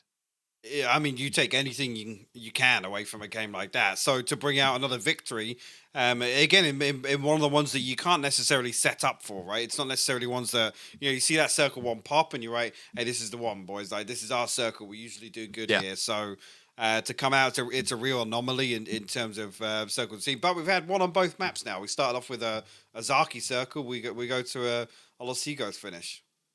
Yeah, if the pattern is to be followed, the next 2 are guaranteed to be at least a little less crazy. A little more vanilla. It's going to be a little more vanilla. And I think the teams are going to appreciate that, as especially for Group B, they only have a few games left to put themselves in the best position possible before we follow up with the rest of the qualifiers going in towards tomorrow. Let's take a replay of some of the highlights from the previous match. I think there's going to be quite a few transitional kills here in this one. Well, I was going to say, how many did we actually catch? Because it got so chaotic. Shout out to the observers in even finding any of these kills and finding the most important kill of them all, which was this. Of course. Headshot too, because that as you know, that's the most important stat in this game, and you got to keep those numbers up, whether it's a gun, whether it's a pan. It's the important things. I mean, this is a game that even if you're one of the kind of the top contenders here, you shrug it off. I mean, you play this one with a smile on your face. Like I said, at this point, if you're inside the top 10, not necessarily anything to worry about. It's not a tilter in that regard, but definitely a fun prospect to have here in the group stages. Yeah, and I also got to say, Yahoo made a liar out of me. When they fought against Dodge, I was talking about how, sure, this is a fight for kills, but how much further in the game can they get being the last team to cross on over? But then Yahoo making their way to 3rd place, so that just shows that you can always fight for more points, even if you're not in a position to fight for the win. So at that end, still a very, very exciting game. Yeah, absolutely. And there's a couple of teams, I guess, that come away from those ones with an opportunity to work on maybe some of the more synergy-oriented aspects of their team play. You don't necessarily always have the option to just go out and try and find team fights, right? When the circle is considered a write-off so early on. Anyway, so let's look at the standings from that previous match. 23 points for the Gas Cans. They are getting closer and closer to taking not just a guaranteed spot in the top 10 going into tomorrow, but also 1st place, which, even though it doesn't give them any sort of benefit, is still going to be really good on their CV. Well, what was that? That's about 50 points from 2 games now, right? What was the other win? Was a 16 kill win, 17 kill win? Around there, yeah. So, yeah, pretty much bang on the money, 50 points for 2 games. That's a really good pickup for them when they were already arguably in a very strong position. Yeah, this is one now that I guess you then can benefit from this format. You can lean back a little bit, maybe start challenging some of these early game positions, teams in proximity, maybe even, start targeting a couple of teams if there's any concerns of, teams that are going to qualify that might cause you problems. Yeah.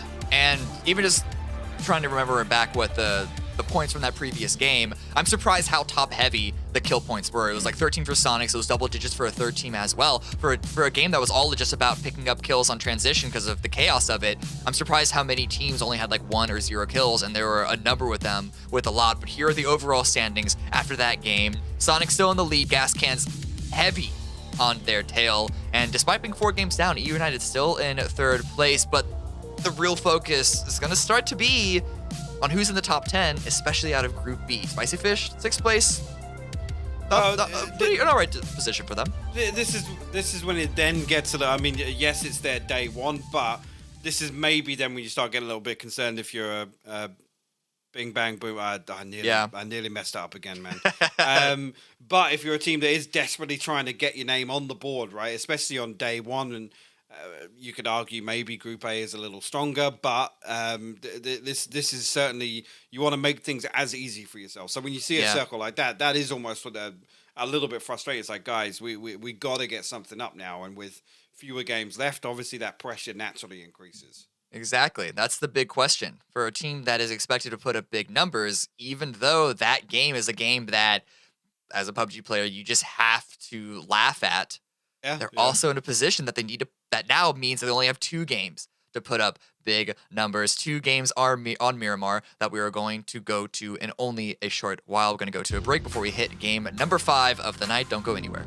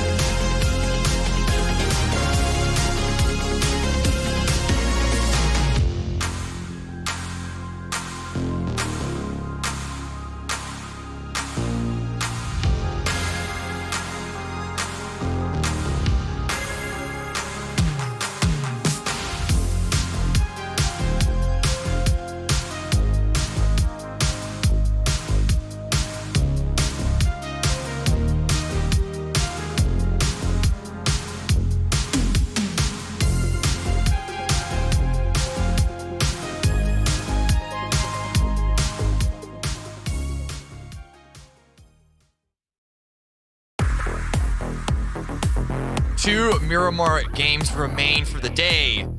And that is just going to be potentially Last Chance Saloon for Group B, as this is the culmination of all of their games for this weekend. Group C are also here, but this is their first day. So they're going to be trying to put themselves in a better position as they face off against A tomorrow to see who can qualify in the top 10 position for the ESL PUBG Masters North America Grand.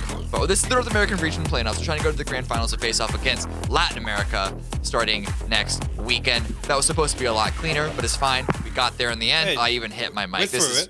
Please, We're Mike, take over. I'm a disaster. Well, I mean, at this point, we should have a better idea maybe of obviously the teams that are going to complete their matches for this week, where they stand, but like I said, I mean, just towards the end of that post game previously, there's still a couple of concerns now that start to arise. I guess when we look back at our expectations at the start of today, definitely with the first look in on Group C, I can't even get my words out now; it's rubbing off on me. Yeah, this is now when we start to look towards some of these teams to really make an upswing, right? And like I said, when the pressure increases, if we do have another one of these, 1 in 100 circles that you could argue we've had a couple of now. These anomaly circles just become harder and harder to do it. But the benefit of this format, you can just revert back to just going kill hunting. But we've got to see that step change. We've got to see them kind of flip that switch. Yeah. Going into Miramar, we have a very, very good playing path that leads me to believe that we should have a normal game coming here in game 5 and the penultimate match. Woo, I couldn't listen. It would have been a disaster if we went through this entire day without using PUBG's favorite word, penultimate. Going into the penultimate match, not only of the day but also of the Miramar series. And with this playing path, I think it should be smooth sailing. Please. Should be. I mean, this should be a good indication of a more central circle, perhaps. I say with everything crossed. Well, actually, I'm down for another circle like that, Cameron. I'm not gonna lie. Just when things get a little weird and wonderful, that's when it creates some pretty interesting team fights. But don't let the players hear me say that. Yeah, I know. Again, Secretly, coming out of that last one, again, you got to shake it off. Like we said in PUBG, every so often it happens. You do need to just smile about it. But yeah, if you're out here, certainly some of these teams towards the bottom, and eyes go towards like Nightly and Snow Patrol, who you could argue had a shot in that weird circle, and maybe that's one of the more likely circles we see a team like that hasn't been performing awfully well, correlate with one of those anomalies. That's true. The weirder the circle, the more likely there is for lack of a better term, an upset. And as much as Nightly and Snow Patrol might not be wanting to hear it. Well, there you go. You want to go Islands next? You want to go Islands next? Oh, God. The thing is, it's going to pull away from the Islands because it's going to make us think that there's the possibility. But the second we get overly invested, it's gonna pull away. So I'm not even gonna think about it. This is where we want to go. Yes. It's been a while since I've casted one, but I always say this. It's like because I actually played in one of the first island circles on LAN. It was back at GLL season 3, I think. That was like the first one ever, right? The first one ever, yeah. So I'm always maybe I'm the curse, man. People always blame Paper Thin, but maybe it's me. I mean, this is like a 60-40 split though. There's no way that this should go there. This needs It is phase 2. This needs almost a full hard east shift here. Yeah, almost fully to the east. Phase 2 needs to be centered on on the larger island for it to even be a possibility. So you're right. The chances of it happening are very, very slim, very, very little. And I think a lot of the teams, while in a similar boat as us, could be like in the back of their mind, they're wondering what if their reasonable human brain overpowers their reptilian brain, then they should be, game as always, full steam ahead, nothing too out of the ordinary. It's moments like this where I'm just like, I wish we had listenings, because I'd love to hear, like, if this was likely to go to Islands, just hearing Rumbler's comms with Valier. Because obviously Valier was on that roster with me. I remember at the time, man, like it was yesterday, just some of the theory crafting, we were like, do we sit on the coast? Do we go early? We were actually one of the teams that tried to go before it was guaranteed it was going. We kind of like split, left Valier and Baja, I believe, actually back on the coast. Me and Hetzer were over there chilling for like a circle solo. But yeah, just like, but it's moments like this where I'm just like, I'd love to hear kind of that aspect of the listening, the theory crafting of when the circles get a little weird. Sonics right now, like clockwork, already rotating away. It hasn't even hit 4 minutes yet, and they are making their way towards the east side. Going to be driving the road that swings across Los Leones on the north. Liberate could be in a position to try and deal some passing damage, but nothing is set up by them just yet, so it's all going to be on timing. And if anyone is just, you know, by happenstance, by luck, going to be, oh. Okay, what I said last game about them being potentially tilted, I think they're just having fun. Yeah. Again, leaderboard-wise, they're chilling. Until there's money on the line, you can't really hold them to the same standard as we do. But I guess it all boils down to the grand finals. And I've got to say, I mean, with already 109 points on the board, they've booked their ticket. I think that's safe to say. Uh-oh. Oh, boy.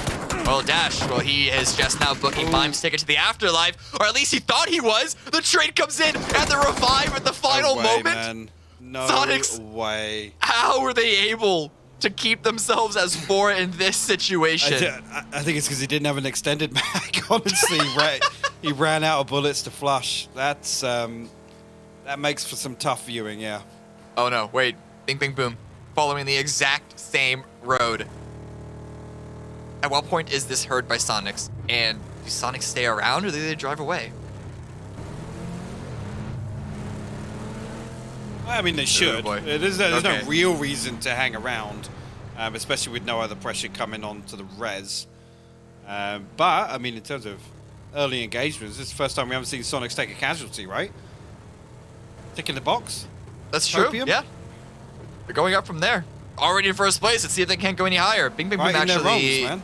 Yeah, I don't know what they saw or if this was planned to begin with, but they are swinging up towards the north, towards La Bendita, while Sonics, they're just staying on that road, driving past more members of Liberate, and they're going to be driving directly into Nightly Esports, who are going to be putting up defenses of their own. That pushes Sonics down towards the south, and this could be towards what a rush territory, because despite Sonics moving early, they are not the first ones into this circle. We already have a couple of teams arrive, a couple of teams, of course, looted in this area as well.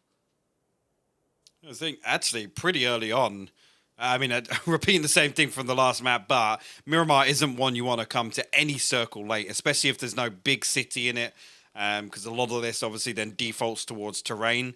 It's almost like, you know, circle 2 and 3, you can almost abandon vehicles because these rotation paths become more and more treacherous. So it's kind of, what are we seeing up to the north there? Oh, well, T-Sock gets knocked. That's not pretty. Wait, who was it? Who was it that TAC 8 were pressuring 303. initially up by? Right, okay. I couldn't remember who it was, but do you remember we were talking about maybe this is, you know, some teams now using this as an opportunity to pressure some of these rotations in proximity to their drop spot. But again, maybe this is a trend we see with TAC 8. They dip in, find a kill, and dip out again. They are on the retreat. They don't want to overstay their welcome there because they still need to get towards the circle. Sparking now in a really rough position. Haruzen has been taken down, and Yahoo have a little bit of a spread in Orion's belt. 3 stars. So I think Orion is Orion 4 or is Orion 3? I don't know astrology. They have a little bit of a spread 4. Themselves. Yeah, definitely 4. Somebody's going to correct us anyway, Cameron. Like it doesn't matter what we say. It's 7 stars. Sparking needs to. Yeah, I think so. Sparking needs to try and stay alive here. I don't think Spicy Fish or Snow Patrol are in any position to desire to crash that compound. But still, being a solo by yourself is never the most comfortable situation to be in. Orion's belt is 3 stars. Okay. And then Orion as a whole, it must be like 11 or 12, surely. Got it. I'm dying to know now. I'm going to have to wait for that delay to catch up. Sneak attack. It's actually in an interesting position because Sonic's. Oh no. Oh boy. Tries to get some initial damage, but what Tiggleton? How did he get that with the shotgun? Just swings out of the ground floor. The second they hear the shots, he just runs out into the open. No worry about anyone else from Nightly with the position to trade on that They just taking kills the second they appear, like whack-a-mole.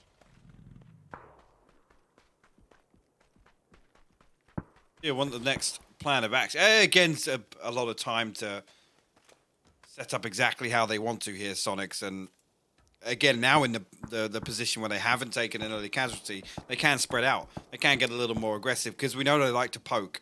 Whether or not they are stacked up together or playing a buddy system, they do like to poke at rotations.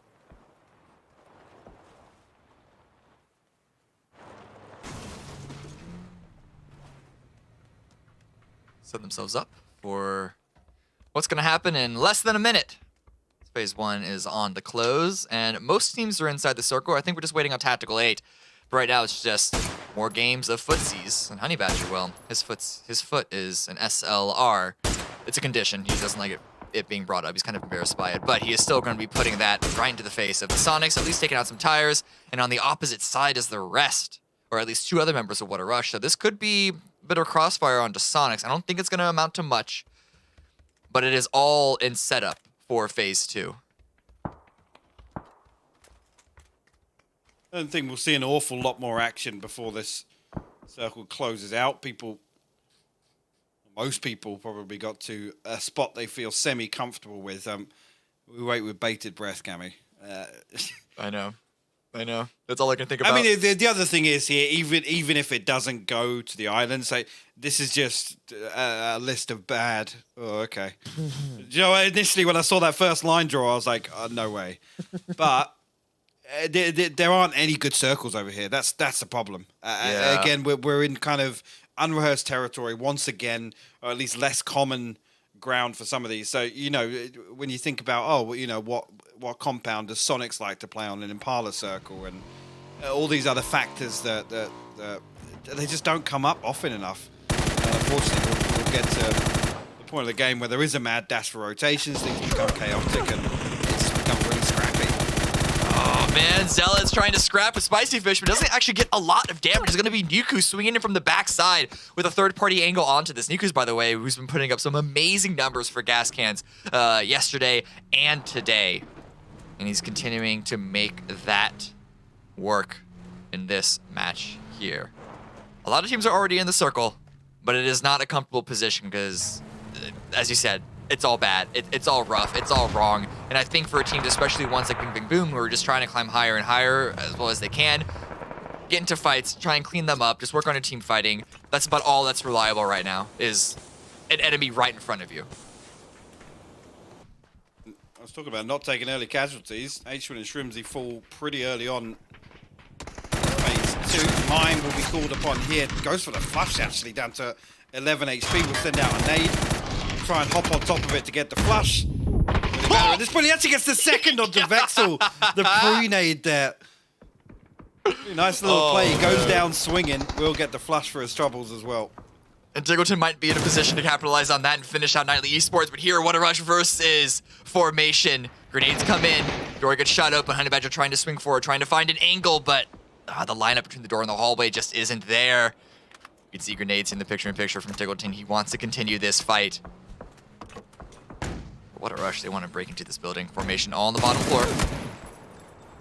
Shots come out. Honey Badger finds one, but taking a lot of damage, has to fall away. Yeah, actually, Badger going to have an opportunity to fully reset here. The utility comes through the flash, actually. Not sure if they know he's slipped through. Balefrost is inside as well. This building is just so awkward to take. I know. It's like, I don't know how you even push from one position to the next. They're all so isolated from each other. It might as well be completely different compounds. Fire gets thrown on in. And I think Hikerman hanging on the couch is just barely going to stay away from the licks of those flames. But actually, Honey Badger swinging out from the side. He just doesn't want to give up on this fight, but it's going to be Bing Bing Boom with the angle onto him to punish that brazenness. Now Balefrost swings on through the hallway, finds one. And that grenade that he dropped in the air, the perfect target. And now he finds the last with enough time. Should be able to get these revives unless another team has an angle, and I don't think the angle is going to be there. Wow, that's how it ends as well, with the nade being the ultimate demise. Rumblers now actually got a player knocked, but Big Bang Boom actually opting to pull up onto the long building here, trying to make use of this time where Water Russia knocked. They're a little late to this. They should be able to fully recover. Balefrost's actually going to open things up. Oldless is going to get knocked. Yeah, not only does the timing not favor Big Bang Boom catching Water Rush off guard, Oldless heard the vehicles roll up, was in prime position to get the first few knocks. And now Oldless should be able to get revived, but a great grenade by Honey Badger gets a second knock. Roth is still there. Roth is still safe. So he's going to pick BBB back up to 3. But the swing around the side, is Keenan going to get expected? He's going to get called no. He drops Honey Badger. And now he is in a position that surely Honey Badger is going to go down. Going to get confirmed. Yes, indeed. But inside the hat. No way, man. Oh, man, Water Rush are eliminated. They didn't go down without a fight, but that is going to be it for them. They at least went out of the game with a couple of kills. That's tough. Rumblers look as if they're still trying to recover from this engagement with gas cans, but the pressure's still coming through. Corsac actually knocked. I'm not sure if he was knocked the first time around. Didn't know who it was, but still is 3 now, and looks like they might even just decide to abandon a real chance for the res here, or is lost something to pressure. Oh, no, he gets picked off. Nikos with the off angle, just completely unexpected. Off ankle in the beige outfit. Just barely hides in. That second, that's all you need. And now, oh no. Oh, here comes Dodge. Waldo tries to post up a defense, but he's gonna get taken out. The Rumblers are eliminated in 11th place, and wow, we have lost 6 teams so far. That just shows you how little space. Yeah, phase 3 lost already so many teams. And I think we're about to lose a lot more. We haven't really had a chance to look at this next circle. Listen, hi Puck. I don't know if you saw yesterday, but we do have a new game that we like to do here on these broadcasts called Favorable, Unfavorable, and Wildcard, where we look at the positions of teams on these maps and try and say which are the favorable positions, which are the unfavorable, and which ones are the wildcard ones. I've been looking for an opportunity the past couple of games. Dude, I've been waiting. I've been waiting. No. I mean, like I said, there are no good circles over on the East Coast. That's just a fact. I think this is why we're seeing this sort of gameplay now. I mean, I hate to say it, it's going to lead to a really slow end game because there's so many people now that have fallen, and actually still teams that are contesting compounds. This is the worst thing. And at this point, there's no good decision, right? It's not like you just charge across when, I mean, if you're Jason and Ripper in this situation, how do you recover from it? It's not just a straight push to Snow Patrol.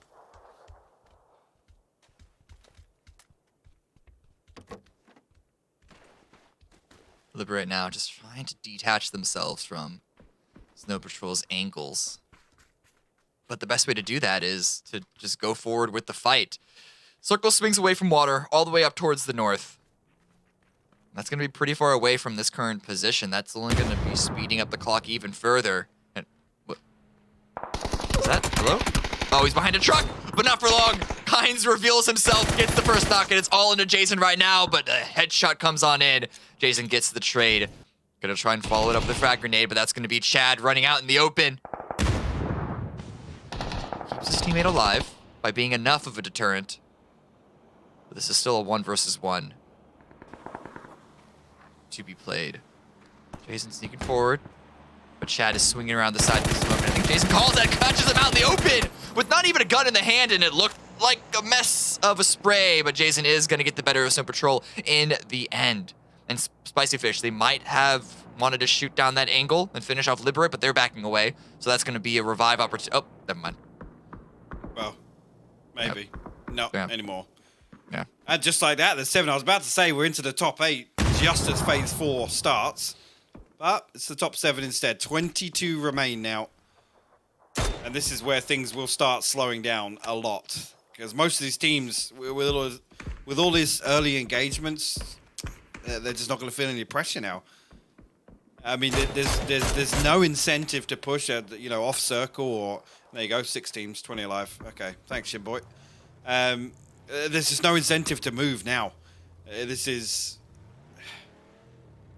actually crazy to look at how many have just fallen in those last 2 circles. Do we say Tactical 8 have the best position strictly because the circle swings up in their area and they have a split that is so far uncontested. That's about all I can think of, but then gas cans are... it's all unknown.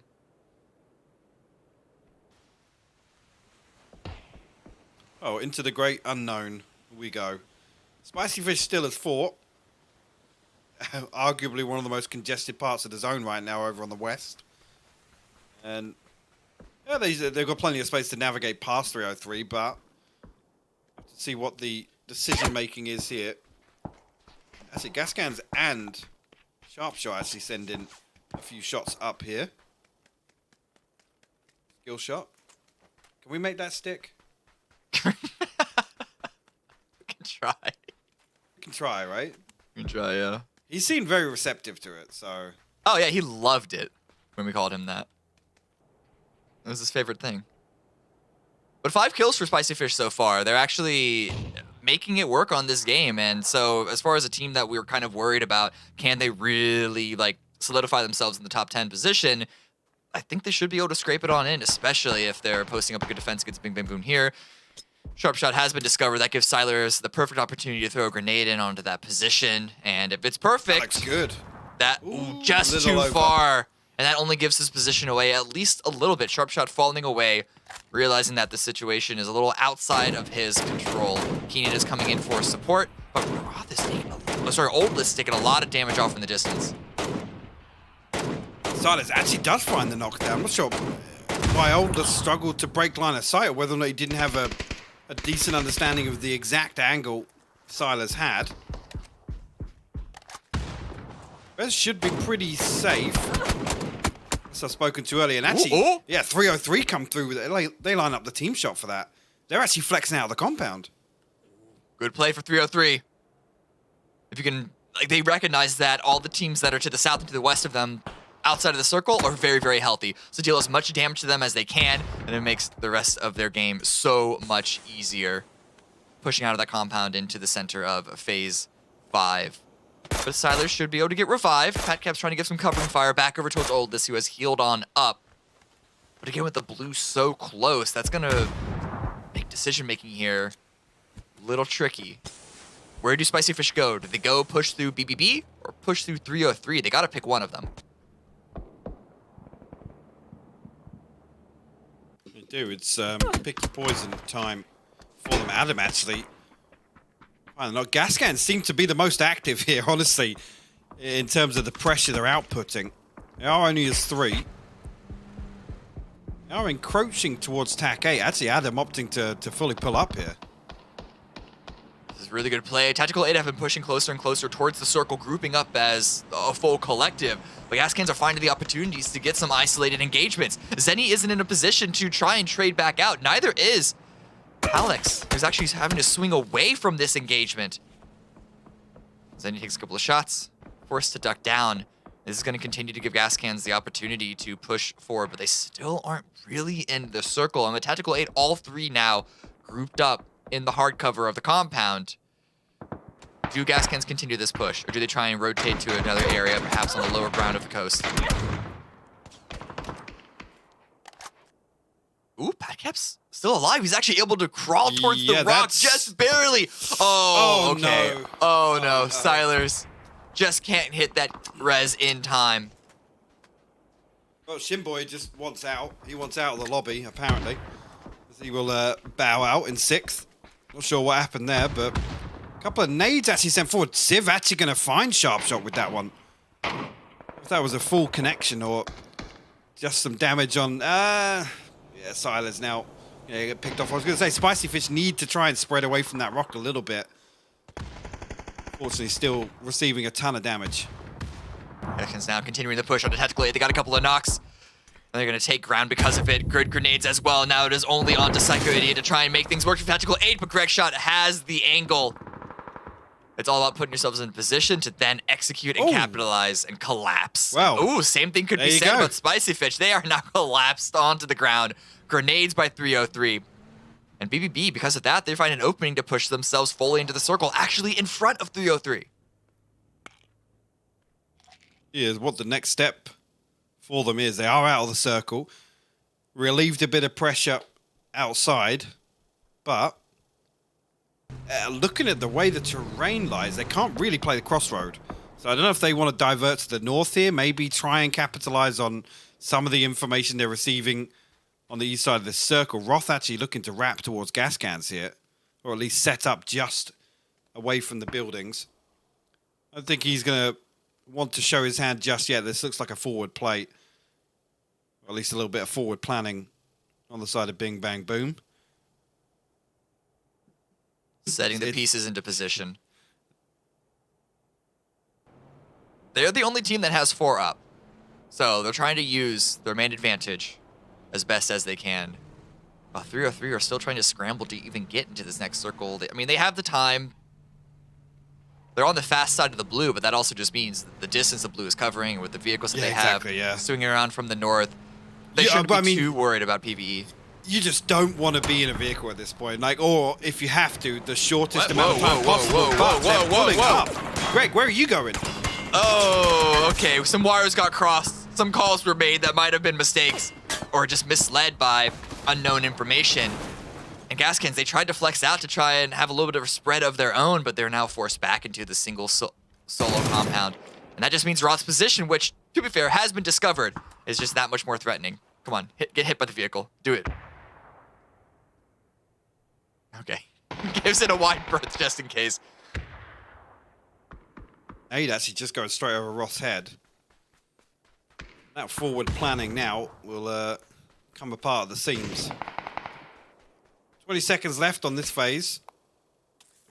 Again, no real pressure towards any of these teams now with 303 finding themselves a little bit of space to work with.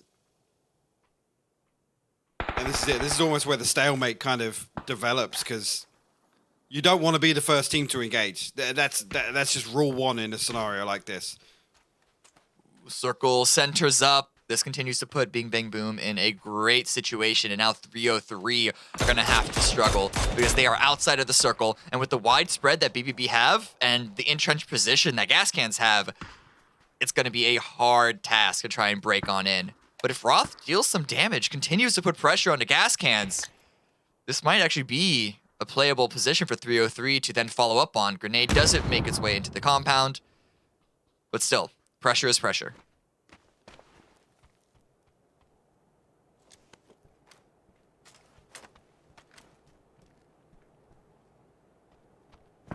Those 303 decide to actually wrap to the north here. I mean, actually 303 are in a position where they have to choose a team. They have to choose either gas cans or opting to move south. The problem is these sight lines are so awkward to try and find an open engagement, and then actually the next problem is finding a knock, or at least enough damage to try and capitalize on. Yes, gas cans are too, but necessarily make it any easier, especially with how active gas cans are looking to remain. Popping up a smoke for cover. Roth's going to pick up some more tools from the crate right in front of him, but doesn't overstay his welcome. I was wondering if he's going to use that smoke to try and get like a very forward position to either grenades or an angle for shots. But in some weird way, gas cans being there is actually helpful for Bing Bang Boom for now, because just this, the damage onto 303. Molly comes in. Actually, Greg Shot's been taken down. This could be an opening for 303 to push on in, but look at the angle from Bing Bang Boom. They don't want to let that happen. They want to keep both of these teams completely cornering it onto the side.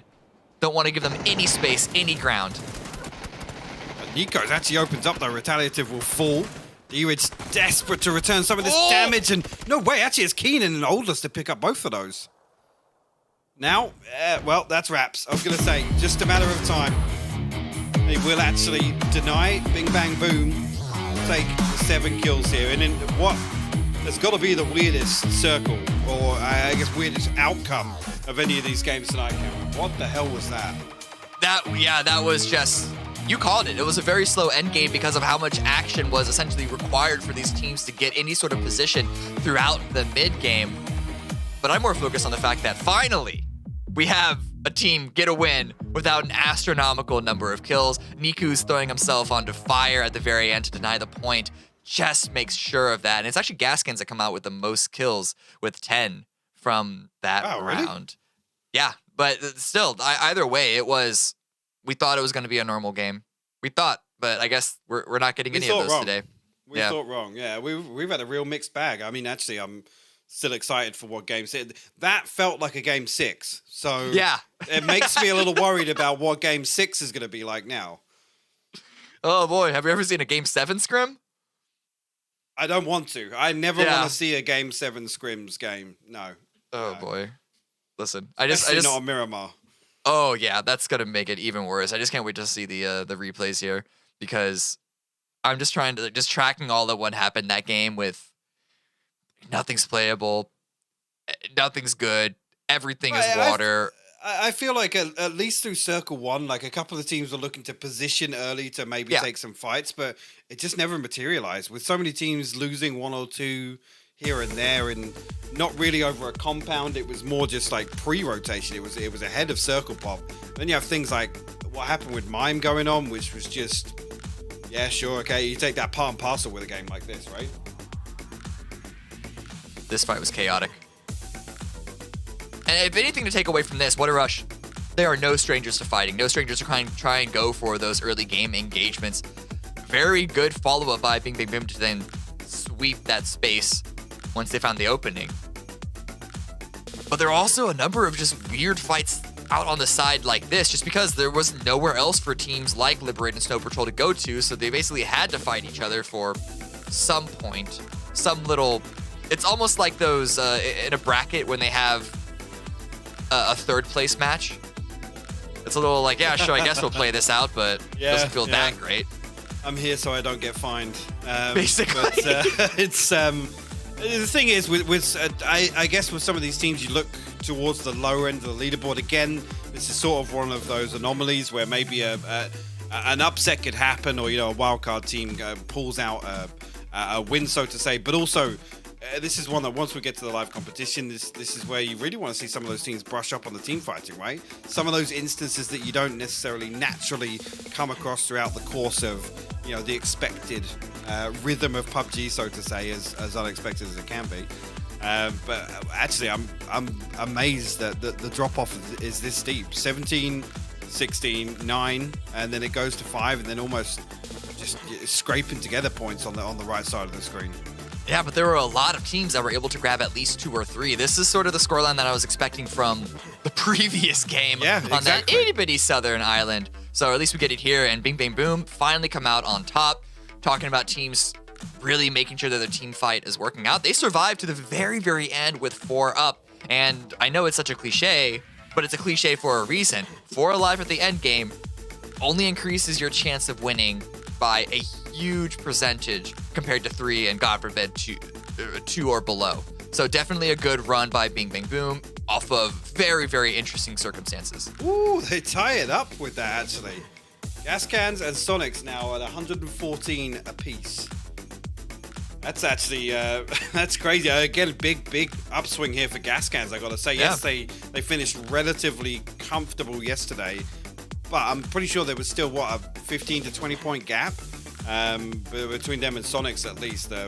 Obviously, United were stretched ahead, who still are holding on to 3rd, by the way.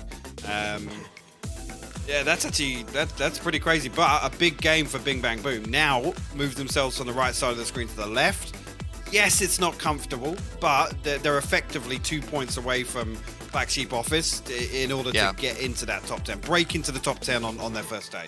Yeah, and so for the Rumblers and Bing Bang Boom, even though we only have 1 game left and they're outside of the top 10, they're in the group that play again tomorrow, along with teams like Veritas and Black Sheep Office. But I think that what was looking like a potentially dangerous situation for those teams, even heading into the final game, as long as they have a solid game, like 5 points, then they should put themselves in a position to continue that further going into tomorrow.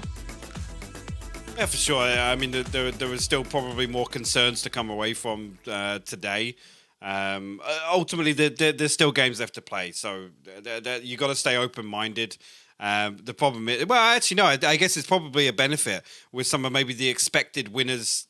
I don't want to say letting off the gas a little bit, but Sonics are comfortable now. They're not necessarily, sweating out for some of these wins or some of these victories to try and post points in desperation mode. So it's definitely still doable. But you got to make a move early. That's the thing we always say in PUBG. You can't leave it down to the last 2 or 3 games.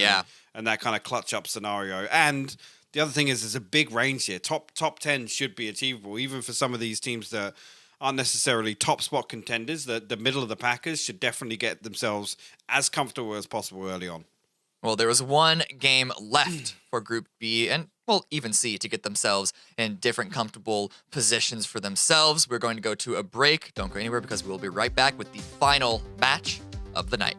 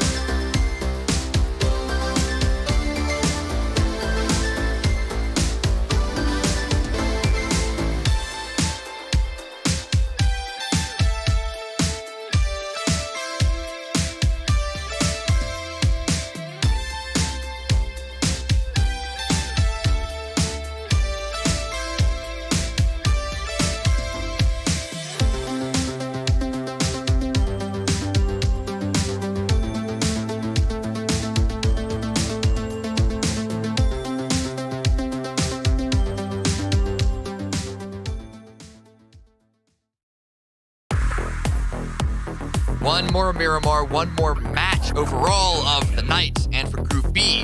Whereas Group C, well, they're just getting started, putting themselves in the best position possible as they face down Group A tomorrow. This is PUBG Masters Showdown North America. Listen. That was very. I know what DM you read in the break. I know you saw what I saw. Steve has somehow crept into the broadcast in spirit. I'm not letting you get away with that one. I'm wearing one of his shirts. You're sounding like Steve. There we go. He's here in spirit. We channel each other at multiple times. So, anyway, it's fine. Last match of the day, Cameron Davis, Hypoc. We're going to get into it pretty soon. Let's remind ourselves exactly how the day played out so far. What a Rush with the first win. Rumblers 2 gas cans, and Bing Bang Boom with the penultimate win for themselves. Who's going to be the final team? We're going to see another neat repeat or another new face coming into the party?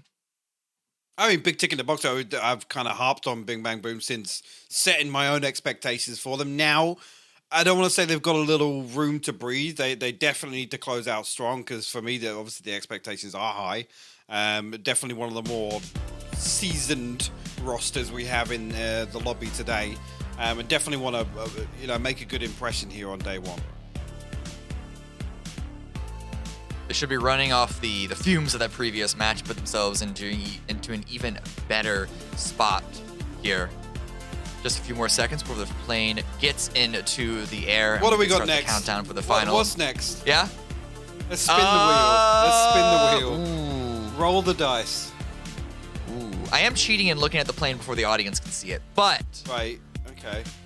Oh, boy. Let's go Pozo. It's going to be a Pozo field finish. Another optic circle, I guess. We can't call them that anymore. That was just the Erangel, the Erangel reference. But most things should be achievable again off this. It's pretty straight across the middle. I guess actually only teams like TAC 8 that are further to the north, or at least a position previously further to the north, whether or not that's the established spot for them now. But we'll keep our eyes out for any overlap. We haven't actually had too much, even really vehicles contested on Miramar. Yeah. There was like that which is usually when on Miramar. That's when you do see the majority of those hard spawns, I guess, away from the cities contested. That's why I bring that up. Yeah, because isn't it that okay, correct me if I'm wrong, but it's the same number of set spawns, but because the landmass on Miramar is larger, that means the distance between one vehicle and the next are the set spawns, and even the randomized spawns in between is wider, which means that if you miss your spawn, you are in a lot more trouble. But here it is. I said with the VSS actually gets the first. Can he get the second? Oh boy. Oh man. Pansy would be loving this right now. Wait, he's actually gonna go for it. Did he get it? He actually got the knock onto Flashy. This is huge. No way. But he has no meds. He's got to hold the pre-fire, and oh no, the shotgun comes out on top. Oh my god. He landed the headshot as well. Man. Look at his HP. Oh my god. Well, if that was on the bingo card, you can tick that off now. We've had just about everything. The VSS hot drop. I mean, Liberate aren't done. They want to continue to push this. Flashy is still not. They should do. But how can Formation try and stabilize? Got across the road to get their pickup, but Jason out in the open, and ooh boy, that's gonna be him drop. Despite going with the AK, it's a bit of a wild beast, bucking Bronco, and that's 2 kills for Formation, and they're gonna get the revive and stay as 4. And this is in Los Leones of all places, the place that is the easiest to share with another team. Yes, there's so much space there, so many buildings to split between 2 teams, and unfortunately, they take a poke at each other, and I think it's Liberate that are going to come away kind of regretting that decision. I mean, you got to make a play in that scenario, and it being a VSS, it is difficult, but damn, did he make it interesting. He made a really good shot of it. Oh, Flashy? Okay. Interesting follow-through, interesting continuation. Forget that he had taken so much damage? Yeah, I didn't realize Gravity was on the side of Liberate. 5th man in the lobby. Yeah.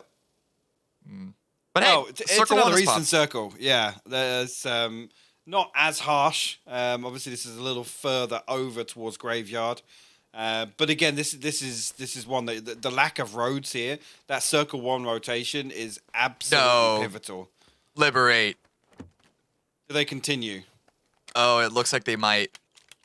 Dash wants to get dirty with that sword off as well. Oh boy, yeah. Now, the fact that he's reloaded that before engaging in this fight makes me very, very worried about the outcome. Who loads a sawed off? The fact that that's even in his hand. Oh man. Okay. Well, it looks like they really want this fight. Dash is trying to swing around the side to try and find an angle. There is going to be a member of formation lying in wait, and I don't think Dash is going to be expecting it. Ooh, I think he spotted something, or heard something, or Spidey sense? Yeah, Ancestor is telling him? Does he spot the... Yes, he does spot the window there. Actually, yeah, we'll catch sight of each other. This could be problematic for Dash now, because he's out on a night. He's actually full on ego challenge. You're going to get it, but Ripper falls elsewhere, so just leaves Dash and an ump, a mini, and a sword off. And an extra player to worry about now. Again, in this scenario, just leave Dash to his own devices.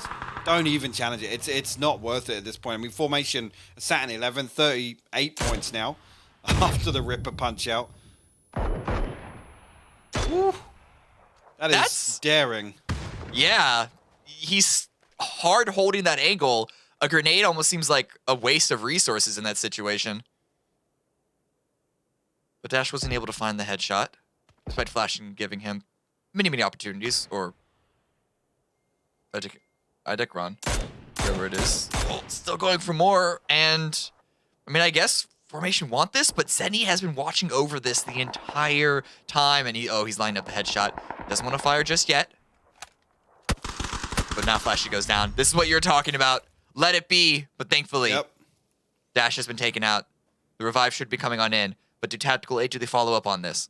I noticed this here. Zenny getting his position up towards the campsite might actually catch one player crossing in the open, but only the one tag. And actually the re-challenge comes through there. That's bold. They're not punished for it just yet. Zenny was, I guess, positioning to third party some of this fighting going on towards Los Leones, but doesn't look like he's going to find anything on the way out on the backside of it.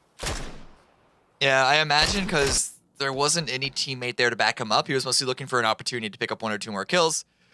And, you know, when you see a player running on the open like that, you go for it. Why not? They're not sticking around. It's no real positional information that's going to bite them later on because they still need to get into the circle, which Sonic's also trying to force their way into the center. They've made it to the center, but where exactly they're going to be landing, where exactly are they going to be putting their flag?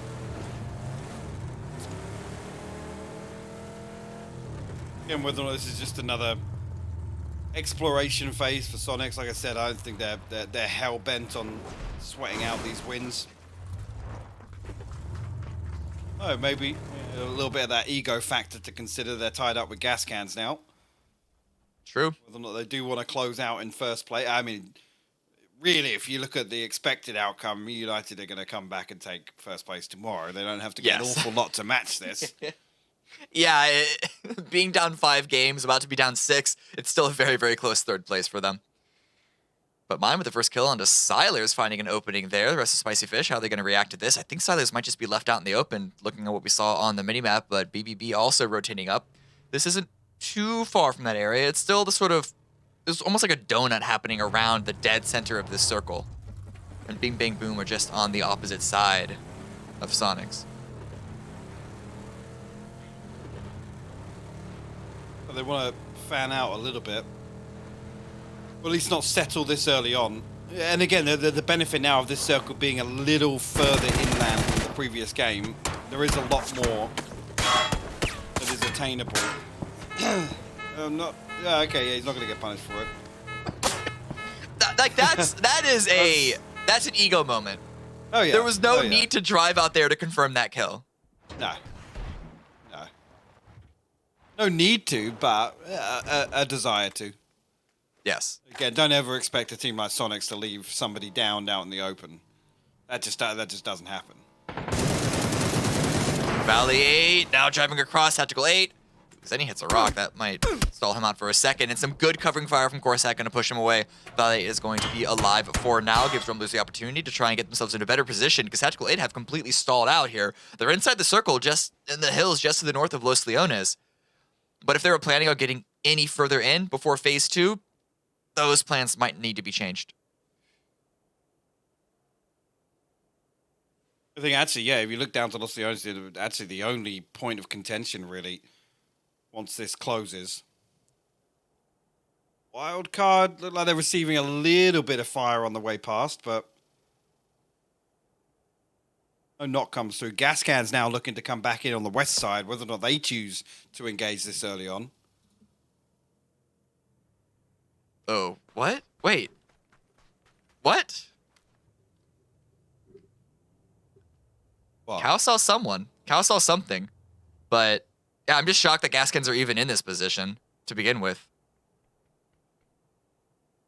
Now, formation might be in a lot different of a position than they were expecting. For a team to approach Los Leones in this phase of a game is just so wild. Adam rolling up. Greg shot as well. Engines are cut. I don't know exactly what SNZ World has discovered. Should be hearing the footsteps now, though. But it is an entire squad right below him.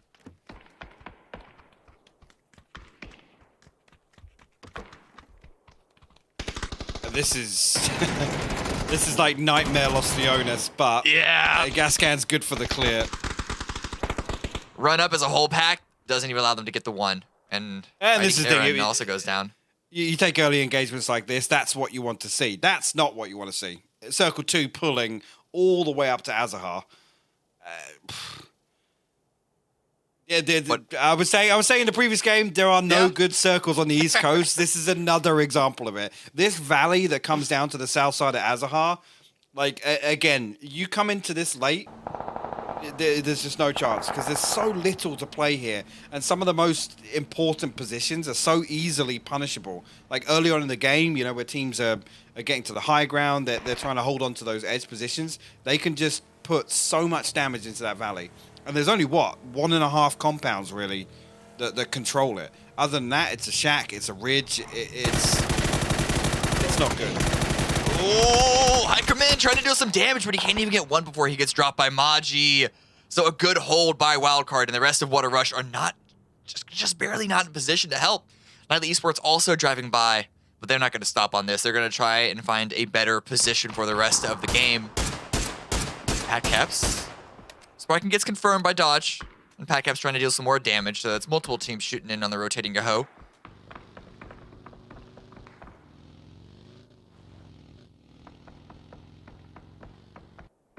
Where are they going to go? Well, I was going to say if there's any further damage there that's going to slow down that rotation, but if they're going to be allowed to progress. And this is where I get worried now, because it was this point of the last game where things started to descend into chaos. I guess towards the end of Phase 2 and the start of Phase 3 was when the scrapping really started, but with a very similar circle. This one isn't a million miles away from where that Circle 2 was in the previous game. The one major difference, which is why I think we're going to have at least a little bit later of an explosion of action, is that there is not nearly as much water in this circle. So even though the positions aren't as strong, there's no like 1 or 2 real positions of like control and domination that a team can set up at, right? There's still space for teams to play. If you need to, you can wrap through Minas, as difficult as that can be, but wrap through and go all the way up to El Azahar as a plan B. Though it looks like most teams are okay just going up that eastern coast formation and going up there right now and trying to find some space maybe towards that weird field that you never see played on the east side. Yeah. No. Nobody's ever called that home. That's for sure. I only remember it being utilized once. And I think that was actually on the game that was an island circle. Yeah, probably was. Probably not. It was probably something like Tempo Storm, to be honest. No, I think it was Lazarus. Like they went up there and then they found the opportunity. This is the game that they won on the island, I think. But this is way back in the day. It's been eons since then. Sonic's still spread out. Again, at this point, there's no real incentive to get active. This is just a play to control some of the terrain surrounding maybe a building or two. Mime actually pretty far split off to the north. Now, that maybe is an anticipation of Tiggleton, Shrimsy, and H-Win, having the opportunity to pressure some teams on the way into the south side of that valley. Obviously, that saloon is usually the hot spot when a circle shifts this way. H-Win will make a premature move. It does actually pull back towards the saloon, though. So, yeah, as expected, we're going to see him immediately hit that 180. God, I mean, just the timing on that rotation is so beautiful to watch. He's in a position to either continue towards Mime or 180 and turn back. Yeah, absolutely. It's making the use of those last 30 seconds where ultimately nobody's going to crash you, right? You know that nobody's going to come and crash just ahead of Circle Pop. I mean, unless there are. This is the region. This is the region it would happen. This is the region it would happen in. No. What I mean is that this isn't like round 1 or 2 of opens. This is the regional qualifier. This is the last stage here. The teams here should, by all means, not be doing that. But yeah, you're right. You never know 100%. Light Show's not in the lobby, so I think we can guarantee it wouldn't happen here. And he'll love me for saying that. Kurt will love that comment as well, actually. Kurt loves a good Light Show rotation. Listen, Light Show crash, I should say. Light Show is my favorite mascot of the North American region. Hey, he's one of my favorite people. He's a gem of all time. But anyway, enough about. He's not even in this game. Enough about Light Show. He's great. We love him. But that's the impact. You see, that's the impact that Light Show has. That's his legacy. Not even here. Okay, for Tactical 8, they're trying to get themselves out of this weird terrain position, push themselves towards the north, but surrounded by gas cans. Adam with the good drive to try and get an angle. Could be pushing himself out into the open, though. Bit of a dangerous movement there. Zenny's trying to push around, see if he can't find an angle of his own, but Adam out in the open. This is a weird detachment for both of these teams. I feel like they have no option but to fight, but Gascan's going to make the move into the blue, leaving Greg shot to... Oh, no, they're not leaving him. They're going in for the fight. Yeah, well, actually, at a weird time as well. Zenny actually going to open things up. He'll find both, actually. Greg shot and Adam will fall. The response comes through, though. Nico's drifting by. We'll find a second as well. This is all turned around. Tactical 8 are falling like flies. What is going on in this fight? Talk about the region that could happen.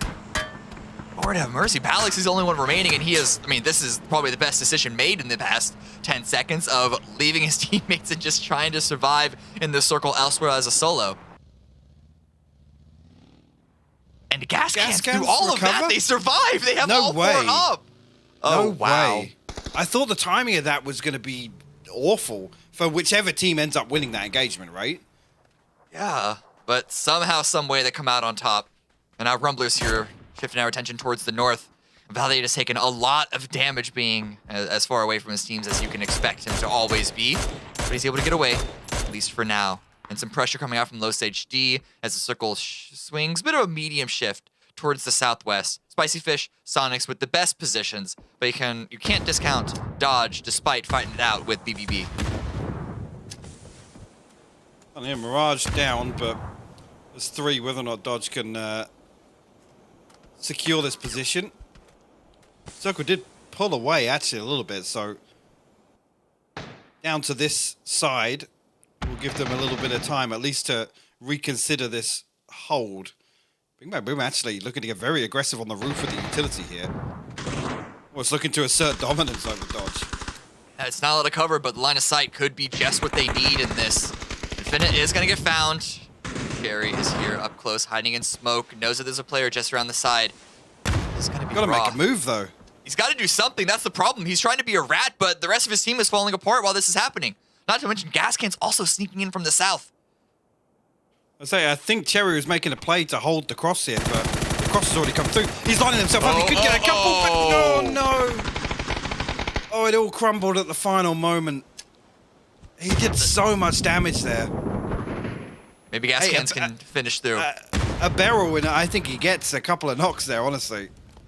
Comes on in. Ethan, rightfully so, uses the cover of the bookshelf. But fire is going to be burning Mirage alive, and it's all into Ethan. Gascans, they're just flooding over this position. A lot of damage onto Bing Bang Boom. They haven't been fully confirmed just yet. They have an opportunity to get the revives that they need, but now Grekshot is trolling for it as a solo player, and he's actually going to back away. Because the rest of Gascans, they're so focused on dodge, they got to take it one piece at a time.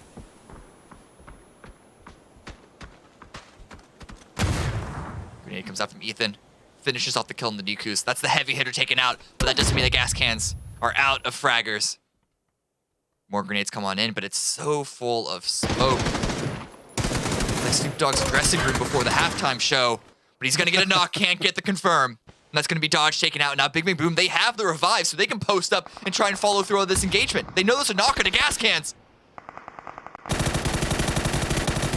The shots come out. Adam with the great defense, and that pushes BBB away. Keenan actually gets knocked by a great grenade. What a hold. The Gascan's looking to be the benefactors here of this compound, or this attempt to clear through from BBB. Actually, Keenan will bleed out. So it brings it to an even head count here on both sides. And this is when things should slow down a little bit. A lot of utility burnt up on the way in for BBB, so no real opportunity to close this distance once again and make the cross between these buildings. Where's the next circle going to go? Could either speed up or heavily slow down the fight. It's a little bit halvesies. BBB's position is still in the circle, but Gascans, they're going to have to move forward. And who knows what Snow Patrol is going to throw into the mix. 303 over here on the east side, trying to face down the spread position of Water Rush. But then here come NE from the north, swinging on in, screaming like banshees. It's all into Junbi right now, but he's just going to back away, give us that position up, or at least considers it for a second. But now hiding back into the smoke. Ooh, not going to hit, but we love the attempt. Well, there's going to be a second stab at this. Junbi, a load of damage though. He has to stick this first aid kit.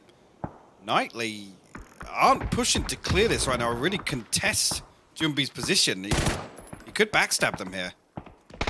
Especially if Retaliative can create this distraction. Yeah, actually, he's not oversticking that spray because he knows that he's just being, as you said, a distraction. Now Junbi strikes, gets one, but a lot of attention suddenly in his direction. Can't get a second. That's tough. As now that's 2 down for 303. Only 1 remains. And, oh, Gracia also goes down because Tiggleton wants to swing on in. Sonics want to get engaged. Literally solo pushing up the ridge to try and third party that. Tiggleton will get punished for it. But one member of 303 remains. Knightley, you've got to be careful with though, because Blue is pushing. And here you go, another team in the fray. What a rush comes through. Balefrost will find Retaliative, and look at that kill feed lighting up now. Oh, it's everyone dying. A lot of kills going any which way. And now Water Rush, they're going to be backing away from this situation. They have Honey Badger chilling there as an anchor on the south side. Gives them the opportunity to come into the circle. Vegas takes a couple of shots. Not exactly sure from which direction.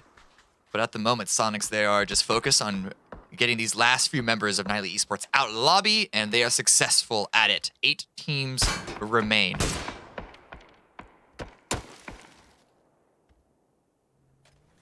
You're looking to put a little damage out.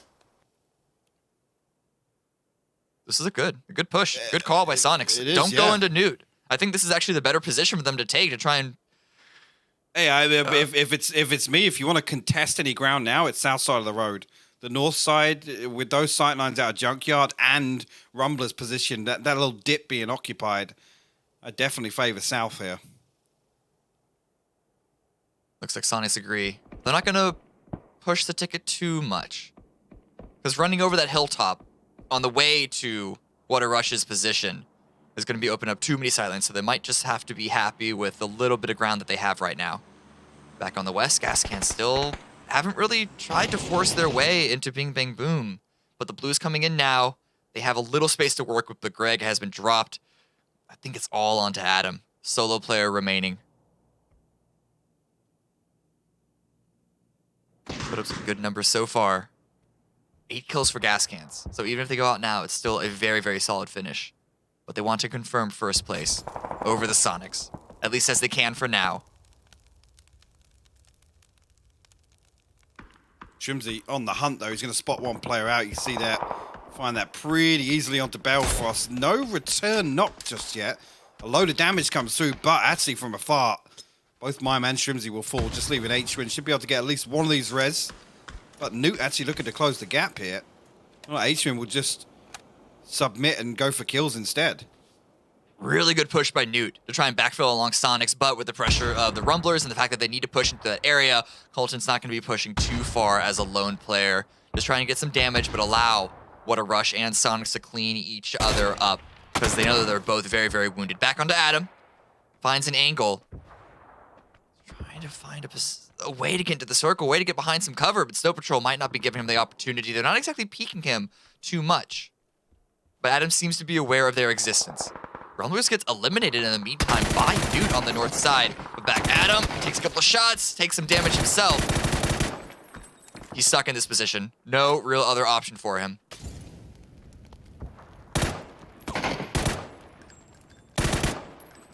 Shots just aren't landing from either side. Just can't find any damage. Adam going to send out a little bit of util, but again, this is just to slow things down. That's where you can see actually Hello Senpai going to find H-Win. Through the last member up now. I think it must be Shrimsy if I'm not mistaken. No, actually, yeah. Dealt with there. Belfast will find it. Sonic's out in 6th. Into the top 5 now. Newt actually find themselves 8 kills. You can see on the left side. All 4 still standing. This could be the sort of game that they need to close out the day. They've been holding on to that part of the map for quite a while. Nootropic putting up some good numbers. Especially looking at Lamp a lot. 4 kills for him. If you're confused, this is the old Dodge roster. That name has been moved to a different team. But this is the core of the roster that maintained their invite spot to this position from the previous PCS 5 they ended last year. So they have, you know, a little bit of a history to work with.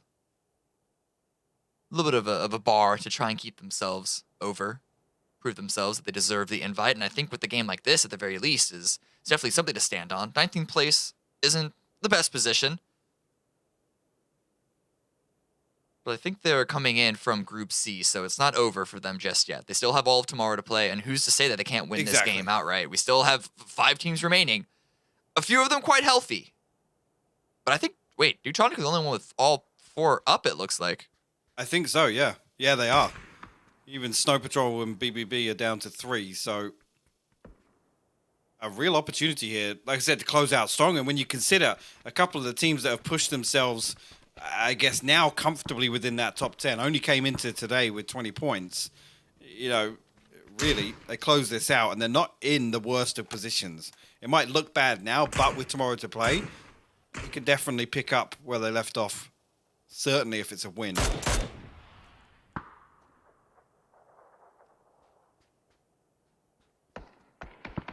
Snow Patrol right now, they're just sending out their feelers, just trying to see where they can open things up. Because while the path to the center of the circle looks open, it would basically be a death sentence with all these teams with the line of sight onto the bottom of that hill. So they're going to have to try and find an angle to wrap, whether it's towards the south with Bing Bang Boom or towards the north with Spicy Fish. I think north might be easier, but then at the same time, Nootropic is also here to sort of hold that one off. So yeah, a vehicle play. That's the only play available for Snow Patrol, they figure. Yeah, it's the best of the bad decisions, right? They pull up immediately. Icy Flex going to punish the first. Lister will fall to Roth as well. Kynes now solo effort remaining for Snow Patrol, and I don't think he's really got anything he can pin his vehicle next to. Maybe this little defilade, but it's just a matter of time. If somebody crests any of these angles over the top, he's done for. But now that Snow Patrol are gone, Bing Bang Boom have an opportunity to then backfill them, and so now they can finally get into the circle. The dominoes fall, direction that they are able to capitalize on. Tropic now trying to face down Spicy Fish, but now with BBB pressing over that hill, suddenly they're distracted. On the low ground, Spicy Fish, that gives them a little bit of a cover. It does, a little bit, yeah. Just looking where the circle's about to end, it's not going to be comfortable. Yes, they'll have something, but they have to fight out of it. And ultimately, you want to be making that decision now. Yeah, but with the whole force of Neutronic and Bing Bang Boom overlooking your position, I don't think there is any right decision. I guess they just wait for those teams to maybe deal damage to each other, and then they can be the killing blow. Circle shifts away from them. Good No shift way, towards BBB, and Kynes, solo player, gets some good damage, but dropped down to 16 HP. Hallow Senpai is going to be the one to finish him out. And so now we're looking at the top 4 teams of the final game of the day.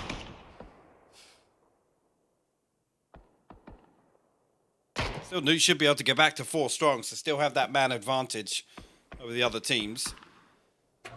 And actually, later going to find a knock onto Oldless. That's the only other team with 3, so that's a big scalp to claim. Well, shots onto Roth. Yeah, I'm not sure really if Roth's got a way out of this now. He should be able to get the res. I'm looking at the minimap to see exactly where it's going to finish, whether or not it's going to be comfortable here. But the start, obviously, it's not comfortable for anyone. It's out in the open. Spicy Fish right now trying to push onto Neutronic, even though they are the larger team.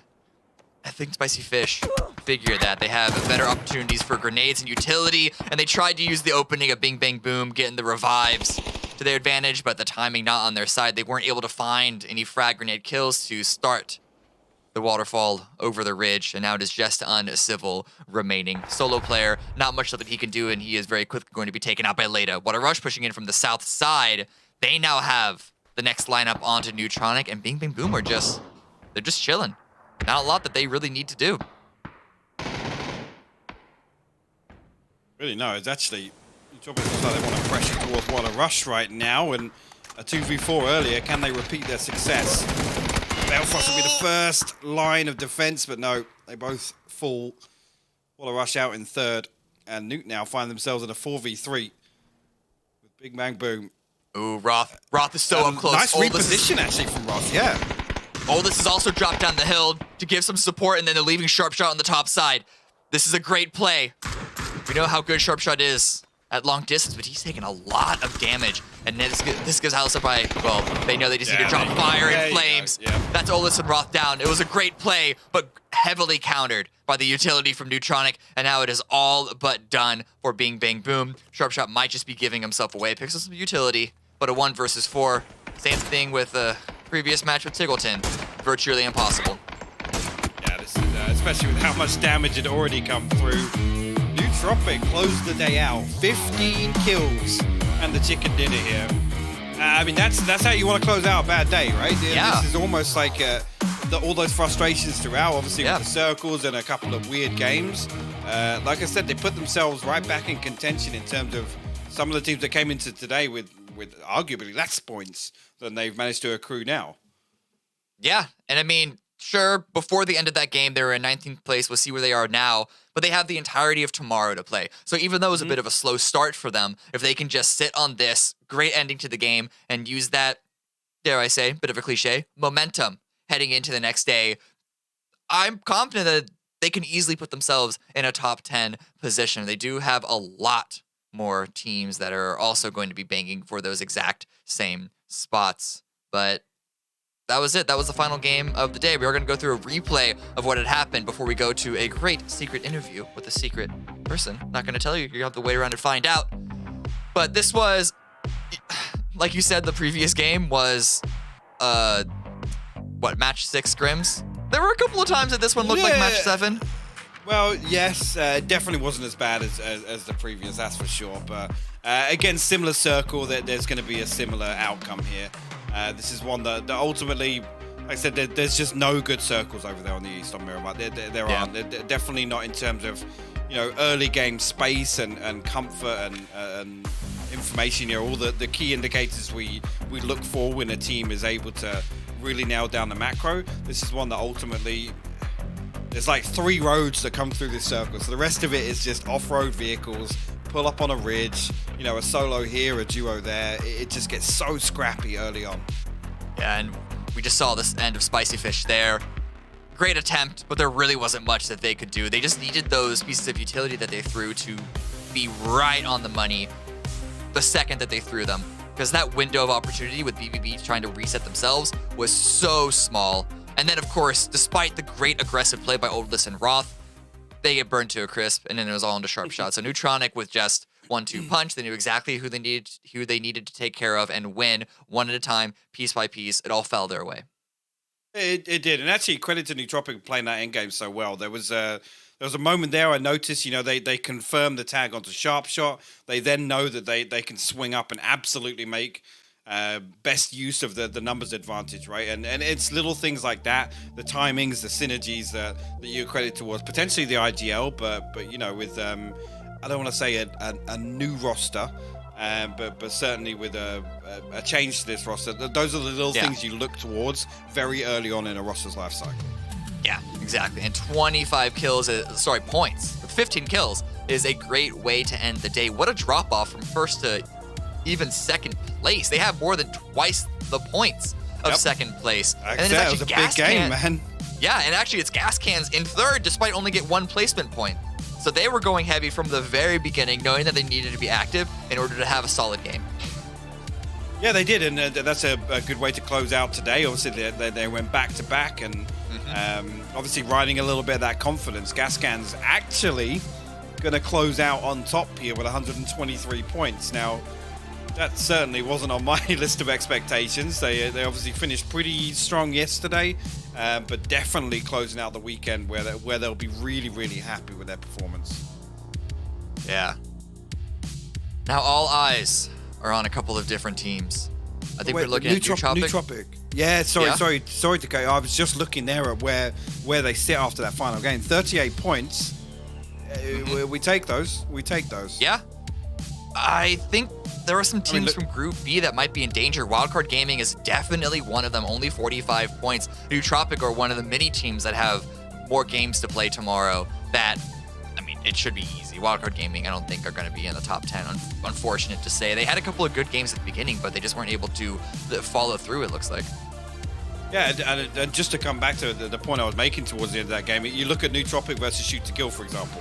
That's something you got to come away and feel pretty good about, right? And that's not to really throw any shade towards Shoot to Kill, but in terms of where you track within this lobby, give yourselves a pat on the back. Yeah, absolutely. That's not to say, despite being a very threatening team, SDK still didn't have the greatest of starts.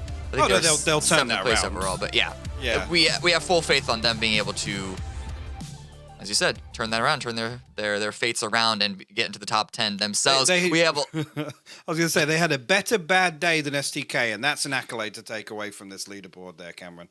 That's true. That is true. We have a lot more games to play tomorrow, and one of the teams that is going to have a reappearance is going to be Yahoo. We are delighted to sit down with an interview with our good friend Sparking. How is it doing, my brother? How have you been? How has the first 6 games of the qualifier for you been treating you? Hello, Gamey. Hello, Hypoc. Hello, everyone to the chat. Has been good. It's the first tournament, the first day with our new player, Hiruzen, the Russian guy, XVP. It has been really good, a new experience. He became a new person for the team, and it's been really good to have the new energy, the new ideas, the new strats. Everything new is good, right? Yeah. Listen, my first question was going to be about how has leadership sort of been falling in your team with the new roster, but from what you just said, it almost sounds like Hiruzen has been taking up that mantle. Is that correct? Yes. Hiruzen is being an EGL right now. And also me and Poon, we always helping. He's not like the only IGL on the team, but he's being like the biggest brain on the team for sure. I think the question I have is what's kind of obviously it's a big change to not only add a player but then also add an IGL. Obviously, and again, for me, I look at you guys as that core 3 is very frag heavy, right? In terms of mechanical skill, you guys are pretty much up there, right? So is there anything you guys want to necessarily, translate to Hiruzen in terms of adapting now to a new format where you guys ultimately have the freedom to do what you want? What's the, I guess, the biggest team adjustment when all of that equation comes together? I think the biggest adjustment is being comms, since Hiruzen, I think, never played in English before. So that's basically the biggest challenge for us right now. And also we're changing our game style a lot. That you can see, like when we play Badger, we were playing in Forcing Edge, and now we changed our entire game style in DDT. But it's been good, and it's not been like a hard challenge. Like Hiruzen, a really cool guy, really cool person, a really cool person to play with. So everything is being fine. Everything is being amazing. I guess that's it. If I can get a follow-up question, actually, Cameron, the interesting thing to note do you feel you guys are going to play, this almost seems counterintuitive, but a little more aggressively now with the benefit of the format after Honey Badger's obviously no longer part of the roster? Because that's almost kind of like the expectation would be things might quieten down for you guys, but it almost feels like you maybe have that freedom to even play a little looser. I think we were always aggressive, but in different ways. With Badger, we were edging and trying to kill people, trying to get in the circle. But now we taking good position first circle and fighting when we need to fight. So we changed just our game style like in the first circles, but in the third circle, in 4 or 5, we just fighting like we always did. And it's been basically the same. It's just like the first circles are happening totally different than before. And it's have been great. Okay. So you just played your first series of games. You're going to be coming back tomorrow. Right now, you're sitting at 43 points. Are you particularly happy with the way that you've performed, or do you think that you will be a lot better going into tomorrow? Sort of, what's your mood going into the second half of your qualifier series? Basically, my mood now is like, I am not sad. It was not a bad day, not a horrible day, but could be better. It's like the feeling that we know that we could give way much better, like 10, 15 or maybe more 20 points today. So we're just coming to make way more points tomorrow and qualify for sure. I don't want to be counting coins right now. So yeah, it was a good day, but should be having great, should have been great, not good. Is there anything that you can sort of let us know, give us a little peek in behind the curtain that you think could have been like particularly better today that you're going to be working on going forward? I know you mentioned communication being one of them already. Is there, I don't know, a way that you approach team fights or perhaps rotations in a certain time? I think the games we shouldn't do points. We died like in some bad ways, like dying out of cars and that stuff. But we certainly fixing our C1 setups. Yeah, I think it's our main priority right now. I think the boys are also watching that, and I'm here to interview. But yeah, it should be only our first circle setups, and I think that's all. Well, as much as I can assume that you're happy to get away from the after-game homework, I am going to have to let you go to get back to watch the VODs with your teammates. I know how important that can be. Thank you very much for joining us and giving us your thoughts. Good games today, and good luck tomorrow for the rest of the series. Thanks, Sparkin. Thank you guys. Good night. All right, that's it for us. Thank you all for tuning in. As mentioned, we have 6 more games tomorrow. It's going to be Groups A and C, and that's going to be culmination of the North American region, who are going to be the top 10 teams facing off against the top 6 teams of Latin America in the grand finals of the ESL PUBG Masters. Cameron Davis, Hypoc. Before we let you go, however, we need to remind you, we told you 2022 was going to be jam-packed with PUBG Esports action. While you're watching the ESL PUBG's Masters go down, take some notes, because your next chance of showing off your skills starts soon. Registration is now open for PCS 6 America's Open qualifiers. Round 1 starts on March 9th, and with registration closing on March 7th, so make sure you sign up now. More details can be found at na.pubgesports.com. Thank you very much for tuning in. Thanks from everyone. Thanks for us. Thanks from the crew. We'll see you tomorrow.